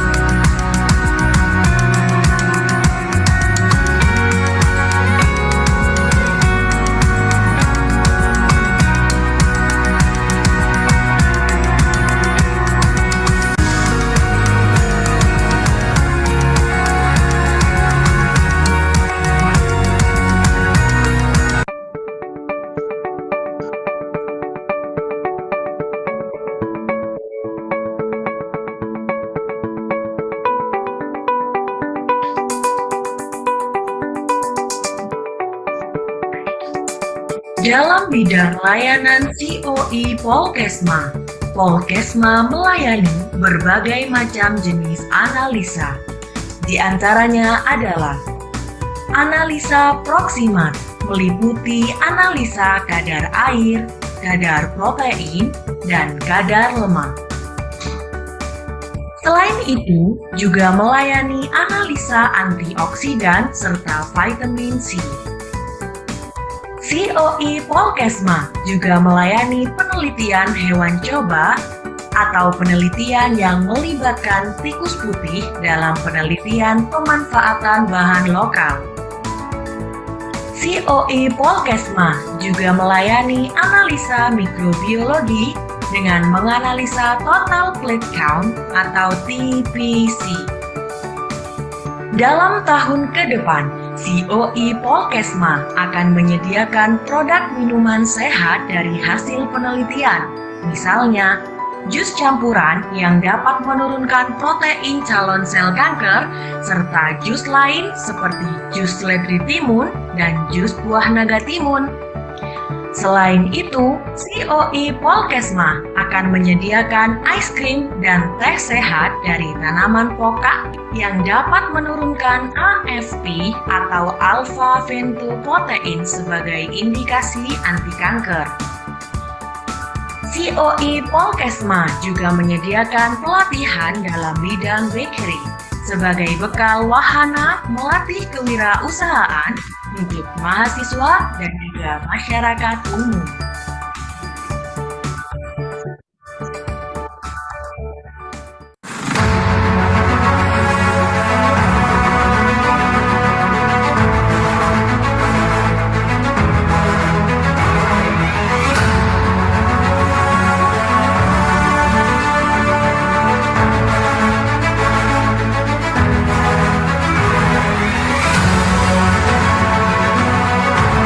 Welcome to Malang State Polytechnic of Health, Polkesma. Polkesma is under the Ministry of Health of Indonesia. The main campus is located on Besar Ijan Street 77C, Malang. The campus, which was established in 2001, is one of the 38 health institutions owned by the Ministry of Health of Indonesia. Polkesma has a vision to become a civilized and globally competitive polytechnic of health. Polkesma has a number of missions carried out, including organizing a qualified education and learning to develop the potential and the personality of civilized and globally competitive students.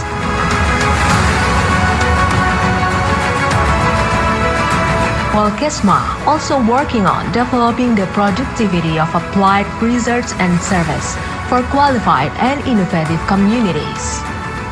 Besides that, developing good organizational governance based on information technology. And finally, Polkesma is developing cooperation and productivity both of domestic and international partnerships. Polkesma has 5,000 students that is divided into 4 majors and 20 program study. The campus is a benchmark of health education in Indonesia, which leads of 7 campuses, which located in Malang, Jember, Lawang, Blitar, Kediri, Trenggalek, Ponorogo. At present, Polkesma offers study program, Diploma Program of Nutrition Study, Diploma Program of Nursing, Diploma Program of Midwifery, Diploma Program of Pharmaceutical and Food Analysis, Diploma Program of Medical Records and Health Information, Diploma Program of Health Insurance, Diploma Program of Blood Bank Technology, Undergraduate Program of Applied Nutrition and Dietetics, Undergraduate Program of Applied Nursing, Undergraduate Program of Applied Midwifery, and the graduate program of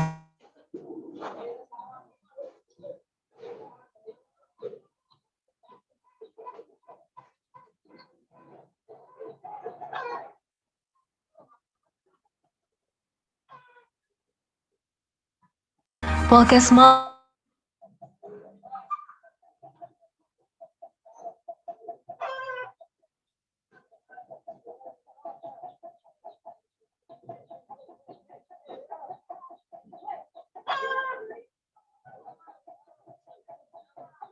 Counseling Unit, Dormitory, Mosque, Gazebo, Canteen, Sport Facilities, Hotspot Area, Computer Room, Language Laboratory, Nursing Laboratory, Nutrition Laboratory, Midwifery Laboratory, Blood Bank Technology, Medical Record, and a secure parking.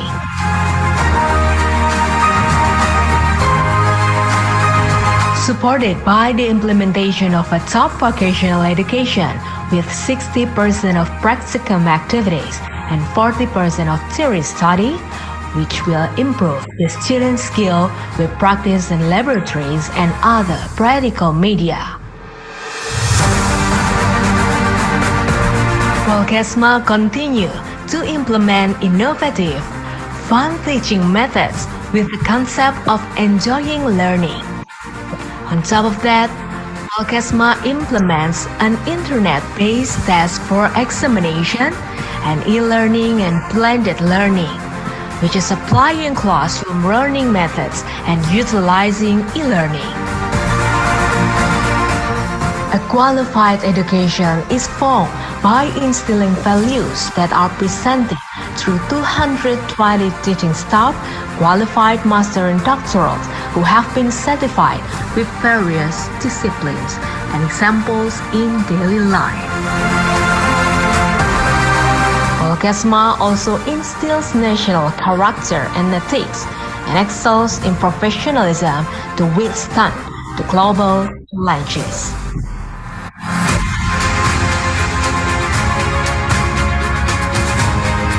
Besides academics, Polkesma also prepares students who are confident in their abilities by providing student activity units, developing interest and talent ranging from arts, sport, science, Red Cross, Scout, language, and spirituality.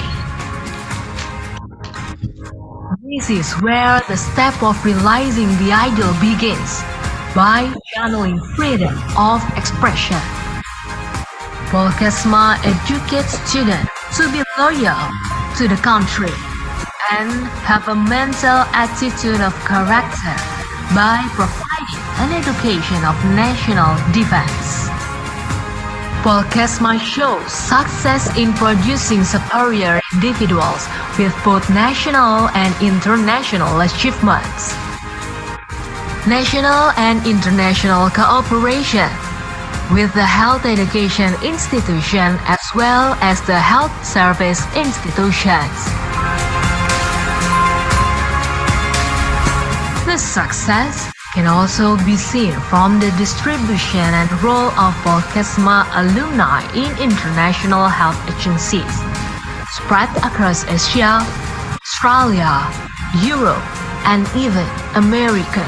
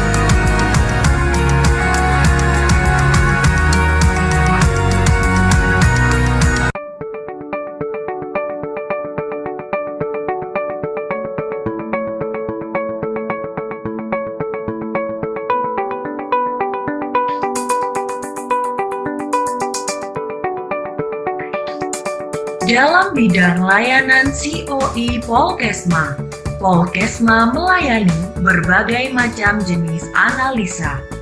Di antaranya adalah analisa proksimat, meliputi analisa kadar air, kadar protein, dan kadar lemak. Selain itu, juga melayani analisa antioksidan serta vitamin C. COE Polkesma juga melayani penelitian hewan coba atau penelitian yang melibatkan tikus putih dalam penelitian pemanfaatan bahan lokal. COE Polkesma juga melayani analisa mikrobiologi dengan menganalisa total plate count atau TPC. Dalam tahun ke depan, COE Polkesma akan menyediakan produk minuman sehat dari hasil penelitian, misalnya jus campuran yang dapat menurunkan protein calon sel kanker, serta jus lain seperti jus seledri timun dan jus buah naga timun.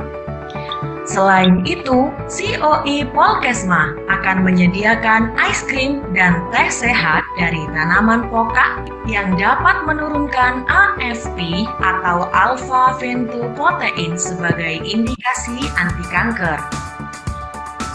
COE Polkesma juga menyediakan pelatihan dalam bidang bakery sebagai bekal wahana melatih kewirausahaan untuk mahasiswa dan juga masyarakat umum.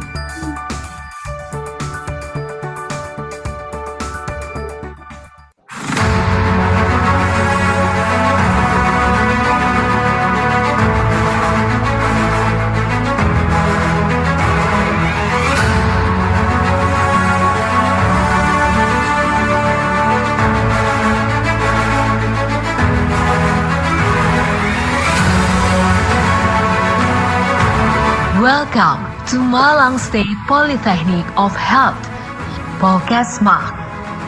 Polkesma is under the Ministry of Health of Indonesia.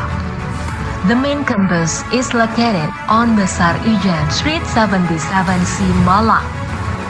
The campus, which was established in 2001, is one of the 38 health institutions owned by the Ministry of Health of Indonesia.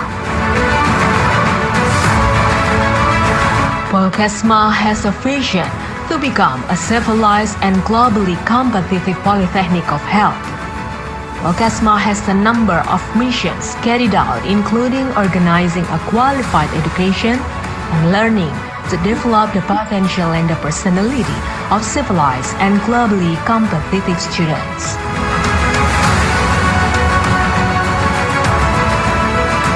Polkesma also working on developing the productivity of applied research and service for qualified and innovative communities.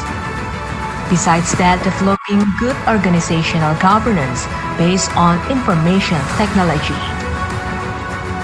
And finally, Polkesma is developing cooperation and productivity both of domestic and international partnerships. Polkesma has 5,000 students that is divided into 4 majors and 20 program study. The campus is a benchmark of health education in Indonesia, which leads of 7 campuses, which located in Malang, Jember, Lawang, Blitar, Kediri, Trenggalek, Ponorogo. At present, Polkesma offers study program, Diploma Program of Nutrition Study, Diploma Program of Nursing, Diploma Program of Midwifery, Diploma Program of Pharmaceutical and Food Analysis, Diploma Program of Medical Records and Health Information, Diploma Program of Health Insurance, Diploma Program of Blood Bank Technology, Undergraduate Program of Applied Nutrition and Dietetics, Undergraduate Program of Applied Nursing, Undergraduate Program of Applied Midwifery, undergraduate program of health promotion, undergraduate program of applied safety and health, undergraduate program of professional education, dietitian, nursing, and midwife.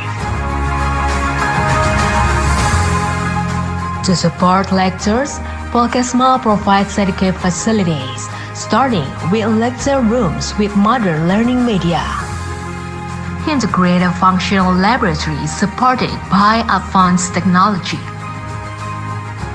digital-based integrated library or library, counseling unit, dormitory, mosque, gazebo, canteen, sport facilities. Assalamualaikum warahmatullahi wabarakatuh. Selamat siang, good afternoon. Welcome back in the second day of the 5th International Conference on Food, Nutrition, Health 2022. Ladies and gentlemen, moving on to the next speaker, we have Ma'am Widya Stiwi with the topic Herbal as Complementary Medicine in Cancer Patients. Ma'am Rizky Mustika Riswari, SSTM PH, will lead the session. As always, I would like to introduce her first. Committee, can you please help with the CV?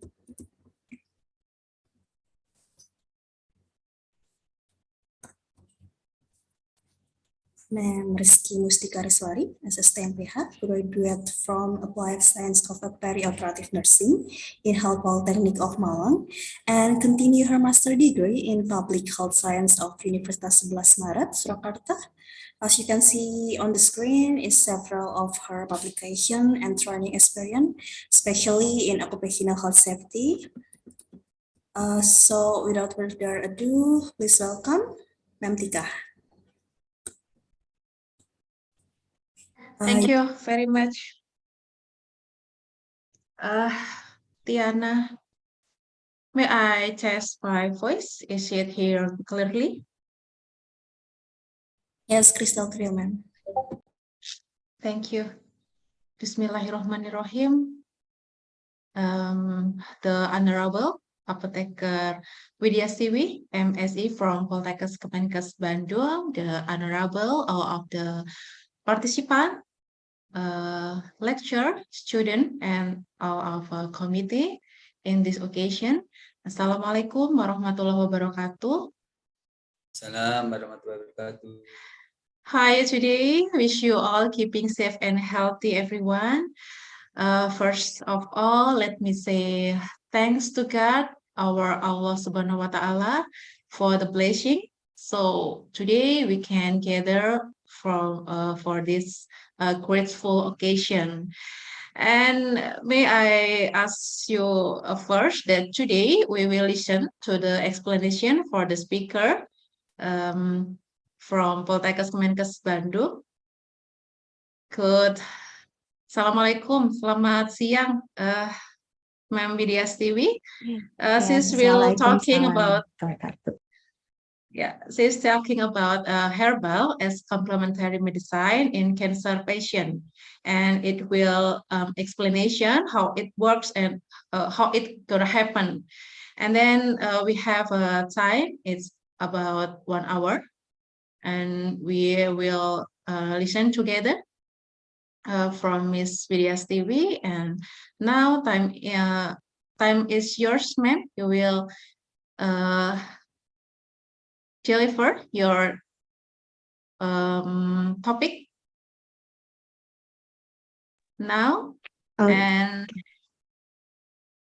so sorry. Yes, now time for yours, Miss Widya Stiwi. Okay, thank you very much, Ms. Tika. Okay, may I share the presentation now? Yes, please, ma'am. Okay, thank you very much.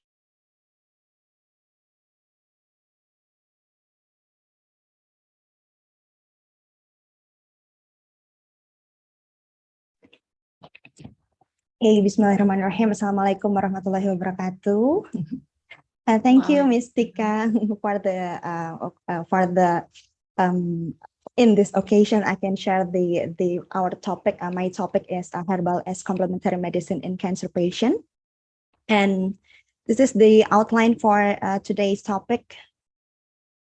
Okay, the first one is we will talk about the cancer at a glance, and the second one we will talk about the effectivity of some phytochemical contents against cancer, and also the last one we will talk about the challenge in developing and using herbal medicine as complementary therapy in cancer. Okay, move on to the first topic. This is the cancer at a glance. Okay, as we know that cancer is one of the large number of diseases, and this disease is characterized by the development of the abnormal cells and that divide uncontrollably. And this cancer has the ability to infiltrate and also destroy the normal body tissue. So you can see here in the picture. Okay, this is the normal cells and if the normal cells is mutated or damaged, it will undergo the apoptosis process. The apoptosis is a programmed cell death, or it also called as cell suicide. But when in the cancer cells, when it becomes mutated, it will not undergo the apoptosis process. It will undergo the second mutation, third mutation, and also then it will grow uncontrollably. And in normal tissue, the rates of the new cell growth and the old cell that are kept in balance, but in the cancer, this balance is disrupted. The disruption can result from the uncontrolled cell growth or the loss of a cell ability to undergo this apoptosis. So, okay, before we go to the cellular basis of the cancer, we will talk about some cancer types, as we know that cancer has so many types. The first one is a carcinoma. This is the most common cancer that happen in the patient. Carcinoma is a cancer types that begin in the epithelial cells, in breast, in colon, in prostate. Also, the sarcoma. Sarcoma is a cancer types that begin in the bone and soft tissue, such as muscle, fat, and blood, and lymph vessels. The third one is leukemia. As we know that leukemia is a cancer types that begins in the blood-forming tissue in the bone marrow. And lymphoma. Lymphoma is a cancer cells that begin in the lymphocytes. And multiple myeloma. Multiple myeloma is a cancer that begins in the plasma cells, melanoma, and also the brain and spinal cord tumors. Okay, and we move to the cellular basis of the cancer. As we know that as we talked before, that cancer can happen because of the imbalance of two important genes. The first genes are the oncogenes or proto-oncogenes. So the proto-oncogenes is the genes that normally help cells to grow.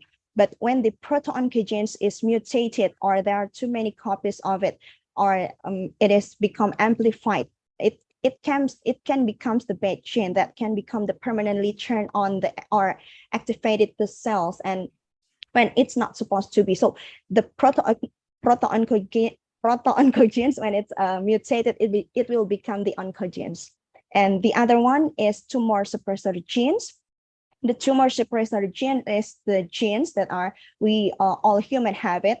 This is a normal genes that slow down the cells division and also induce the apoptosis of the cells. This is to repair the DNA mistakes or tell cells when to die. And if the tumor suppressor genes don't work properly, the cells can grow out of control, which leads to the cancer. Okay, this is the cellular proto-oncogenes that everybody in a human all have it. There are 5 types of protein that encoded by proto-oncogenes, and this can participate in the control of cell growth. The class 1 is the growth factor. So as you can see here in the picture,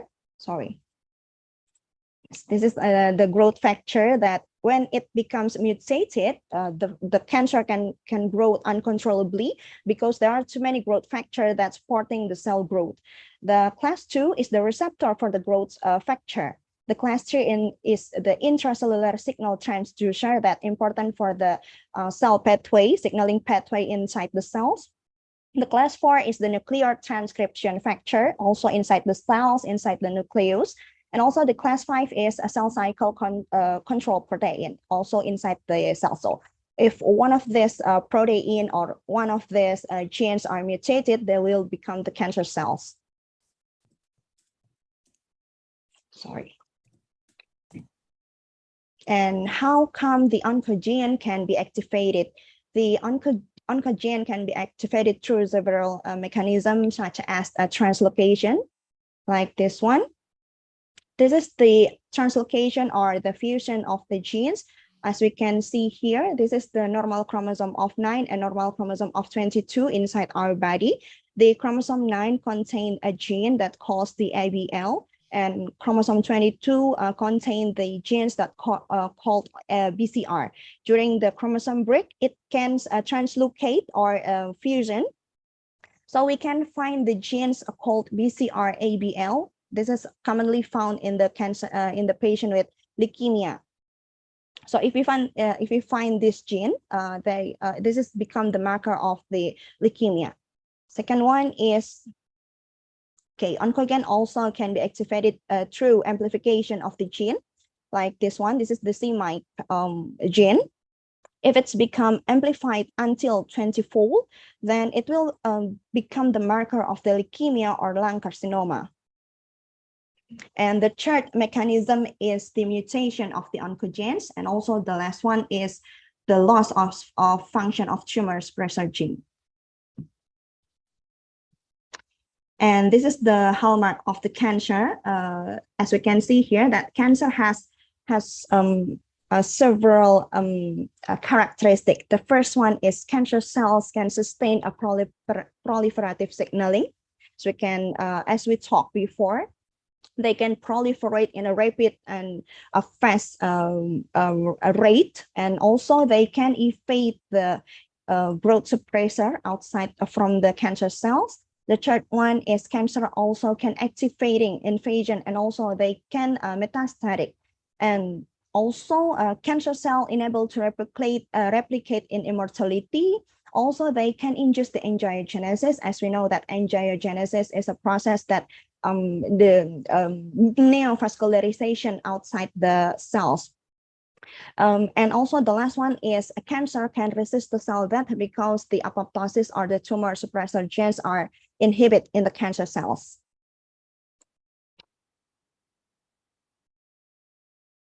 So what is the goal therapy for the cancer?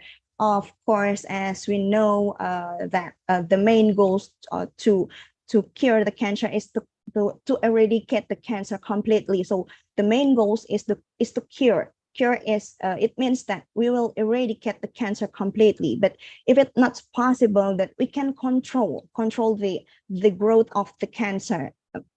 It is to prevent the recurrence or delay the spread of the cancer, or also minimize the cancer size.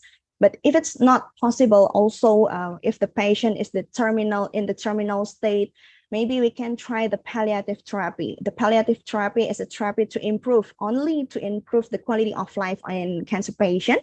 And sometimes it is symptomatic. So if the patient has pain, so we give them the analgesic. Palliative therapy also to alleviate the side effect of the anti-cancer medication, and also to prolong the patient's life and makes the patient comfortable during his last days in this world, maybe. And also we can give them the supportive care like oxygen or analgesic or another supportive care for the patient. So, and this is the current cancer treatment option that available in Indonesia and also in the world.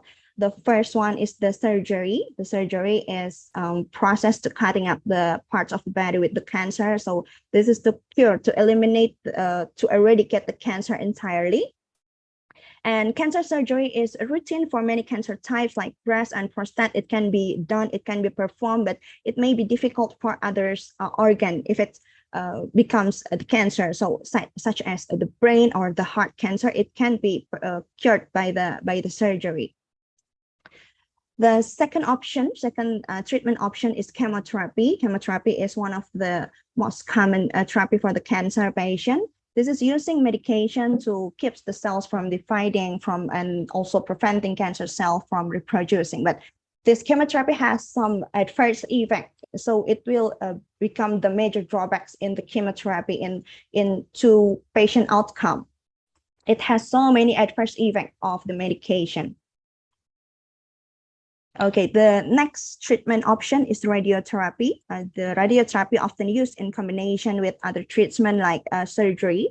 So it is basically, we use the radiation to kill the cancer or to shrink the size of the tumor. And after that, we can perform the surgery for the patient. And this is also commonly used for certain types of cancer, including leukemia and lymphoma.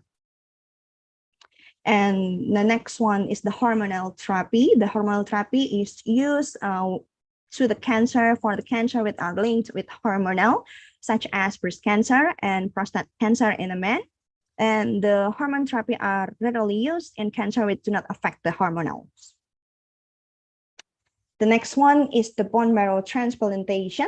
The bone marrow transplantation is a medical treatment that replaces the bone marrow with the healthy cells, or the healthy cells. It means the hematopoietic cells such as red blood cells, and also white blood cells. And this transplantation can be used to treat certain types of cancer, especially that including the hematopoietic system, such as leukemia, myeloma, and lymphoma, and other blood and immune system that affect the bone marrow. Okay, the next one is the targeted therapy. This is the newer current treatment option. The targeted therapy basically using the protein small molecule drugs or small protein that have that target the specific gene mutation or the protein that have to control how to control the cells growth, cells dividing, and also the spread of the cancer. So most of the drug is the small molecule or the protein, and also monoclonal antibody.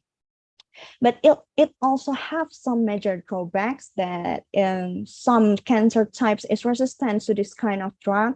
And also this kind of drugs is too hard to develop because we need to establish the specific types of protein that we want as the target therapy. And the last one is immunotherapy. This is the most current one. This is the most recent addition to the cancer option.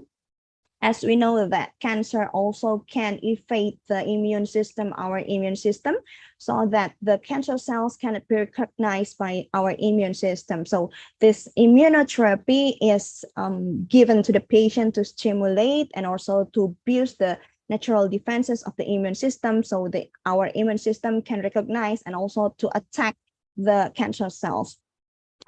Some medication, some class medication is like the checkpoint inhibitor, like pembrolizumab, or CAR T cells, chimeric antigen receptor T cells therapy, but it is currently unavailable in Indonesia because it costs too pricey. It costs a lot in Indonesia, and it also needs some special treatment to perform. It needs to be freeze below in -70 degree of Celsius. So it is still currently unavailable in Indonesia.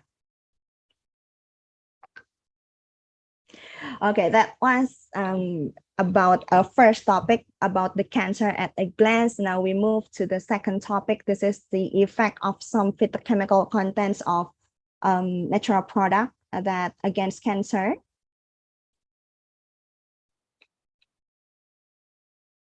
Okay, firstly, we want to discuss about herbal definition, the definition of the herbal, because it is some kind of difference between the Western world and in Indonesia.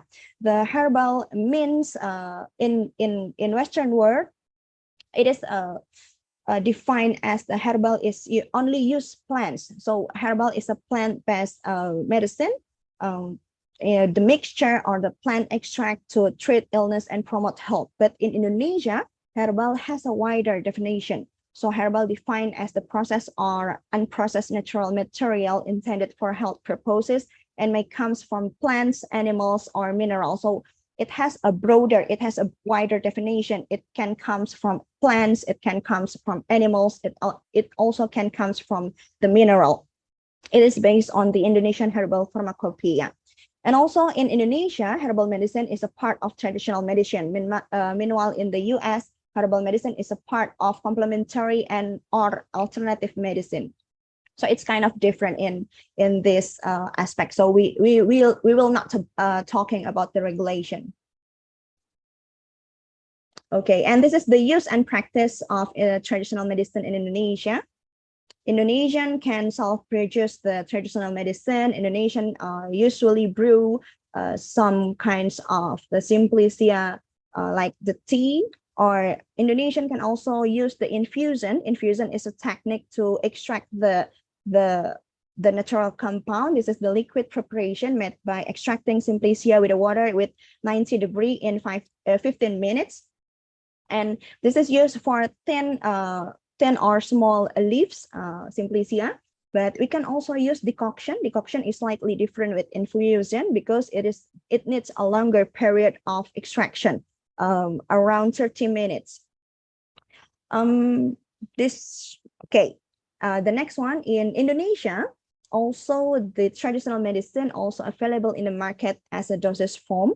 And Indonesian regulator government has classified the traditional medicine into 3 categories, which is jamu, obat herbal terstandar or standardized herbal medicine, and phytopharmaca or phytopharmacy. As you can see here, this is the logo. So if you find this logo in the market, this can be defined as jamu. What is jamu? Jamu is a traditional medicine, and it has the claim for efficacy only from empirical data. So it means that it is proven to be useful for more than 3 generations. And the packaging must include the claim that this is traditionally used for what, like that. But the higher classification is OHT or obat herbal terstandar. This is the logo for the OHT. And in OHT, OHT is a traditional medicine that they can have the claims, the efficacy is proven by preclinically. So it is tested in experimental animals, and it have the positive physiological effect to the animals.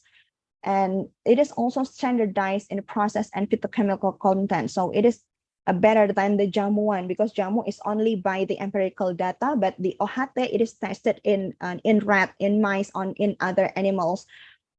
And also the last one and the best one is the phytopharmaca. So if the traditional medicine is classified as phytopharmaca, so this is the best that you can choose in the market. Phytopharmaca is a traditional medicine that has been proven scientifically with preclinical study and also in clinical study. So it is tested in animals, and it is also tested in the humans that it has some pharmacological effect. And also it has been standardized in the process and it also has the standard phytochemical contents. But up until now, there are no anti-cancer that has been classified into the phytopharmaca one. So the phytopharmaca in Indonesia is only 22 products, around 20 products in Indonesia. Okay, and we move to the therapy of cancer, the role of the natural compound as complementary therapy in the cancer. So the natural compound can act as this 3 types of what we will discuss. The first one is natural compound can act as chemotherapeutic agents that has been approved. There are two natural compounds that has been approved by the FDA as anti-cancer. The vinca alkaloids and the taxanes, and some others natural compound has the potential to act as chemotherapeutic agents.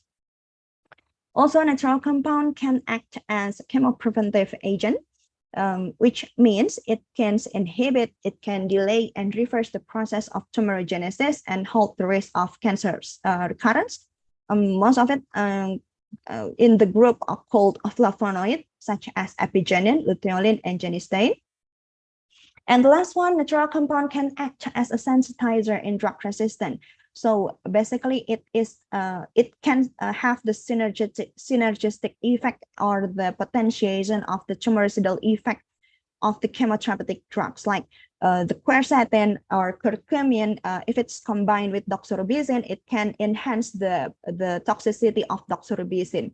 Also, curcumin and 5-fluorouracil, it has a synergistic inhibition of the breast and gastric cancer cells. So we move to the first one, the first natural compound. This is the vincristine and vinblastine. Vincristine and vinblastine is the active compound of Catharanthus roseus and also the Vinca rosea, or people call it Madagascar periwinkle, or in Indonesia, it is called as tapak dara.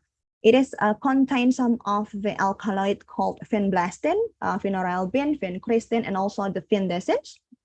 And these vinca alkaloid are the second most used class of cancer drugs. Then it is up until now will stay among the original cancer therapy.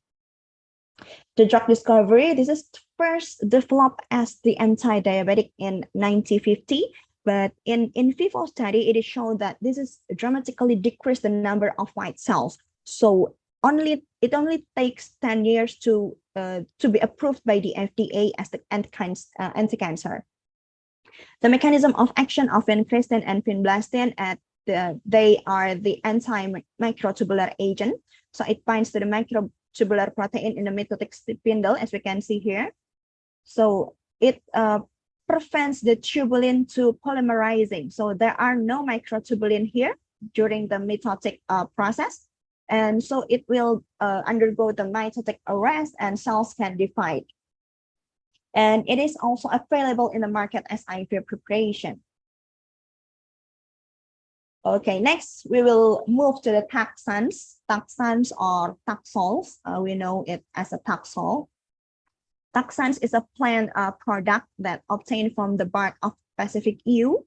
This is the tree. The tree is very huge, but it is a slow-growing tree, or the European yew or Taxus buccata.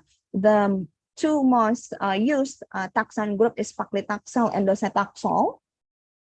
And the drug discovery, at the first discovery, people know Pacific yew is has a few natural pests. So it is known to be poisonous. It also grows very slowly. So in 1977, the researcher in the US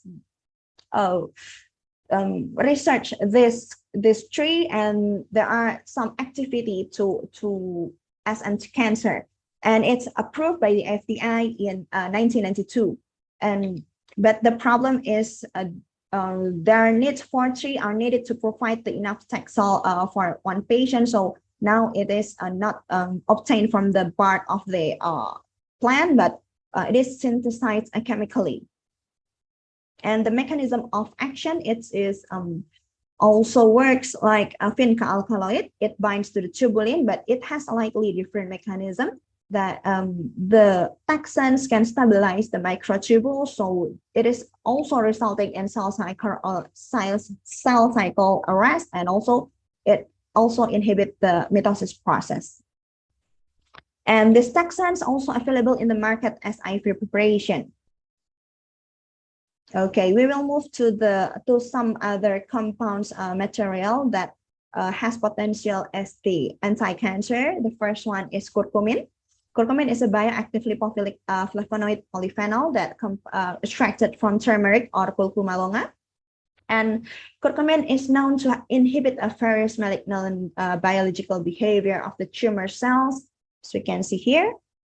The first mechanism that proposed curcumin as the anti-cancer is curcumin can inhibit the tumor proliferation. That curcumin can regulate the tumor proliferation and growth, and also it is from the multiple signal pathway.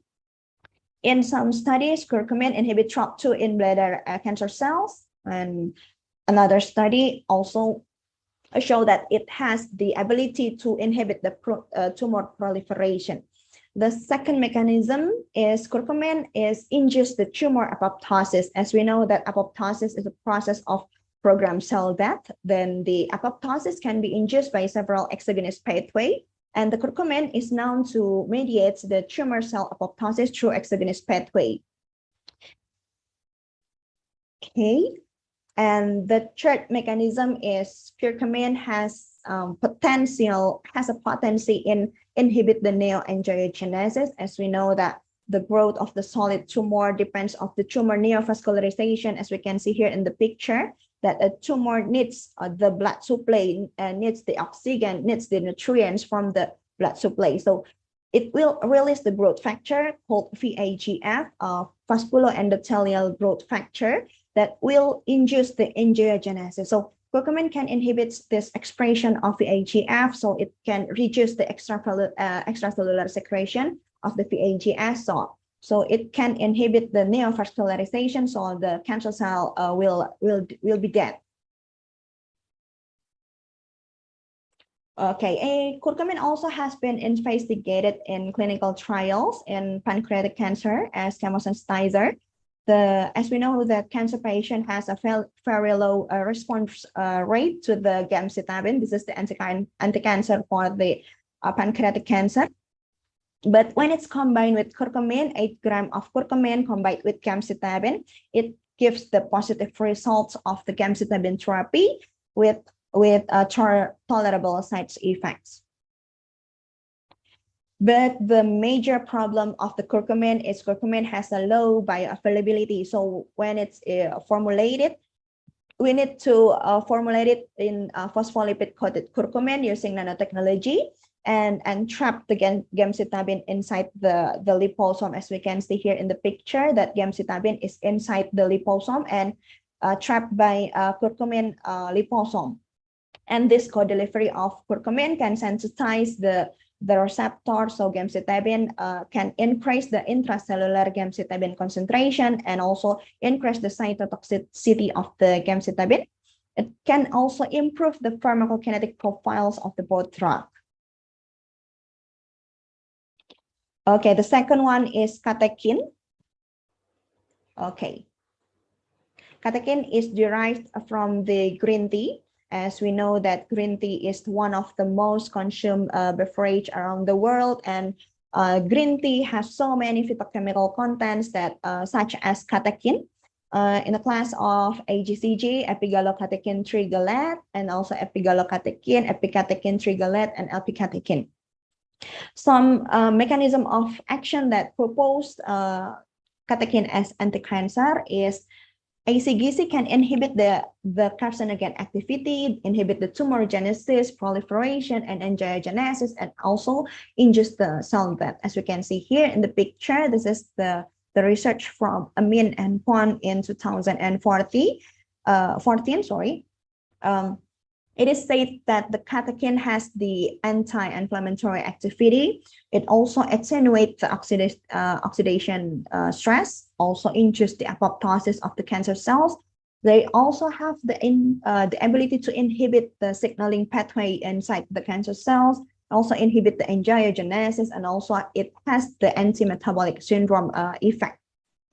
But again, the major problems of the ACGC is ACGC has a low oral bioavailability. So it is only the small fraction that reach the circular systemic circulation. And the third one is allicin, allicin and ajoen, that is derived or obtained from the garlic. Garlic is natively from Central Asia and now is more used and cultivated around the world. And this garlic has some kinds of organosulfuric contents like this one, allicin, allicin, and ajoen. And other we can divide it into two class of organosulfur, which is a water soluble and also the oil soluble compounds. The mechanism proposed allicin as the anti-cancer is the allicin, and ajoen has the ability to suppress mutagenesis. It also acts as a free radical scavenger. It also regulating the enzyme activity, inhibit the protein folding in the endoplasmic reticulum, also inhibit the cancer of cellular behavior like proliferation, apoptosis, and also the evasion of the immunosurveillance. But again, we have some problems in developing this garlic natural content. The problem is with bioavailability. The bioavailability of the sulfur, organ of sulfur, is very low and different between the raw garlic. And also the allicin pharmacokinetic, allicin bioavailability is reduced by the high protein meals. So it can be formulated as enteric coated tablet. When in the pharmacokinetic aspect, it also undergo the rapid metabolism. The half-life of the allicin is less than 1 minute. The other option that we have is to develop the aged garlic extract. So when it's in the aging process, so it will become people know it as the black garlic. The black garlic provides the natural conversion of the allicin and ajoen into more stable and more safe sulfur compound, and it will convert into this water-soluble organosulfur compound. So it will increase the absorption and also increase the bioavailability of the natural compound. And this is the last topic that we will discuss. The last topic is how to, or what is the challenge in developing and using herbal medicine when we use the traditional medicine. So this is the development process of the natural compounds. The process begins with the natural extract test. So we can try it in silico study if possible. If it's not, we can try from the dry or wet plant material with confirmed biological activity. But if it has the positive result, we can continue to fractionation of active metabolites, and also we continue to bioactivity testing as a screening. And then we analyze the compound, we analyze the active metabolite using TLC, HPLC, FTIR, MS, and NMR. And after that, if it gives the positive result, we can continue to the purification or isolation of the natural compound. The isolate, or after the purification, the isolate can be examined for in vitro and in vivo anti-cancer effect. And after that, if it has the positive result, we can continue to test to optimizing the pharmacokinetics, pharmacodynamics, and immunogenicity, metabolic fate, and also other tests needed before it will release to the market. But there are some things that needs to be considered when we develop the natural product. This is the biopharmaceutical consideration. The first one is the bioavailability. As we talked before, that so many natural product has a low bioavailability. So it is important to increase the water solubility and also enhance its bioavailability using nanotechnology, using liposome, micelles, and also various coating materials, and also with phospholipid complexes. The second problem that we can encounter in developing the natural product is polymorphism. As we know that the physical forms of the phytochemical can impact its solubility, also impact the absorption of the product, consistency of the product, drug stability, and also degradation of the product formation. So it is important to choose the proper excipient, to choose the proper, appropriate salt and other things that needs to be considered for its polymorphism.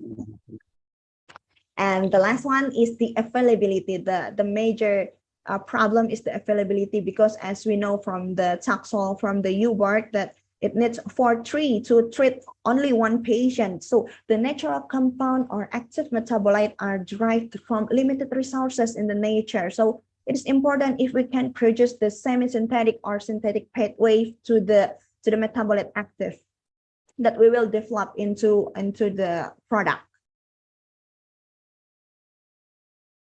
Also, the major problem when using the herbal medicine is the drug and herbal interaction. it is known that more than 50% of the cancer patient in developing country using a herbal medicine during the chemotherapy. So they have the assumption that products are safe to use when marketed as natural or herbal. But in fact, the herbal may affect the safety and efficacy of the conventional anti-cancer treatment. Such as, this is the example that Allium sativum or garlic. Garlic has the ability to induce the metabolism, drug metabolism in the liver. And so it will lead to, it can reduce the activity of some anti-cancer activity like etoposide, paclitaxel, vinblastine, and vincristine. And Allium sativum also has the anti-platelet activity, so it can lead to excess bleeding in the patient. Second one is the green tea, Camellia sinensis from green tea, AGCG. AGCG also have the interaction with some anti-cancer drugs, like it can inhibit the therapeutic effect of bortezomib. It also can inhibit the transport of the irinotecan and its metabolite in biliary elimination. Green tea also can reduce the substrates absorption of some anti-cancer drugs like etoposide, irinotecan, and other drugs.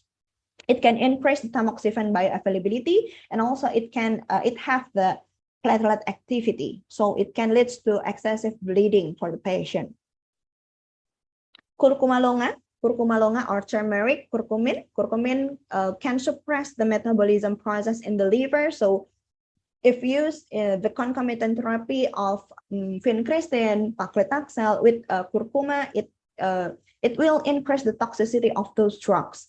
Curcuma longa, curcumin also can inhibit the P-glycoproteins, so it can increase the blood level and also the toxicity of etoposide. It also has the antagonist effect to the etoposide in preventing cell death and other interaction that needs to be considered by medicine.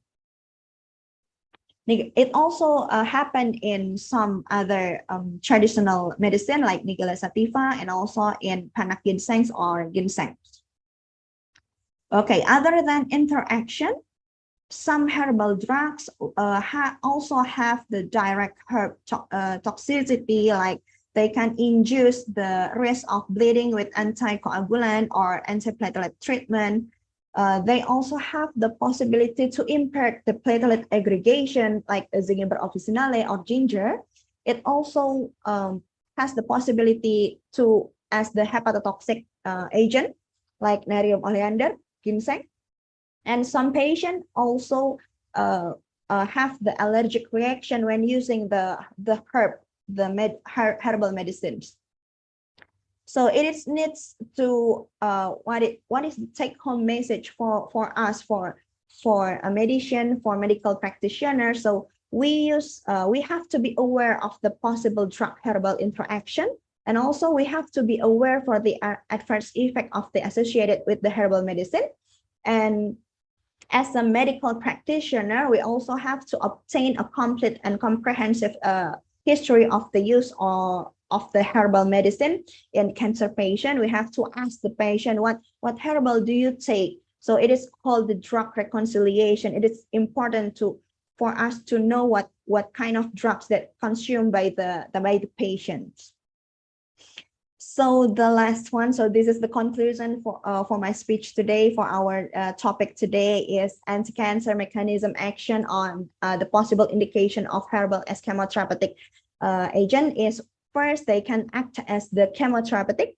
The second one is they can also act as chemopreventive agent. And also the last one is they can act as a sensitizer agent to the anti-cancer. But we need to consider these 2 points, like some herbs are promising to be developed as complementary medicine in cancer treatment, but it also have the side effect that we need to consider, and also they can interact with other medicine, especially with the anti-cancer drugs that consumed by the patient. So maybe that's all from me, Ms. Tika. Thank you very much for the opportunity and stay healthy. Thank you. Wassalamualaikum warahmatullahi wabarakatuh, Ms. Tika. Waalaikumsalam warahmatullahi wabarakatuh. That's so big, grateful speech from Ms. Widi. And So sorry, please accept my apologize that I forget to read your CV first. Oh, it's okay, it's okay. Before you speak. And so I'm feeling so enthusiastic when I read your topic.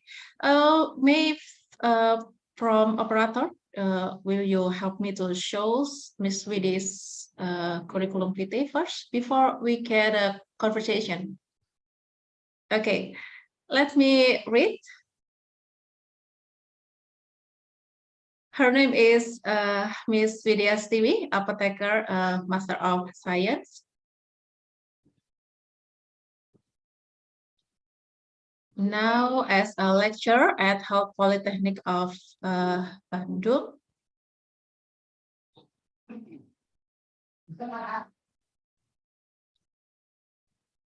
Okay, she's as assistant professor in Health Polytechnic of Bandung.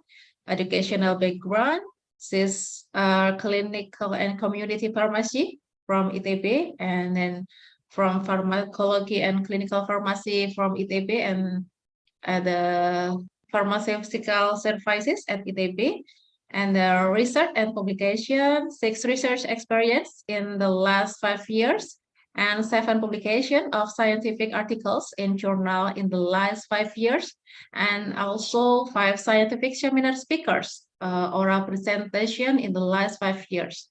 Award in the last 10 years from government, association, or other institution, at the best oral presenter of International Conference of Chemistry, Pharmacy, and Medical Science, Universitas Bengkulu.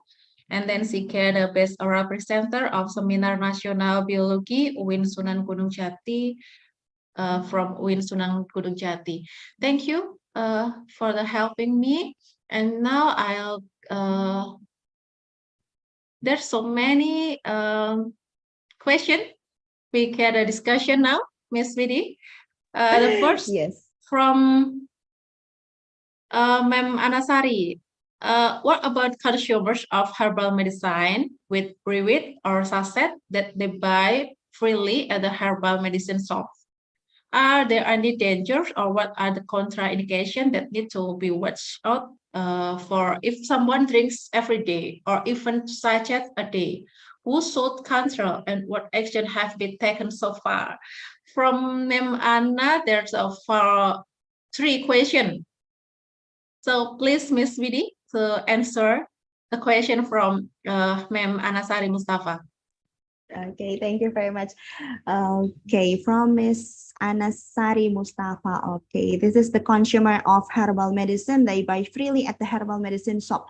So the herbal medicines has the government has the regulation to this kind of drug. So if you find it without the number of the nomor izin edar, in Indonesia we call it nomor izin edar from the Badan POM, from the Indonesian FDA, maybe we should not drink that. Maybe we have to make sure that the ingredients are correct, it is accurate, and also comes from the right supplier. So if it's not if it's not approved by the FDA, Indonesian FDA, so I don't think we can use that herbal tea. And the second one is, are there any dangers or what are contraindications that need to be watched out for? Okay, some natural medication, if it's used in the long period, it will also have the potency, nephrotoxicity, and also the hepatotoxicity. So the major 2 things that we need to consider before using the herbal medicine is the function of the nephro and the function of the liver of the patient. If it's in the healthy condition, that we can use the herbal medicines. And if someone drinks every day or even 2 sachets a day, who should control and what actions has been taken so far? So if it's already approved by the Badan POM, as mungkin izin dalam bahasa Indonesia, Bu, seperti contohnya adalah Imbus. Imbus is Indonesian Herbal. Sorry that saya tidak ada disclaimer, maksudnya ketika saya membicarakan berbagai merek gitu ya, Imbus ada contain echinacea, and echinacea is if it's already approved by the Badan POM, Badan POM gives the recommendation that it can be used more than 8 weeks. So if it's already regulated, if it's already approved by the Indonesian Badan POM, I'm sure that in the sachet, in the kemasannya pasti ada peringatan dari Badan POM seperti itu. Okay, maybe like that, Bu Ana. Thank you, Ibu Widya. So the additional question, small question, Mbak Tika. Okay. Yes, please. Ya, Bu. Okay. Yes, please. There is information that is also circulating if the herbs are added with some kind of drug, which are not necessarily suitable for the consumer. Is it true? And how is it done, or who can control it, Ma'am Widya? Yes. It is true. Sorry, pardon, maybe you can ask the question again. Maybe I can hear properly because of the rain here. Okay, if the herbs are added with some drug, which are not necessarily suitable for the consumer, but we don't know what kind of drugs or how what dose, and also it is true or not, and how is it done, or who can control it, Ma'am Widya? Okay, if I'm not wrong, that you asked that if the herbal medicine is consumed with the drugs. The other drugs. The other drugs. Okay. If we consume the herbal medicine with the drugs, maybe for the safest consideration is we can memberi jarak gitu Bu, di jarak 2 jam, about 2 hours, because the 2 hours is the approximate of the pengosongan lambung, waktu pengosongan lambung. So if we give the jarak between the herbal medicine and also with the drug, so it is possibly safe, meskipun tidak menurunkan potensi interaksi pada fase metabolisme, mungkin saja bisa terjadi seperti itu, Bu. Terima kasih. Is it enough, Ma'am Ana? Thank you very much. Thank you for the discussion. I'm sorry for the limitation. And we go into second question is come from Mr. Nurrahman. I agree that the curcumin, tapak darah, tea is the best herbal anti-cancer, but now many herbal. So which herbal is the best anti-cancer? And now I'm looking for the tapak darah is very seldom. Okay, Ms. Tika. Okay. Yeah. I want to ask to directly. Yes, please, Mr. Rahman. Yes, this is my question. Really, I interest with herbal anti-cancer, and now Maniam herbal is for cancer, but what is the best anti-cancer? I know curcumin, tapak darah, and is the best.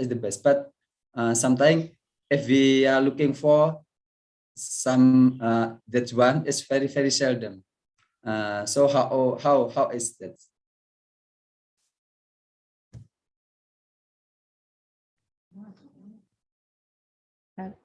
Okay.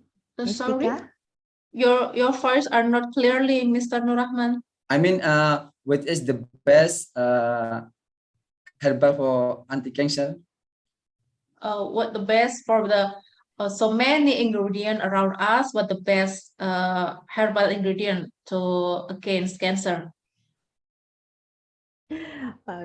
Okay, sorry again for my limitation. Maybe I have to study it more, but when it comes to the best herbal medicine, I think that you say that the tapak darah is very seldom right now because after it is developed as the anti-cancer product isolation, the vincristine and vinblastine, maybe that it is not our kewajiban, not our rights to, or not our kewajiban to develop it again from the tapak darah plants, because it is already in the market with the isolate or the metabolic compound, the active compound. So I think if we want to drink the herbal tea of the tapak dara, of the Taxol, it will become unuseful for in my opinion, because it is already in the market in the active product like that. And the best product, maybe the best natural compound is up until now there are no tidak ada yang paling baik sepertinya Pak. Jadi memang kalau yang paling baik itu sudah dalam bentuk isolat Pak, isolat yang nanti kemudian dibuat secara sintetis kemudian dipasarkan dalam bentuk obat yang memang jika itu sudah jelas dia memiliki aktivitas dari sebagai anti cancer. Tapi kalau masih sebagai ekstrak, masih sebagai tanaman yang sekarang sedang berkembang, tentu saja like Annona muricata, soursop leaves, it is has a very good activity, but it needs more study to answer that question. Or mengkudu, it also has the potential activity as an anti-cancer like that. Maybe Pak Nur Rahman, I'm so sorry for the limitation. No. Thank you. Really, have you experiment or know about how much to consume about the tea, like tapak dara atau mungkin daun muris ya? How many glass every day for cancer patient?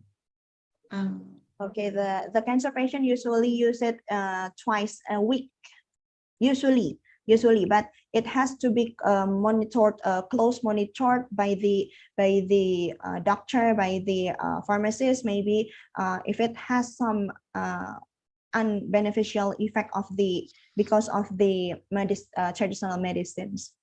So twice week or twice day?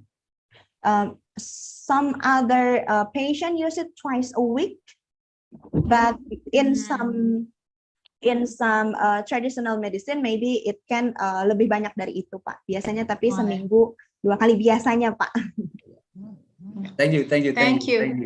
We're sorry for the limitation of the time for this session, and we go into the third question from Elizabeth Noni.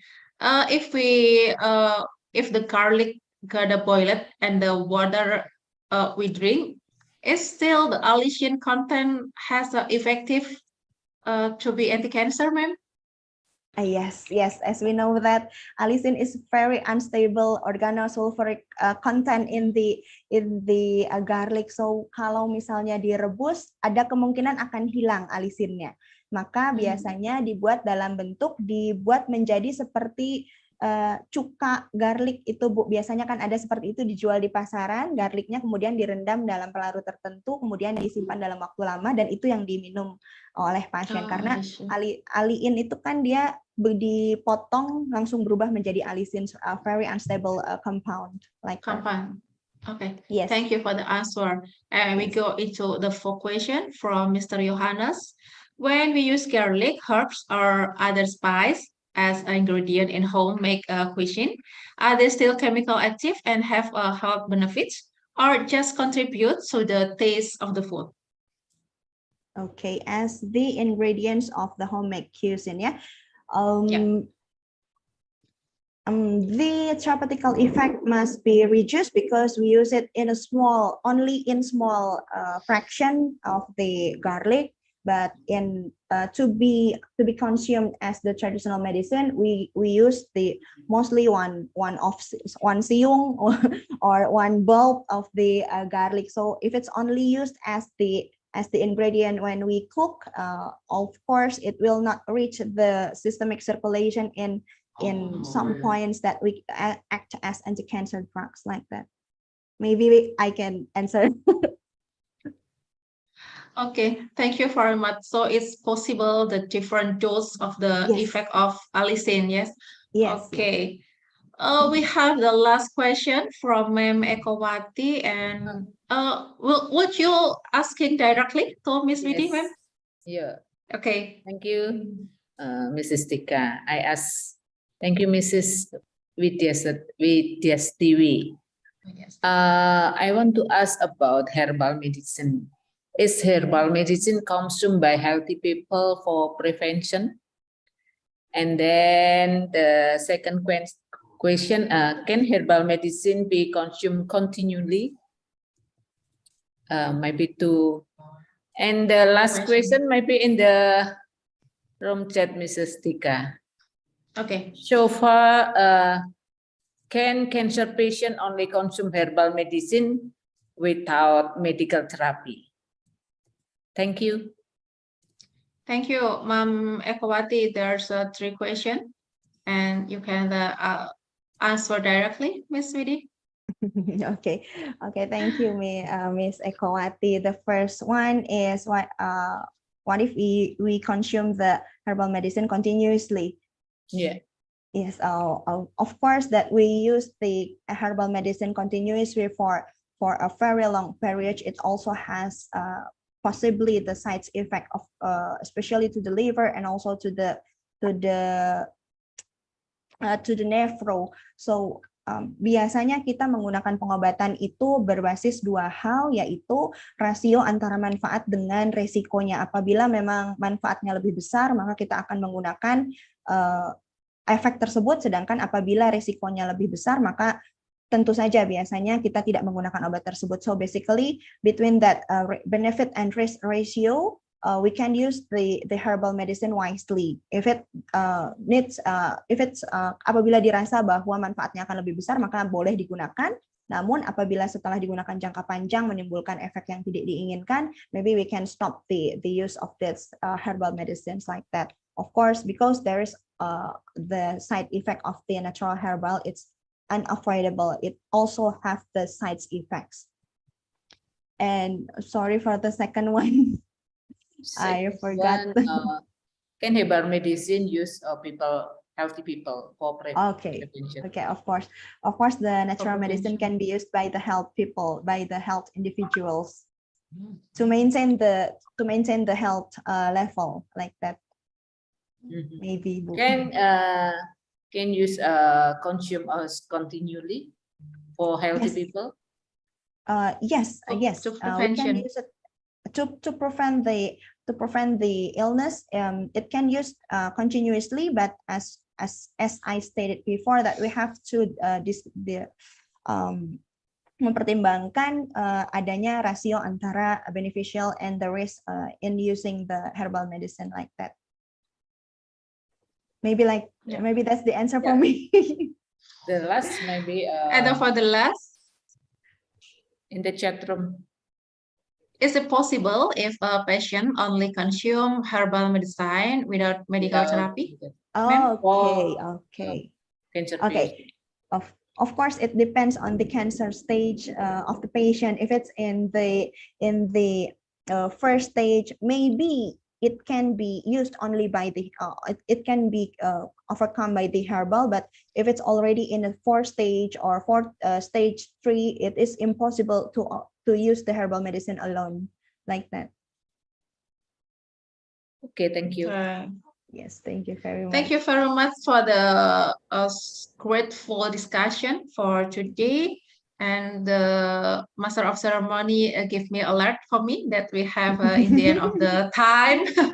Okay, we're so grateful, and we say thank you on behalf from all of the committee for the coming, for the attending our agenda. And yes, now please, is there any certificate for Ms. Widi? Yes, ma'am. Thank you very much, Ma'am Tika, for leading the discussion, and our speaker, Ma'am Widya, for valuable insight in herbal cancer. We would like to share our certificate of appreciation for you, ma'am. And once again, thank you very much for joining us today. We hope to see you in the next opportunity. Okay, thank you very much for the opportunity, Ms. Tika and Ms. Diana. Thank you. Thank you very much. And yes. And to end this session, we will say sorry and thank you for all the participants. Wassalamualaikum warahmatullahi wabarakatuh. And then I give the time, come back to Tiana. Thank you. Thank you, ma'am. Ladies and gentlemen, after this, we will listen to last speaker of the day, that is Prof. Madya Dr. Hasnah Binti Bahari, by the title The DMH-Induced Colon Cancer in Rats for Fed with High Fat Diet.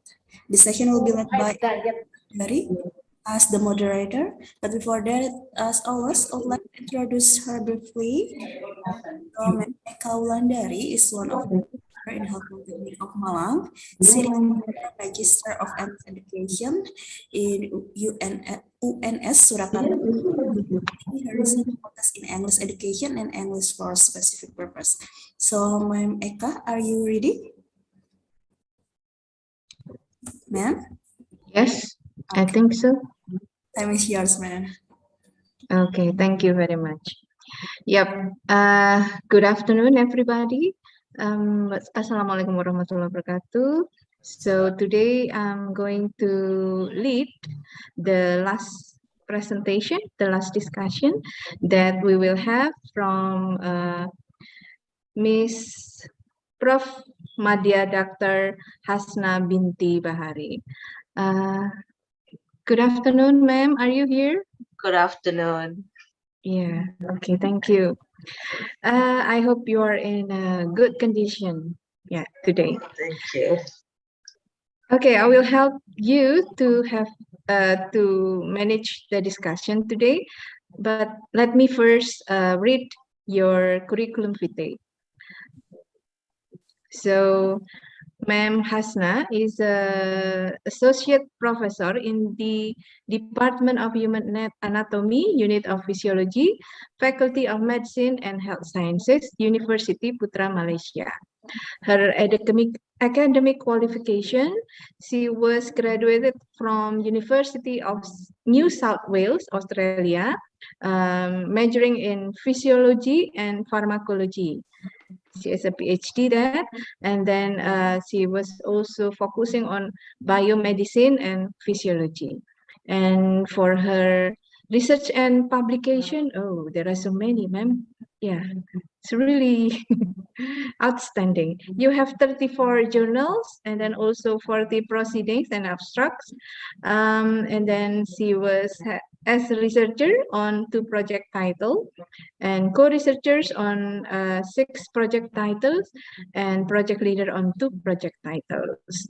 And for the honors and awards, we can see that there are so many honors and awards that she got.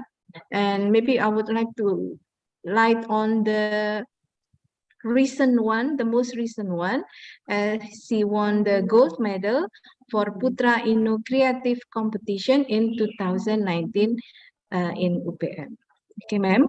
I think we can see that our presenter here is really qualified to deliver the material today. Okay, ma'am. Maybe the screen is yours now. Thank you. I would like to share my screen. Okay.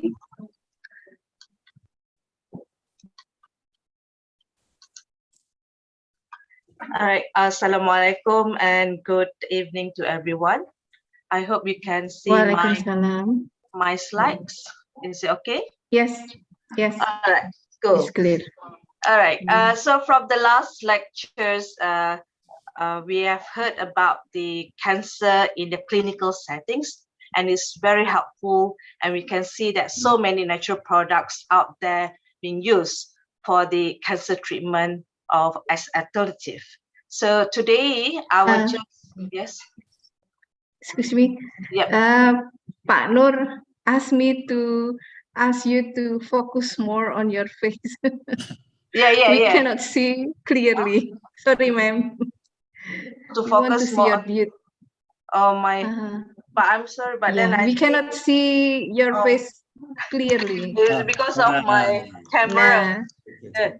The position. The position. Yeah. Okay.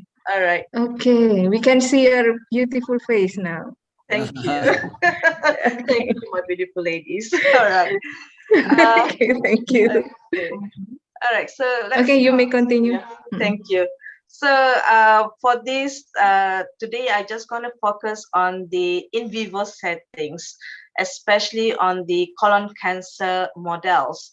So here I use the DMH as an inducer for the colon cancer, and we induce in the rats. But we have the additional things here where we give the rats, we feed the rats with the high-fat diet. Why? So I'm gonna show you why we combine this inducer and high-fat diet.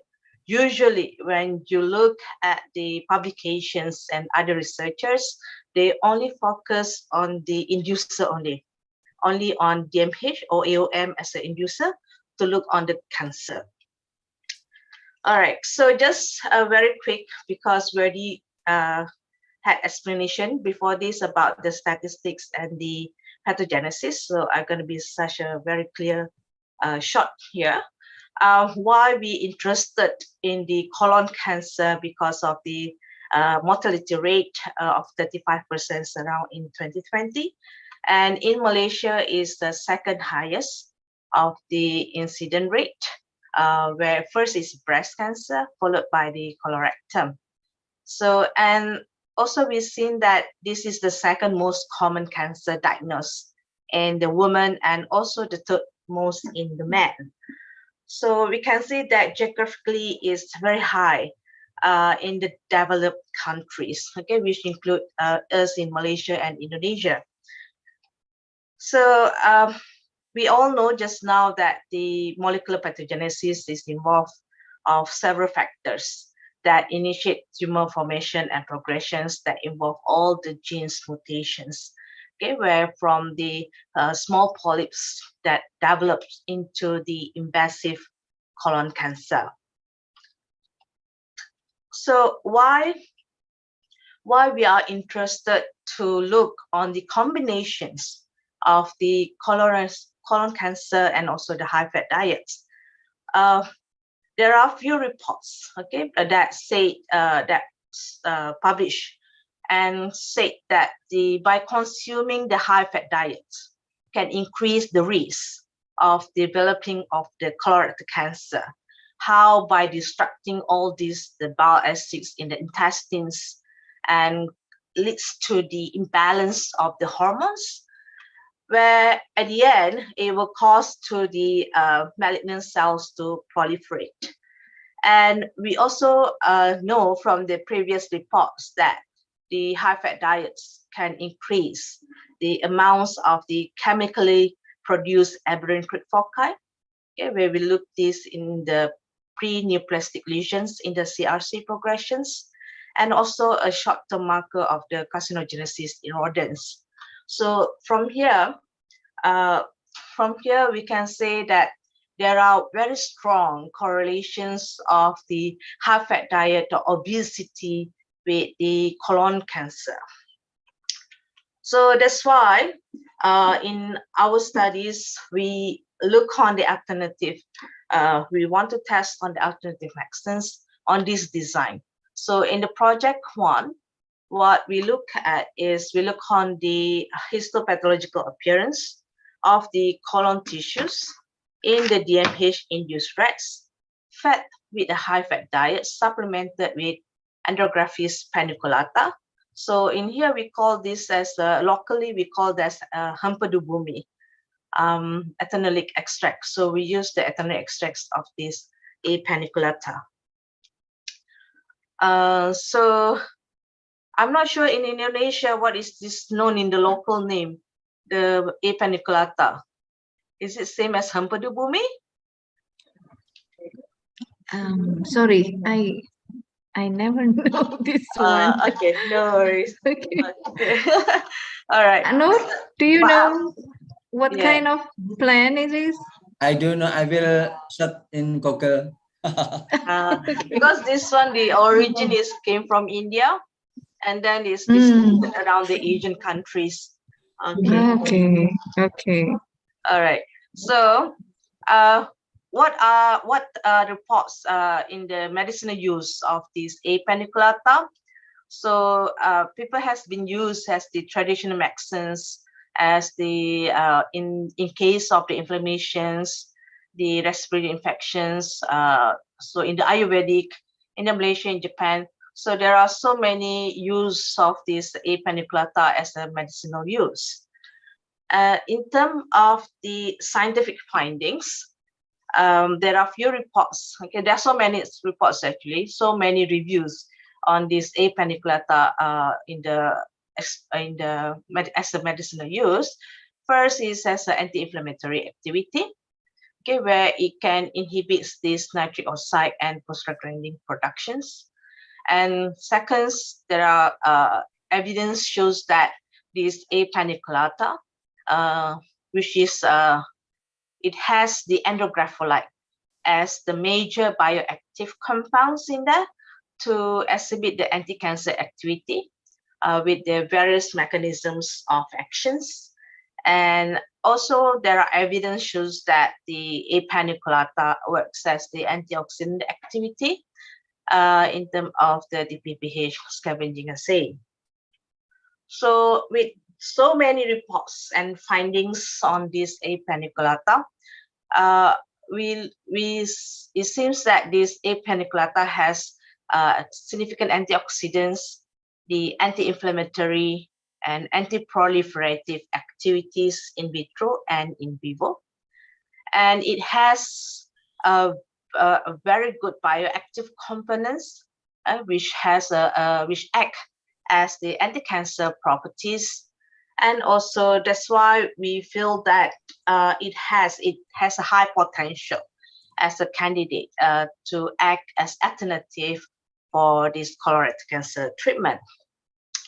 So just in overall for this project, we focusing more on the histopathological appearance of these A. paniculata extracts on the colon tissues in those DMH-induced colorectal cancer in the rats fed with the high-fat diets, where we're focusing on the aberrant crypt foci, and also we want to look on the structures and the numbers. So this is just the overall how we conduct the experiments. So we start by getting the A. paniculata. Okay, we do the ethanolic extracts, and we look on the endografolite, because this is the one that being shown to have as a anti-cancer activity. So we evaluate how much is endografolite contained in our extracts. So next, what we do is we start with the male sporodolid rats. We inject these rats with the DMH, the inducer, okay, once for 10 weeks. So every once a week for 10 weeks of injections DMH to induce the colon cancer. So we inject subcutaneously in the groin regions. And at the same time, also the rats fed with the high-fat diet, okay, which is formulated by our lab. And also we give them the treatment of the A. paniculata ethanol extracts through the oral gavage. So these experiments all took around 19 weeks to complete. And after end of the 19 weeks, we cull the rats to get the tissues out. So this is just to show you the groups that we have. We have control and the treatment groups. So for the control groups, we have those normal control that without any cancers, without any treatments. And then just the next group is just the high-fat diet groups. And the next one is the group high-fat diet groups that injected with DMH. So this is the combinations of the high-fat diets and also cancer. And this is our control drugs group. So we use chlorophyll as our drug control. And for the treatment, we have 3 dosage of the A. paniculata extract that given for the through the oral gavage. So this is the finding the gross macroscopic appearance of the tumor incidence in the colon of the rats. So this is at this left side, you can see this is a normal. Okay, if you open up the body, So it should be looks like this, all goods. But then when it comes to the control groups, you can see the formations of the tumor. Okay, and when you took out the colon and you open it up, you can see there are polyps there. So so what next? So in the gross microscopy, we can see there are tumor formations, and then we also look throughout the treatments groups. Is there any formations of these crypt foci or not? So what's next is we took the tissues and we do the H&E staining. Okay, so we trim the tissues and then do the slides and stain with the H&E and observe under the microscopes. So next we look on the crypts, the structures. So how it looks like across the groups. So we can see that across the groups, the crypts and cells have a different degree of the abnormalities with the enlarged, elongated, and stratified depolarized nuclei. And the number of goblet cells is decreased and mucin is depleted. And in the treatment groups, we can see that the enlarged crypts with only slightly enlarged and elongated nuclei at the HCAP 125 means that this is the lowest dose that we gave. And then there's no crowding or stratification or no mucin depletion observed in the highest dose, okay, in the 250 or 500 mg per kg body weight of A. paniculata. Sorry. So next, when you look at the crypt foci, we need to do a scoring. Okay, so you need to look at the presence of the 1 crypts or 2 crypts, 3 crypts, 4 crypts, or more than 5 crypts. So you need to do all these scorings and at the end to total up and see what is the total of crypts formations in each group. So from the scoring that we did, so we can see here, this is the represent the aberrant crypt foci, okay, the average. Then this is the group. So we can see that in the ACF, the aberrant crypt foci of this 250 and 500, okay, the highest dose of this paniculata had significant reductions of this ACF compared to the HC. So this is our control, the high-fat diet plus with the cancer. So we see the significant reductions in the treatment. So the best dose here, we can see the highest, so it's a dose dependent. The increase in the dose, we can see the reductions in the ACF. And then from the total, we zoom in. We want to see the distributions of these crypt foci numbers. Okay, how much is 1, 2, 3, 4, or more than 5 crypt foci presence in the groups. So so from here, this is what we did. So we total up. So this is the results. So what we can say here that from here, the paniculata been shown to have polyphenols and phytochemicals, including the flavonoids, terpenoids, the phenolics, steroids, and alkaloids. So this has antioxidant properties to protect cells from the lipid prosturations. So we can say that from the previous findings, they say this paniculata can act as an oxidative stress prevention. So these terpenoids can inhibit the cell cycle progressions in the human colorectal carcinoma, and endographolites, which is the active compound, can cause the apoptotic cell death through inhibiting of the STAT3. And then the extract also can effectively decrease the cancer cell proliferations that trigger the cell cycle arrest and promotes the apoptosis. So in overall, we conclude that because of the bioactive constituents may contribute the antioxidants and anti-cancer activities with the combinations of the alkaloids, flavonoids, and terpenoids that present in the A. paniculata.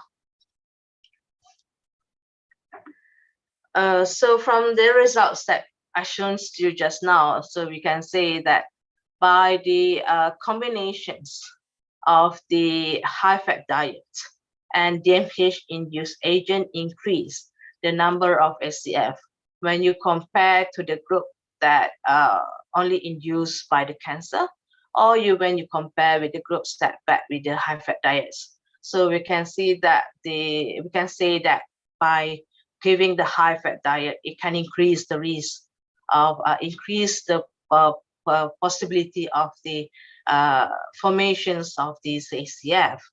So by giving 500 mg per kg body weight of this A. paniculata eternally extract from these experiments, we can say is effectively lowering this ACF. It could be due to the phytochemicals presence in the extract. So that is about the A. paniculata.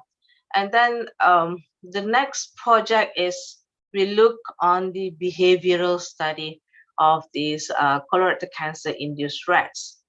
So in this project, why we interested look on the behavioral study, because there are few reports saying that there is a possibility of the cognitive impairment on those who receive the dose in the cancer patients.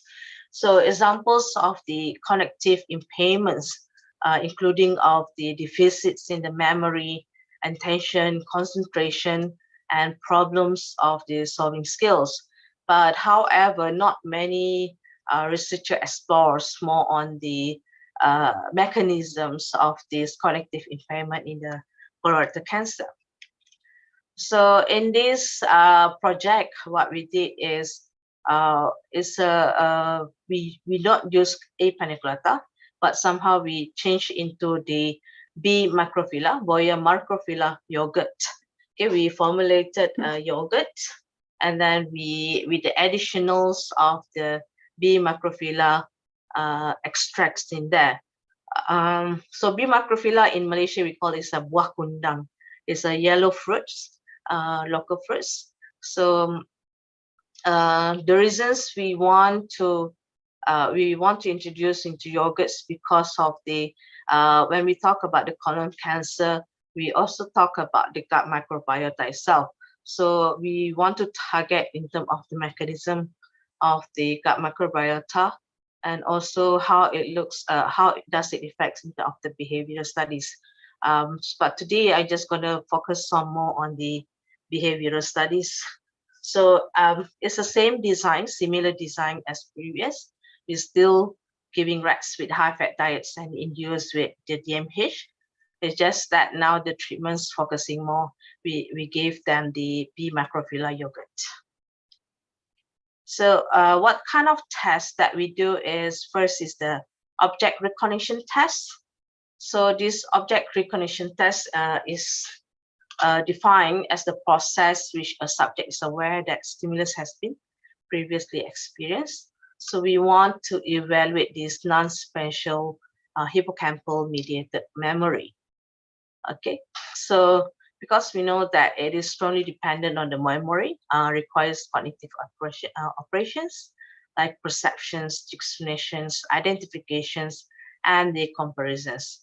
So it's like information in order to match the observed event against the memory of the previous experienced ones.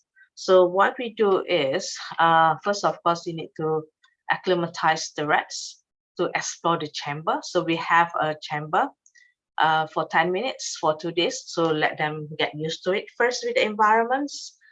And next, we familiarize the rats with the objects. Okay, the similar novel objects. You can see we have 2 cups, similar color, same color, same size. Okay, so and then let them tour around objects for 5 minutes, and then we give the retention phase. So now they're familiar with the two objects in there. So during the test sessions, we replace one of the cup with another object. So here we just use the water bottle, mineral water bottle. Okay, so and then we look at the explorations of the rats on the new objects. So then we do some kind of calculations in there to look on the object recognitions. And the second test that we do is the Morris Water-Maze test. So this Morris Water-Maze test is to assess the spatial learning and long-term memory of the rats. So it's a very standard method for those who did behavioral study. I think you are familiar with this. So in here, we look on the hippocampal impairment in mouse model. Okay, we just want to look on the long-term spatial memory impairment. It's very, so the setting, so we have the tank. Okay, this is a tank that we use. Okay, the water tank containing the escape platform.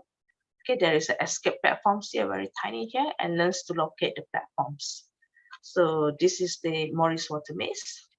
So for in overall findings, it seems that for the object recognition test, significant increase in exploration rates were observed in the rats with the treatment as compared to the colorectal cancer group.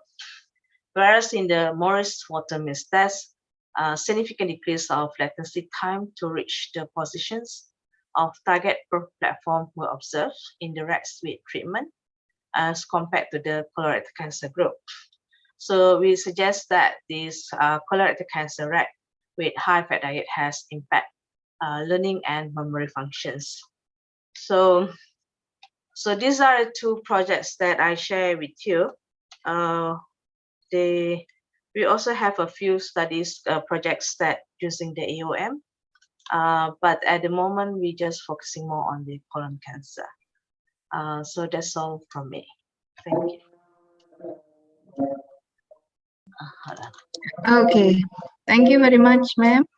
That's a very interesting projects, yeah. And we call it daun sambiloto in Indonesia. Yes, sambiloto. Yeah, sambiloto. True. Yes. And it's a very bitter taste, right? Bitter taste, like broto wali. Yeah, like broto wali, yes. That's like it. Okay, thank you, ma'am. I think those are very interesting topic that we have discussed today. And I can see that I'm sure that it will bring lots of benefits, yeah, for our health in the future. And I think, oh, there is one question already from Pak Nur Rahman. Are you ready to answer, ma'am? Yeah. So the Yeah, question okay. is dimethylhydrazines, Yeah, why use it? dimethylhydrazine. How I know many many- carcinogen? So it's more potential making cancer rats. Okay, blah blah blah. Okay, what is related in cancer? All right. Okay. So when you talk about the inducer, okay, if you use wild type rats like Sprague-Dawley or Wistar rats, so far, if you want to induce the cancer, you have two agents that you can use, options. One, the most famous agent is AOM, okay, and then followed by the DMH. There are pros and cons between these two agent inducer. Okay, in term, of course, for researcher, we look on the costing first. For the costing, if you look on the cost, AOM will be more expensive. But in terms of the efficiency for you to get you to grow the cancer, so if you are the newcomer, the OAM should be prioritized as first options because okay, it's comparisons. For AOM, you just need to inject 2 times, then you will get the cancer develop. But for DMH, you need more frequency of the injections. So if you are not good in terms of the animal handlings, so it's advisable for you to use EOM. But at the end, you will still get the objective achieved to get the colon cancer formation, either using EOM or DMPH. It's just that in terms of the frequency and the dose that you're gonna use. So it's up to you now, which one you want to use. But either one, you still can get the colon, get the cancer type. Okay, in terms of the what type of cancer, both you can use to induce any type of cancer, but the difference is where you inject the agent. If you want to get the colon cancer, you need to inject in the groin region. So the rest you need to inject. If you want the neck cancer, then it's at the neck subcutaneous injections. So it depends what type of cancer. Then it will lead you to the location that you need to inject this DMPH or AOM inducer. Yeah. Okay. Pak Nur? Oh, Pak Nur is on the phone call. So basically, it's up to the researcher, yeah, ma'am, if they want to try. Yeah, what type? Okay, first, what type of cancer will influence the location of the injections, and then based on your skills and also your finance status, it also will influence whether DMPH or AM. But anyway, I tried both already. So yeah. Oh, okay. So I can see what is the pro and cons of this. Yes. Right. Okay, Pak Nur, want to say something? Okay, thank you. Maybe I'm not so clear because my English is not so good. Hello, Miss. Yes, Pak Rahman. I don't understand. I don't understand cryptophile. What is? So this one is something when you okay, when this is like a growth of the cancer. So once there is mutation or there is a potential of the cancer to grow, so it start by forming the cryptococci. How to analyze this, by spectro or by ELISA reader or by? Okay. Cryptococci is not very easy. It's just that once by gross observation, you can open up and look. There is like a small tiny ball along the colon, or but then for you to confirm that is the cryptococci, you still need to do the staining, the histological staining. Hematoxylin and eosin staining is the most that people use easily. They just stain and then you look under the microscope and try to observe and look the cryptococci under this microscope. Yeah. So you need microscope and staining. Okay. Thank you. No worries. Okay. Thank you. I think that's very clear explanation, yeah, from Ma'am Hasna. Okay, I can see one person is raising hand. Ibu Naning, you want to ask something? Ibu Naning. Ibu How are Ekawati. Yang tadi Mbak Eka. Oh, I see. Okay. Because Bu Naning is still raising her hand. Okay, another maybe Juventus. Yeah, anyone want to share? Because you doing the cancer, it took like 19 weeks. It's like 6 months for us. So okay. Maybe you want to, it's quite long. Ask, yeah, it's quite long. Or anyone want to share the risk? Okay. I'm not a nutritionist, ma'am. So maybe we know that sambiloto is very, very bitter, right? Yep. So is there any way to minimize if the taste, if maybe it is tasted to the human, to the people, is there any way to reduce the bitter taste? So So I think so far, if you look at the commercializations, they always add on.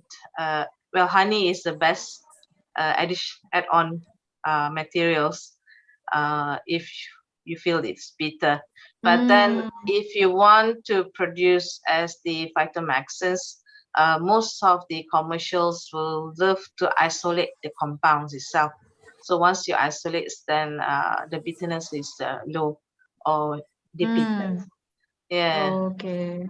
Because this is the same problem for our Patawali also, what we did, because we did Patawali for the anti-cholesterol. So Okay. you need to incorporate with another materials to reduce yeah. the bitterness. Yeah. We call it Brutowali in Yeah, Indonesia. Brutowali. Brutowali. Oh, in Malaysia you call it Patawali. Yeah. Oh, Patawali. Because here we have Javanese people, so they call us a Brotowali, something. Bruto. Yeah. Brutowali. Brutowali. Brutowali. Yeah. Okay. Yeah, because there are some similarities between Malaysian language and Indonesian, I think. Yeah. Okay. Let me see whether there are still some questions. Okay. I think there is no questions anymore. Maybe you want to have some closing statement, ma'am? Closing statement on this. Well, if you just started to do on this cancer projects, semangat ya. It's a very long process. Yeah, you need to really design so that you won't lose the rats and the numbers at the end of the experiments, and make sure you pick the right dose, and you make sure what stages of cancer that you are looking for. You don't want to lose your wasting your times and money by the end. Yes. Targeting a wrong cancer type, because when you read the paper, most of the paper will not tell you where you're going to inject this agent. So be careful on that. Make sure you know where and what type, so then you can proceed. Okay. Yeah. Okay, very inspiring. Semangat ya, fighting. Semangat ya, semangat. 6 bulan.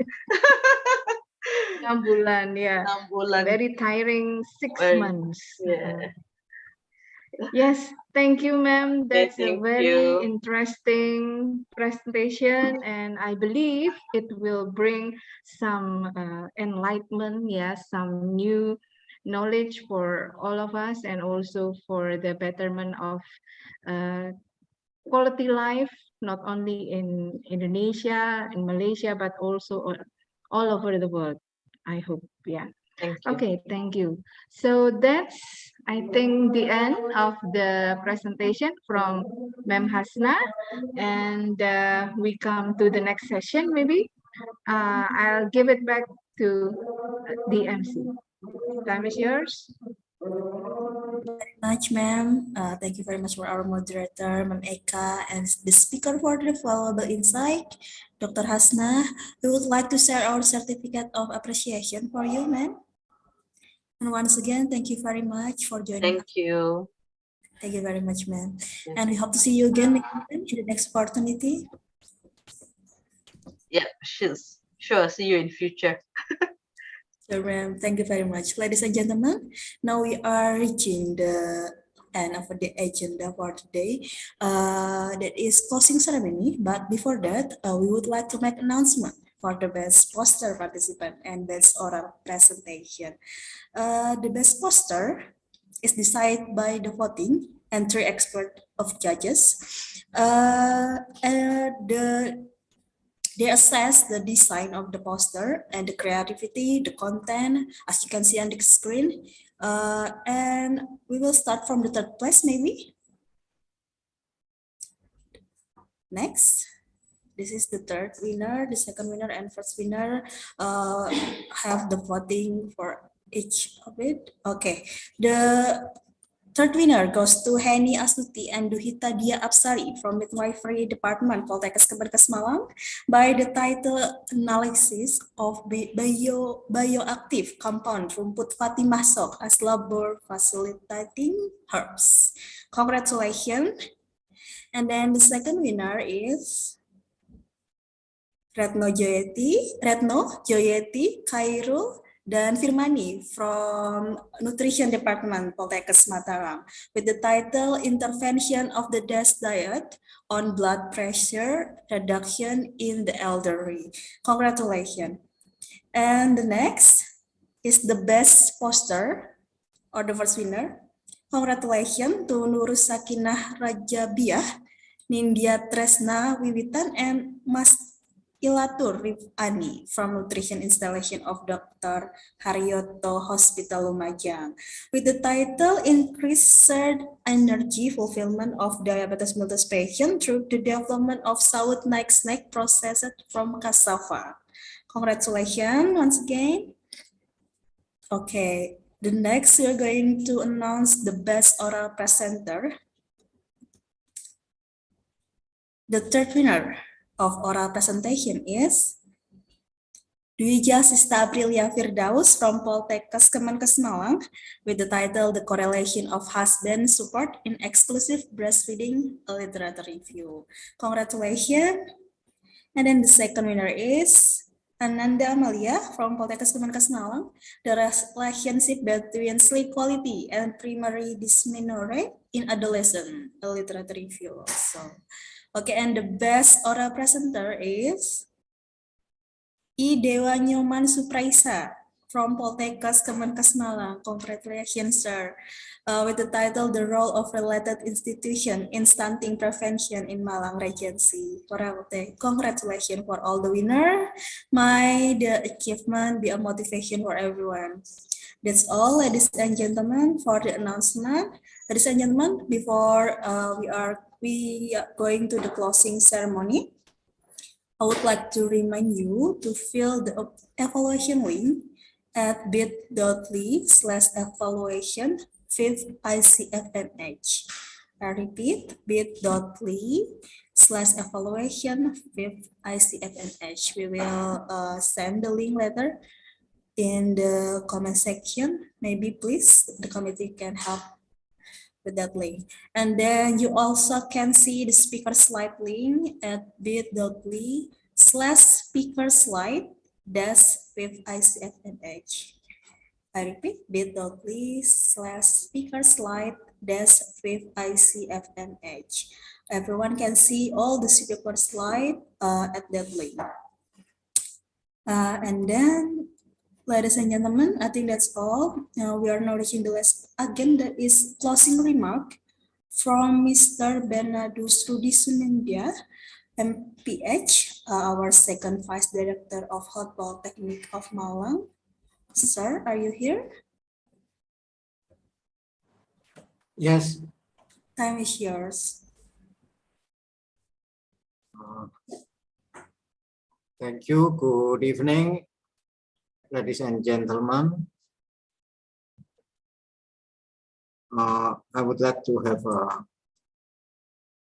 small talk with the speaker, Professor Hasna. Is still with us? Yes, I'm still in. Okay. Thank you. Thank you for having participated in our 5th International Conference on Nutrition, Food, Nutrition, and Health. We all together here to exchange our knowledge and develop our capacity to strengthen the cooperation between all of the scientists in Poltekkes Malang and with UPM in Malaysia. We hope that this will not stop here, but we will continue our effort to strengthen the cooperation between international education institutions, especially with the UPM, which I know that we have several occasions before that show the close relationship and cooperation between Poltekkes Kemenkes Malang with University Putra Malaysia. And we hope we will expand our cooperation, not only in seminar, but we hope that we can have academic exchange, either lecture exchange or student exchange, even joint research between UPM and Poltekkes Kemenkes Malang, so that we can update our knowledge, capabilities, and eventually the product of our academic capabilities. Well, we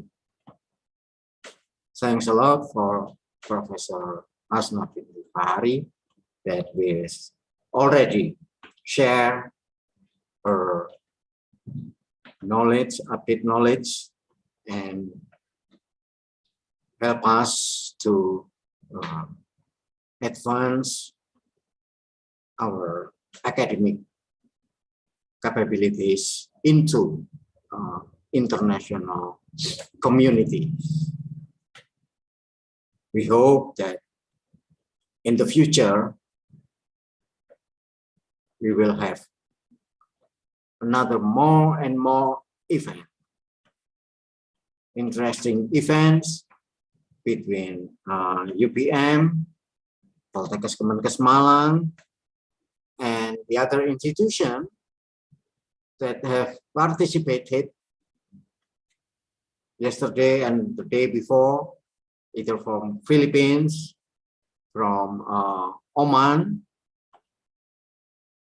so that we all, international community that have commitment to strengthen our effort in food, nutrition, and health. And probably in the future, we can widen not only in this discipline, but also in the other discipline as well. So I would like to congratulate to the organizing committee that have held this event so well that we all come at the end of the event this evening. So once again, thank you very much, Professor Hasna, and all the participants in this conference. That's all that I can say. Congratulations for all. Thank you. Thank you very much, sir, for the speech. Ladies and gentlemen, that is the closing of the conference. I believe that all of you have well done through 2 days of this conference. It's my great pleasure that you gained knowledge from this event.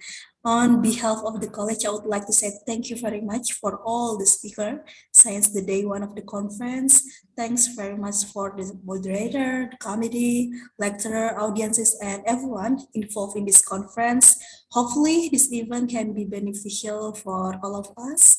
And finally, wassalamualaikum warahmatullahi wabarakatuh. Selamat siang. Waalaikumsalam warahmatullahi wabarakatuh. Waalaikumsalam warahmatullahi wabarakatuh. Terima kasih Pak Ben, Ibu Asma, terima kasih. Oke, sama-sama. Diana, makasih. Pak Nur, Buana, izin live. Terima kasih Pak Ber. Sama Buana. Makasih semua.